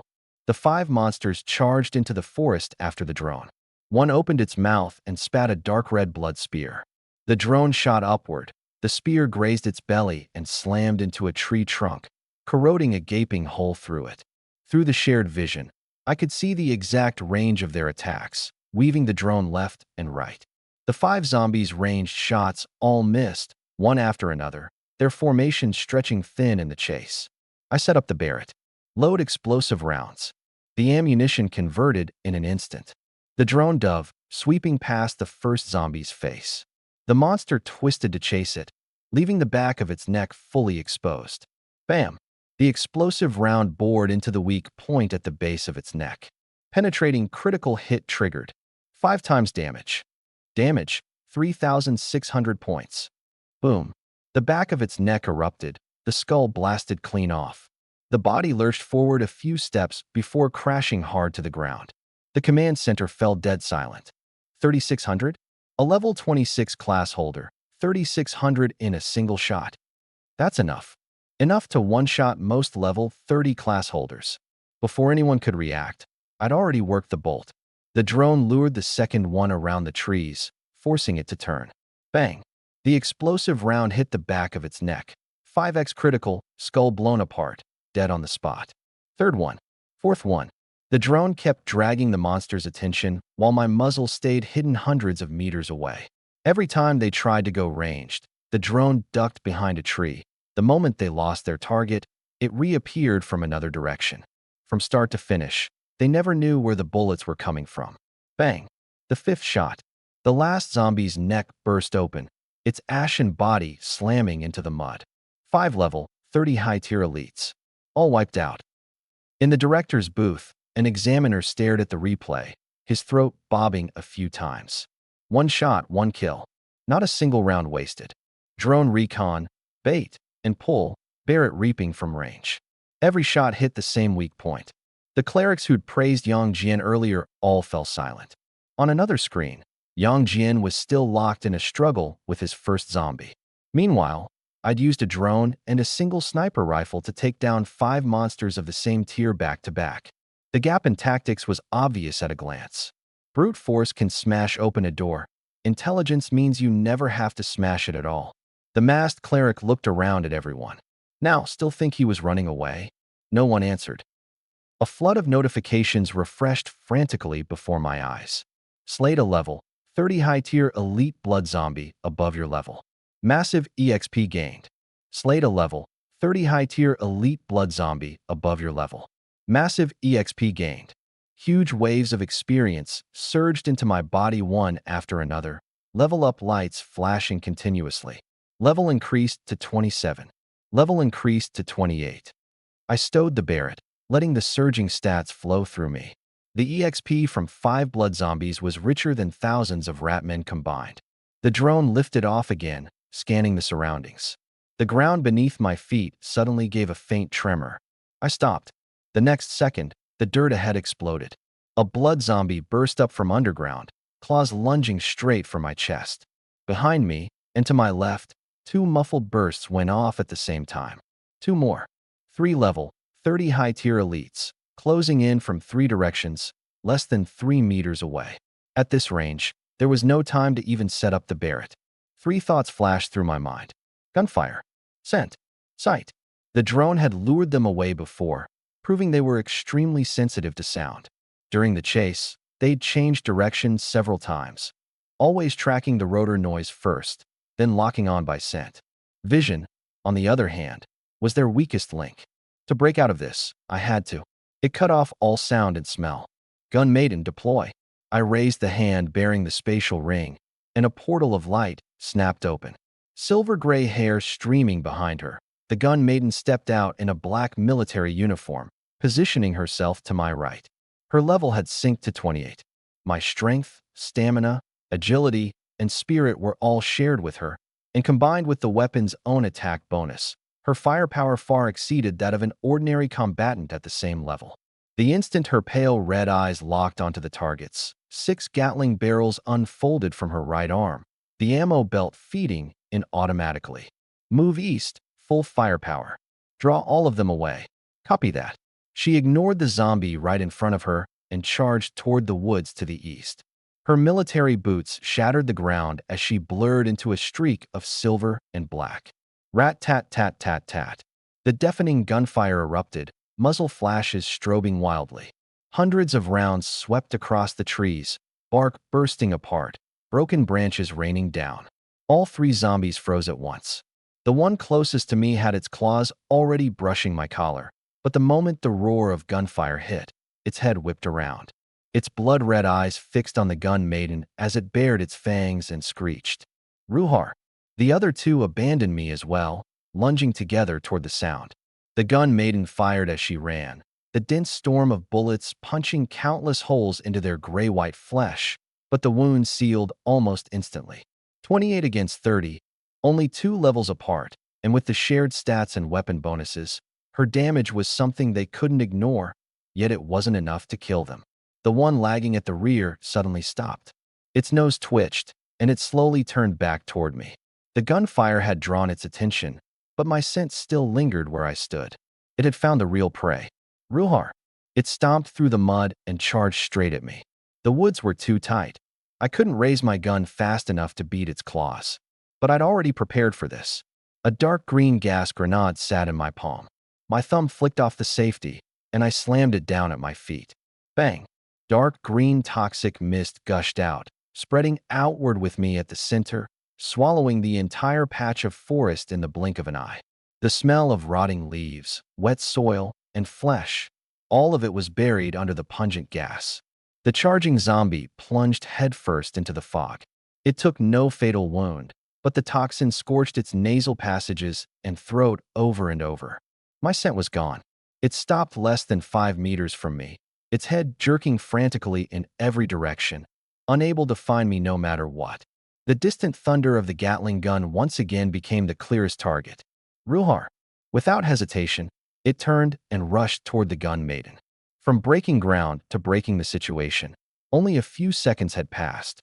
I hadn't taken a single step back, hadn't taken a single wound. In those few seconds, I'd erased myself completely from their senses. Within the toxic fog, I quickly shifted position. The gun maiden was still retreating east, the 3 zombies hot on her heels. Translation. She didn't run blindly. Instead, she wove through the trees, constantly changing direction. Every time a zombie lunged, her barrels snapped downward, concentrating fire on their knees and ankles. The bullets couldn't pierce their hardened torsos, but they could slow them down. The moment the frontmost one raised its claw, dozens of rounds slammed into its legs. It staggered sideways and crashed into a tree trunk. The gun maiden seized the chance to open up distance. On the other side of the toxic fog, I'd already circled nearly 100 meters out. The poison didn't just cut off their sense of smell, it masked my movements too. Rather than approaching the gun maiden, I cut through the woods from the flank, slipping silently behind the 3 monsters. The Barrett came out, stock pressed to my shoulder, thermal scope active. 3 figures came into sharp focus, the poorly defended patch at the back of their necks standing out clearly. Keep up the fire. Push them east. Understood. Her reply came through clearer than before. She stopped abruptly, all 6 barrels swinging to bear on the 3 zombies. Rat-tat-tat-tat-tat. An even fiercer barrage erupted head-on, forcing them into snarls. All 3 faced the gun maiden, the backs of their necks fully exposed in my crosshairs. I squeezed the trigger. Bang! The large-caliber explosive round bored into the first one's neck. Penetrating critical hit. 5 times damage. Boom! Its neck burst apart on the spot, the head flying off as the body crashed to its knees. The gunshot was swallowed by the Gatling's roar, the other 2 never sensed death coming from behind. The second one sprang forward, lunging at the gun maiden. She raised her weapon, a spray of rounds raking up its chest and belly. The impact froze it in place. My crosshair followed smoothly. Bang! The bullet punched through its neck, blasting flesh and bone apart together. It rolled through a patch of shrubs before it even hit the ground. The last one finally sensed something wrong and turned to look at its fallen comrades. The gun maiden gave it no opening. Every ounce of Gatling fire poured into its head and chest, forcing it to raise its arms in defense. It pressed forward through the hail of bullets, arm flesh shredding and regenerating as it came. 10 meters. 7. 4.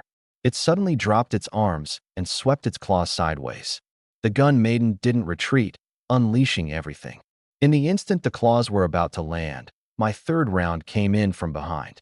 Bang! A precise hit on the neck weak point, a 5 times penetrating critical. Its head and half its shoulder exploded in a spray of gore. The massive body carried 2 steps forward on momentum, claws stopping right beside the gun maiden's face before it slammed to the ground. From breaking through the earth to total annihilation, barely a dozen seconds.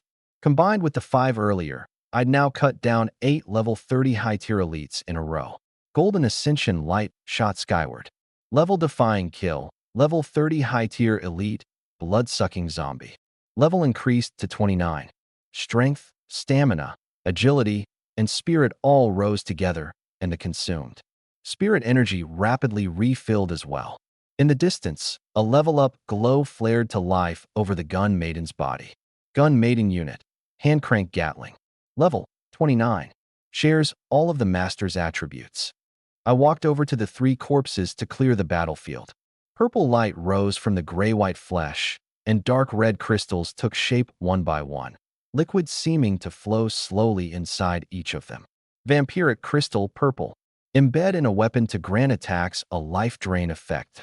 I pocketed all 8 crystals, a decent haul. I picked one up and turned to look at the gun maiden. Sustained firepower was her greatest strength. On a Barrett, this life drain effect could only heal off single shots. But on the Gatling, every burst would drain life. As long as there were enough targets, she could take hits and heal to full at the same time. Open your weapon slot. The gun maiden raised her right arm. 6 barrels split to either side, and the weapon slot popped out. I fit the crystal into the socket. Dark red light spread quickly along the ammo belt and the barrels. Purple-grade vampiric crystal embedded successfully. Life drain. Current ratio, 5%. 5% didn't look like much, but the Gatling poured out hundreds of rounds per second. As long as the fire kept up, she could offset her wounds through life drain. She was no longer just a piece of ordnance for long-range suppression. Level 29 shared attributes, plus weapon bonuses and life drain. She could now plant her feet and tank hits head-on. The gun maiden looked down at her right arm, where dark red patterns flowed slowly before sinking into the metal. She retracted the barrels, clenched her fist, then slowly opened it again. That perpetually cold face now held a hint of life. Weapon enhancement complete. She lifted her eyes to me. This time she didn't say received, nor did she wait for a new command. Master, I can feel it. I've gotten stronger.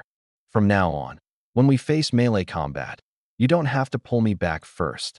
She paused, then took half a step forward on her own. As long as the barrels keep turning, I can fight. I'll stand in front of you. The mountaintop shelter. Chiou was breathing hard, the frost at the tip of her staff already mostly faded. Yi Xian gripped her sword with both hands and slashed into the zombie's knee from the side. Crack! The gray-white leg bone snapped, and the massive body lost its balance and dropped to its knees. Lin Wan. On it, the last 2 undead lunged from either side of the cave, clamping down on the zombie's arms. Chiou forced down the dizziness of her draining spirit energy and raised her staff again. Frostbind. Ice spread across the ground, freezing the zombie's legs. Yi Xian landed 3 quick slashes. The first left a shallow mark. The second split the flesh open. As the third came down, the zombie suddenly wrenched one arm free and smashed an undead to pieces with a single blow. It's breaking loose. Lin Wan's face went white.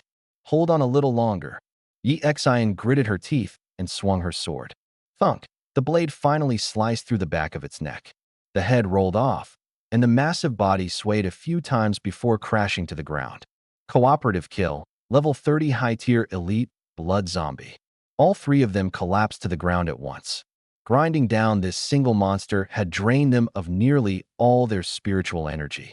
If the mountaintop terrain hadn't been so narrow, and if the spear maiden hadn't worn it down beforehand, the 3 of them never would have taken it down.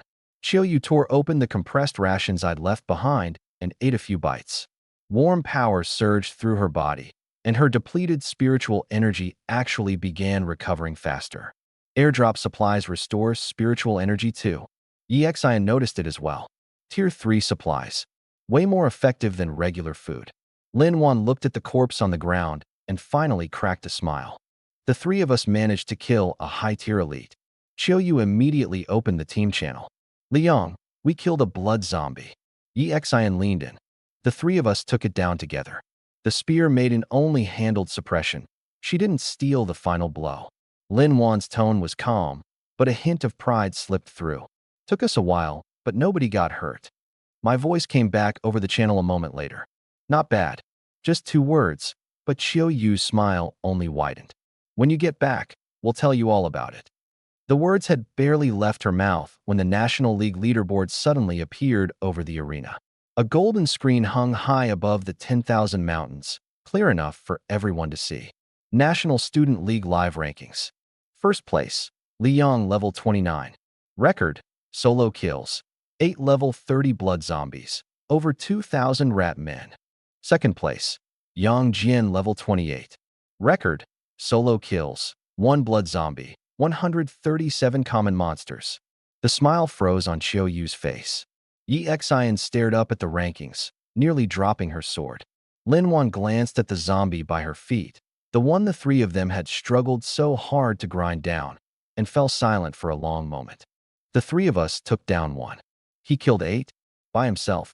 Yi Xian's throat went dry.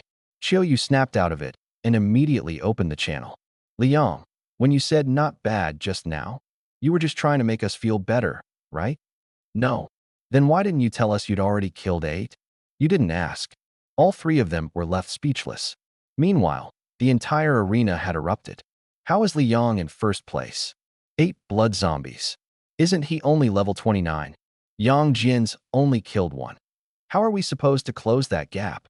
In the forest where the Shanghai team was stationed, Yang Jian had just cleaved through a zombie's skull. His hands trembled slightly. More than half his spiritual energy was spent.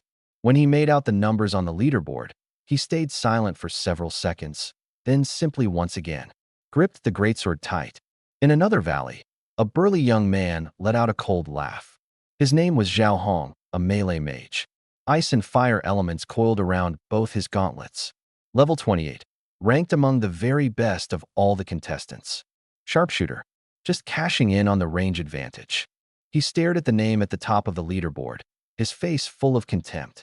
When you actually run into a high-defense monster, it still comes down to melee mages for real damage output. He's already killed 8, a teammate reminded him, just picking off scraps from a distance. Zhao Hong looked at the zombie trapped ahead. Watch closely, I'll solo one right now. He stamped the ground to pieces and charged straight in. His left fist erupted with frost, freezing the zombie's legs. His right fist surged with flame, slamming down hard at the back of its neck. Ice-fire twin fists. With this blow, the badly wounded zombie was as good as dead. Bang! 500 meters away, a gunshot suddenly rang out. A large-caliber round grazed past Zhao Hong's ear and drilled precisely into the back of the zombie's neck. Boom! The head exploded on the spot.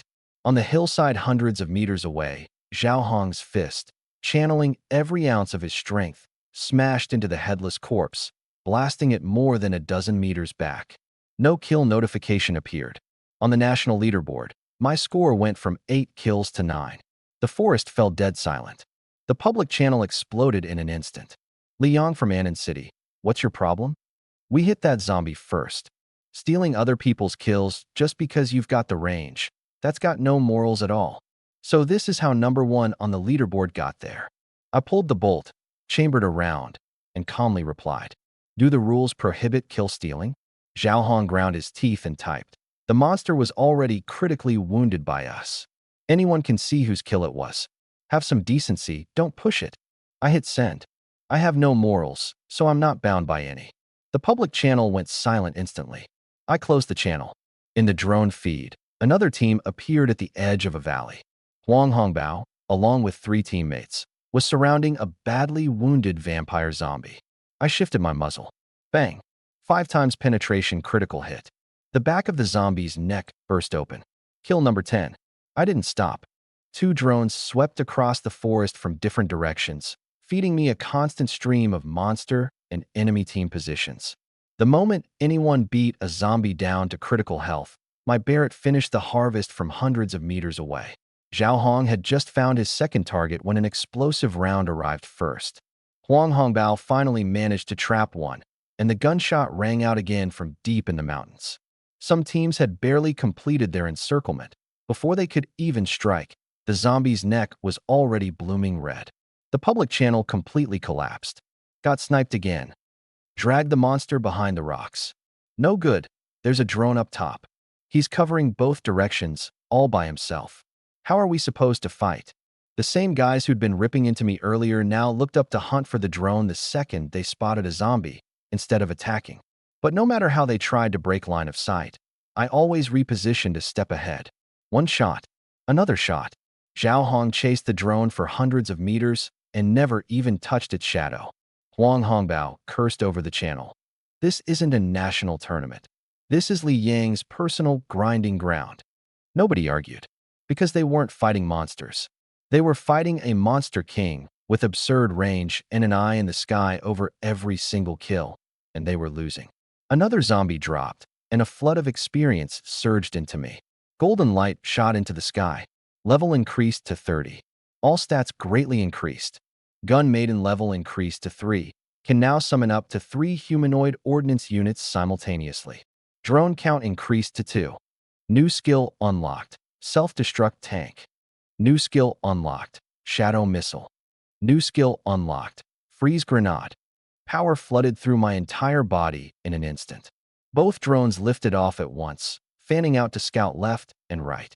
I was just about to remap my firing zones when one drone suddenly sent back an alert. A massive force of spectral cavalry in tattered heavy armor came pouring out of the valley, ghostly green flames wrapped around their hooves. And they were heading straight for the only teleportation array everyone had used to enter the vast mountains. I opened the public channel immediately. Emergency warning.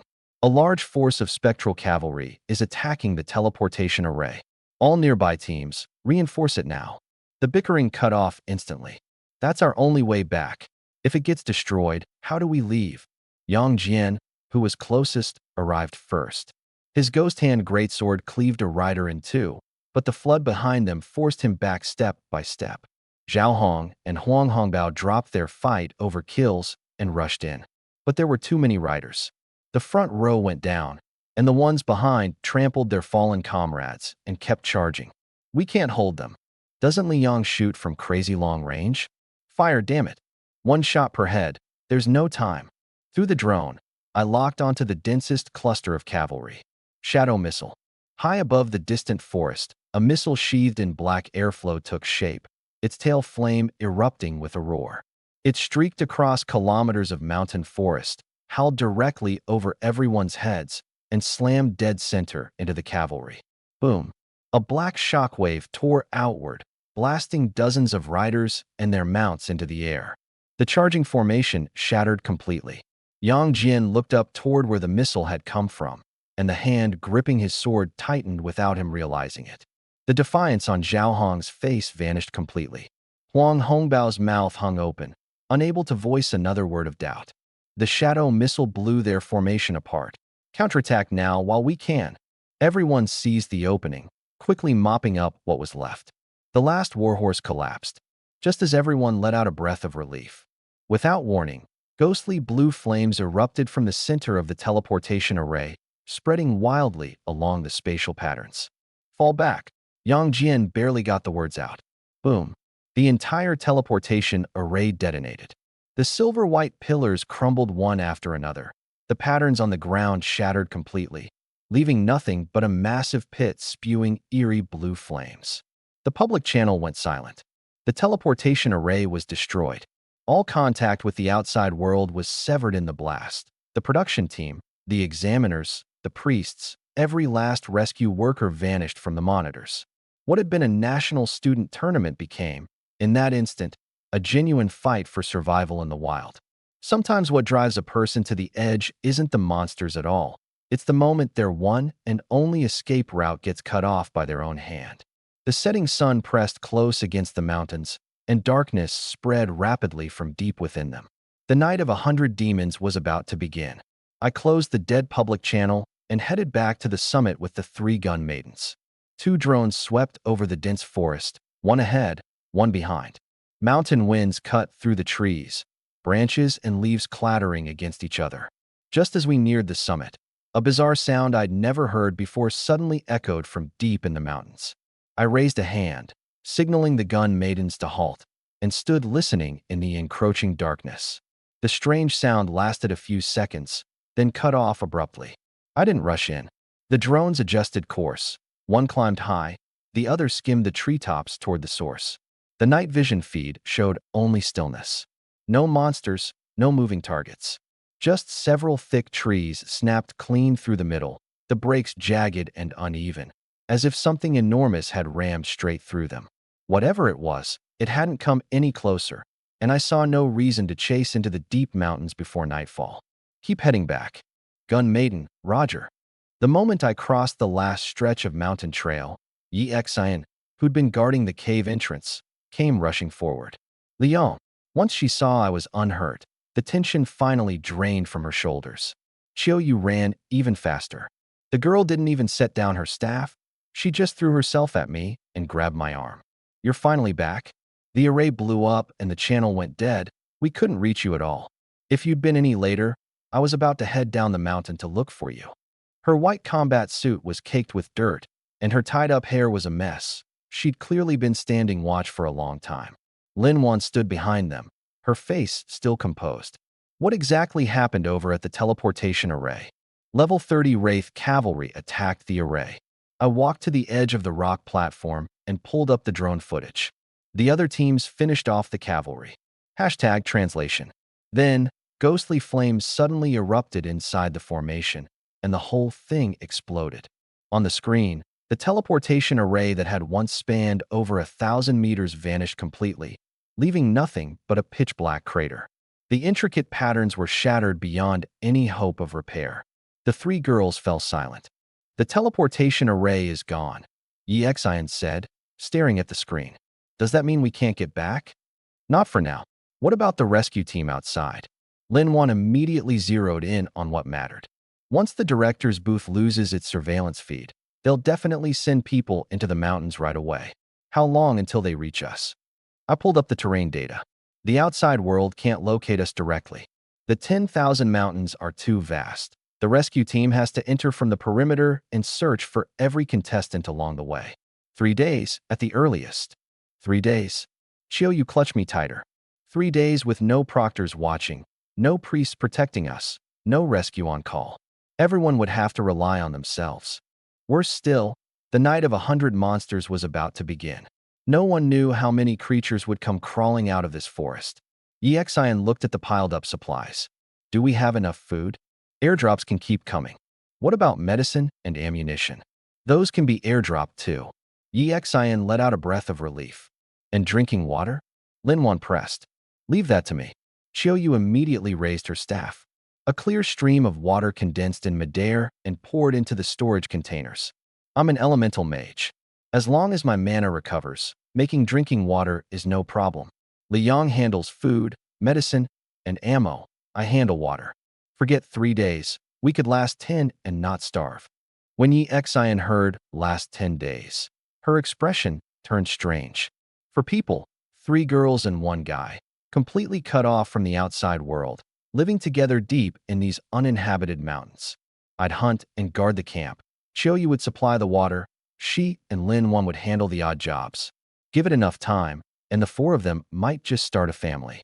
An increasingly ridiculous scene bloomed in Yexian's mind. Her gaze swept over me, then Chiyo, then Linwan. Chiyo was still clinging tightly to my arm, her soft body practically pressed against me. Linwan looked calm on the surface, but her eyes hadn't truly left me since I came back. As for herself, Yexian glanced down at the sword in her hand, her ears inexplicably growing hot. What are you thinking about? Linwan's voice suddenly cut in. Yexian snapped back to attention. Nothing. You looked at Liang first, then me and Chiyo, and now you're blushing all by yourself. Linwan stared at her evenly. You're definitely not thinking about anything decent. I was just figuring out how to divide the work for the next 3 days. Yexian immediately changed the subject. What's your job? My job is keeping you sane. The comeback shut her right up. Linwan turned to me. Since we're not short on food, water, or medicine, all we have to do is hold this mountain. The defensive line's ready, and the drones can keep up constant surveillance. As long as the night of 1,000 monsters doesn't exceed our expectations, making it through 3 days shouldn't be hard. Her analysis was objective, but as she spoke, her eyes drifted involuntarily to Chiyo. Chiyo was 18 now. Her figure and face had matured long ago, yet she still loved clinging to me the way she had as a kid. She'd been hugging my arm since we gathered, sat pressed against me in the car, and the moment we separated and met again, she'd latch right back on. Did she not realize her entire chest was pressing against my arm? Linwan pursed her lips. Chiyo. What? Liang just got back. Let him scout the area first. I'm not stopping him. Chiyo answered, but her grip didn't loosen. You're hanging off his whole arm. It'll get in the way when he needs to move. I used to hug him like this all the time when I was little. You're not little anymore. So what? Chiyo glanced down at their pressed-together bodies and quickly understood what she meant. Her cheeks flushed slightly, but she only hugged tighter. Liang hasn't said it's a problem, so why are you so worked up about it? I'm thinking about it from a combat standpoint. Then you should stand farther away. That'd probably get in his way even less during a fight. Linwan fell silent. Yexian stood off to the side, and that absurd thought crept back into her mind. She suddenly felt that 3 women and 1 man forming a family might not be the most troublesome part. The real problem was that this household probably wouldn't have a single quiet day. I ignored the three of them going at it and fully deployed both drones' surveillance range. One cruised along the mountainside, checking the main path and the cliffs behind us. The other dropped altitude, skimming over the woods at the base of the mountain. In the night vision feed, a massive gray-white heat signature suddenly appeared. I zoomed in. Directly ahead at the foot of the mountain, a rock face hidden behind shrubs was pouring out rat men. To the left in the valley, to the right on the slope, each had its own pitch-black cave mouth. 3 caves, all packed with hunched, swarming figures. Ratman grunt. Level 20. They gripped rusted daggers, stone axes, and wooden spears, their pointed snouts snapping open and shut as they charged out of the caves one after another. Their numbers quickly broke into the hundreds, and still climbing.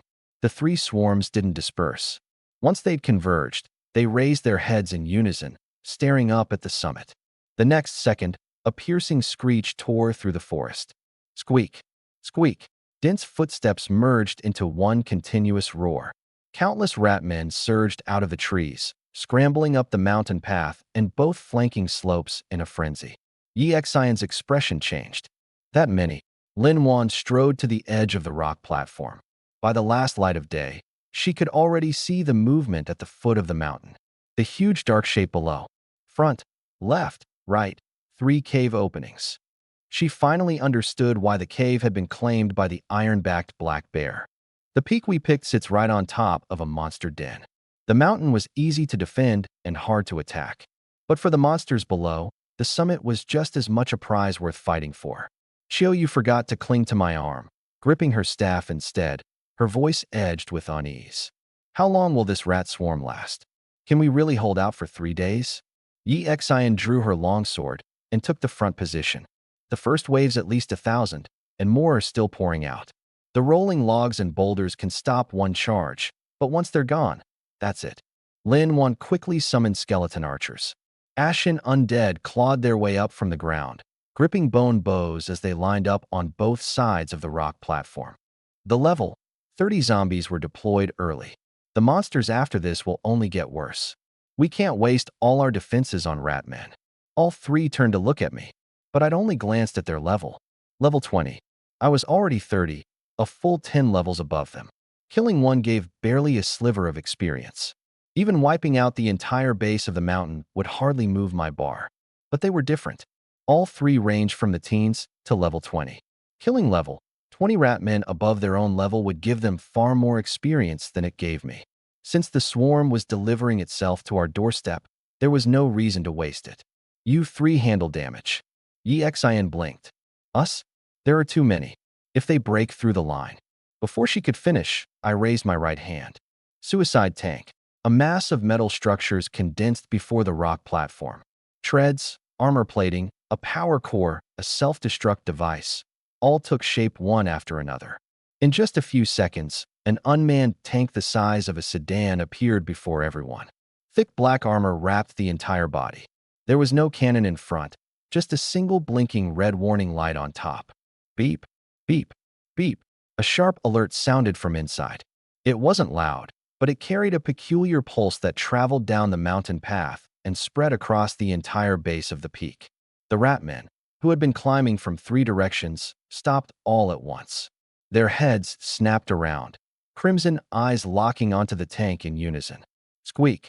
The frontmost monster completely lost it, abandoning its climb and charging recklessly at the tank. The ones behind followed, and the 3 swarms quickly merged, crushing together along the narrow front path. I steered the tank forward. Its treads ground over the loose rock as it came to a stop halfway up the trail. The first wave of rat men leapt onto it, hacking at the black armor with short blades, stone axes, and wooden spears in a frenzy. Clang, clang, clang. The clatter of metal rang out in a dense chorus. But these level 20 grunts couldn't even scratch the armor. Blades bent, stone axes shattered, wooden spears snapped on impact. The tank sat firm, its red light blinking steadily. Beep, beep. Each blast made the surrounding rat men grow more frenzied. They knew their attacks were useless, yet not a single one shifted targets. They packed in tighter and tighter, sealing the tank in from every side. Yi Xian's eyes went wide. This sound draws in monsters. Group taunt. Linwan had already figured it out. The self-destruct is just its attack. Right now, its real value is locking down all the aggro. The Ratmen will only attack the tank. They won't rush the summit. She stared at the writhing mass of monsters, her breathing quickening without her realizing it. Over 1,000 Ratmen, all clustered in one fixed zone, unable to break through, unwilling to attack them. This was no longer a rat swarm they had to desperately hold off. It was a heap of experience, pinned in place, just waiting to be harvested. Chill, you caught on too. You're not going to kill them yourself? They're only worth a sliver of XP to me. I turned and walked toward the cave. They're all yours. The three girls exchanged a glance. The next second, Chiyu was the first to raise her staff. Frostfire burst.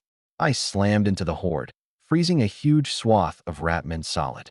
An instant later, flames detonated inside the ice. Hot and cold struck at once, and dozens shattered into powder on the spot. Level-defying kill, level 20 Ratman. Gained 20 EXP. Notifications flooded her screen in a rapid stream. She watched her experience bar surge, breath coming fast. 20 each. Yi Xian swung her longsword. A brilliant arc of blade energy sweeping across the mountain path, cutting through more than a dozen in one stroke. It really is 20. They're all focused on the tank. They don't even dodge. A true powerhouse never fights ants for scraps. They turn the ants into stepping stones for the people around them.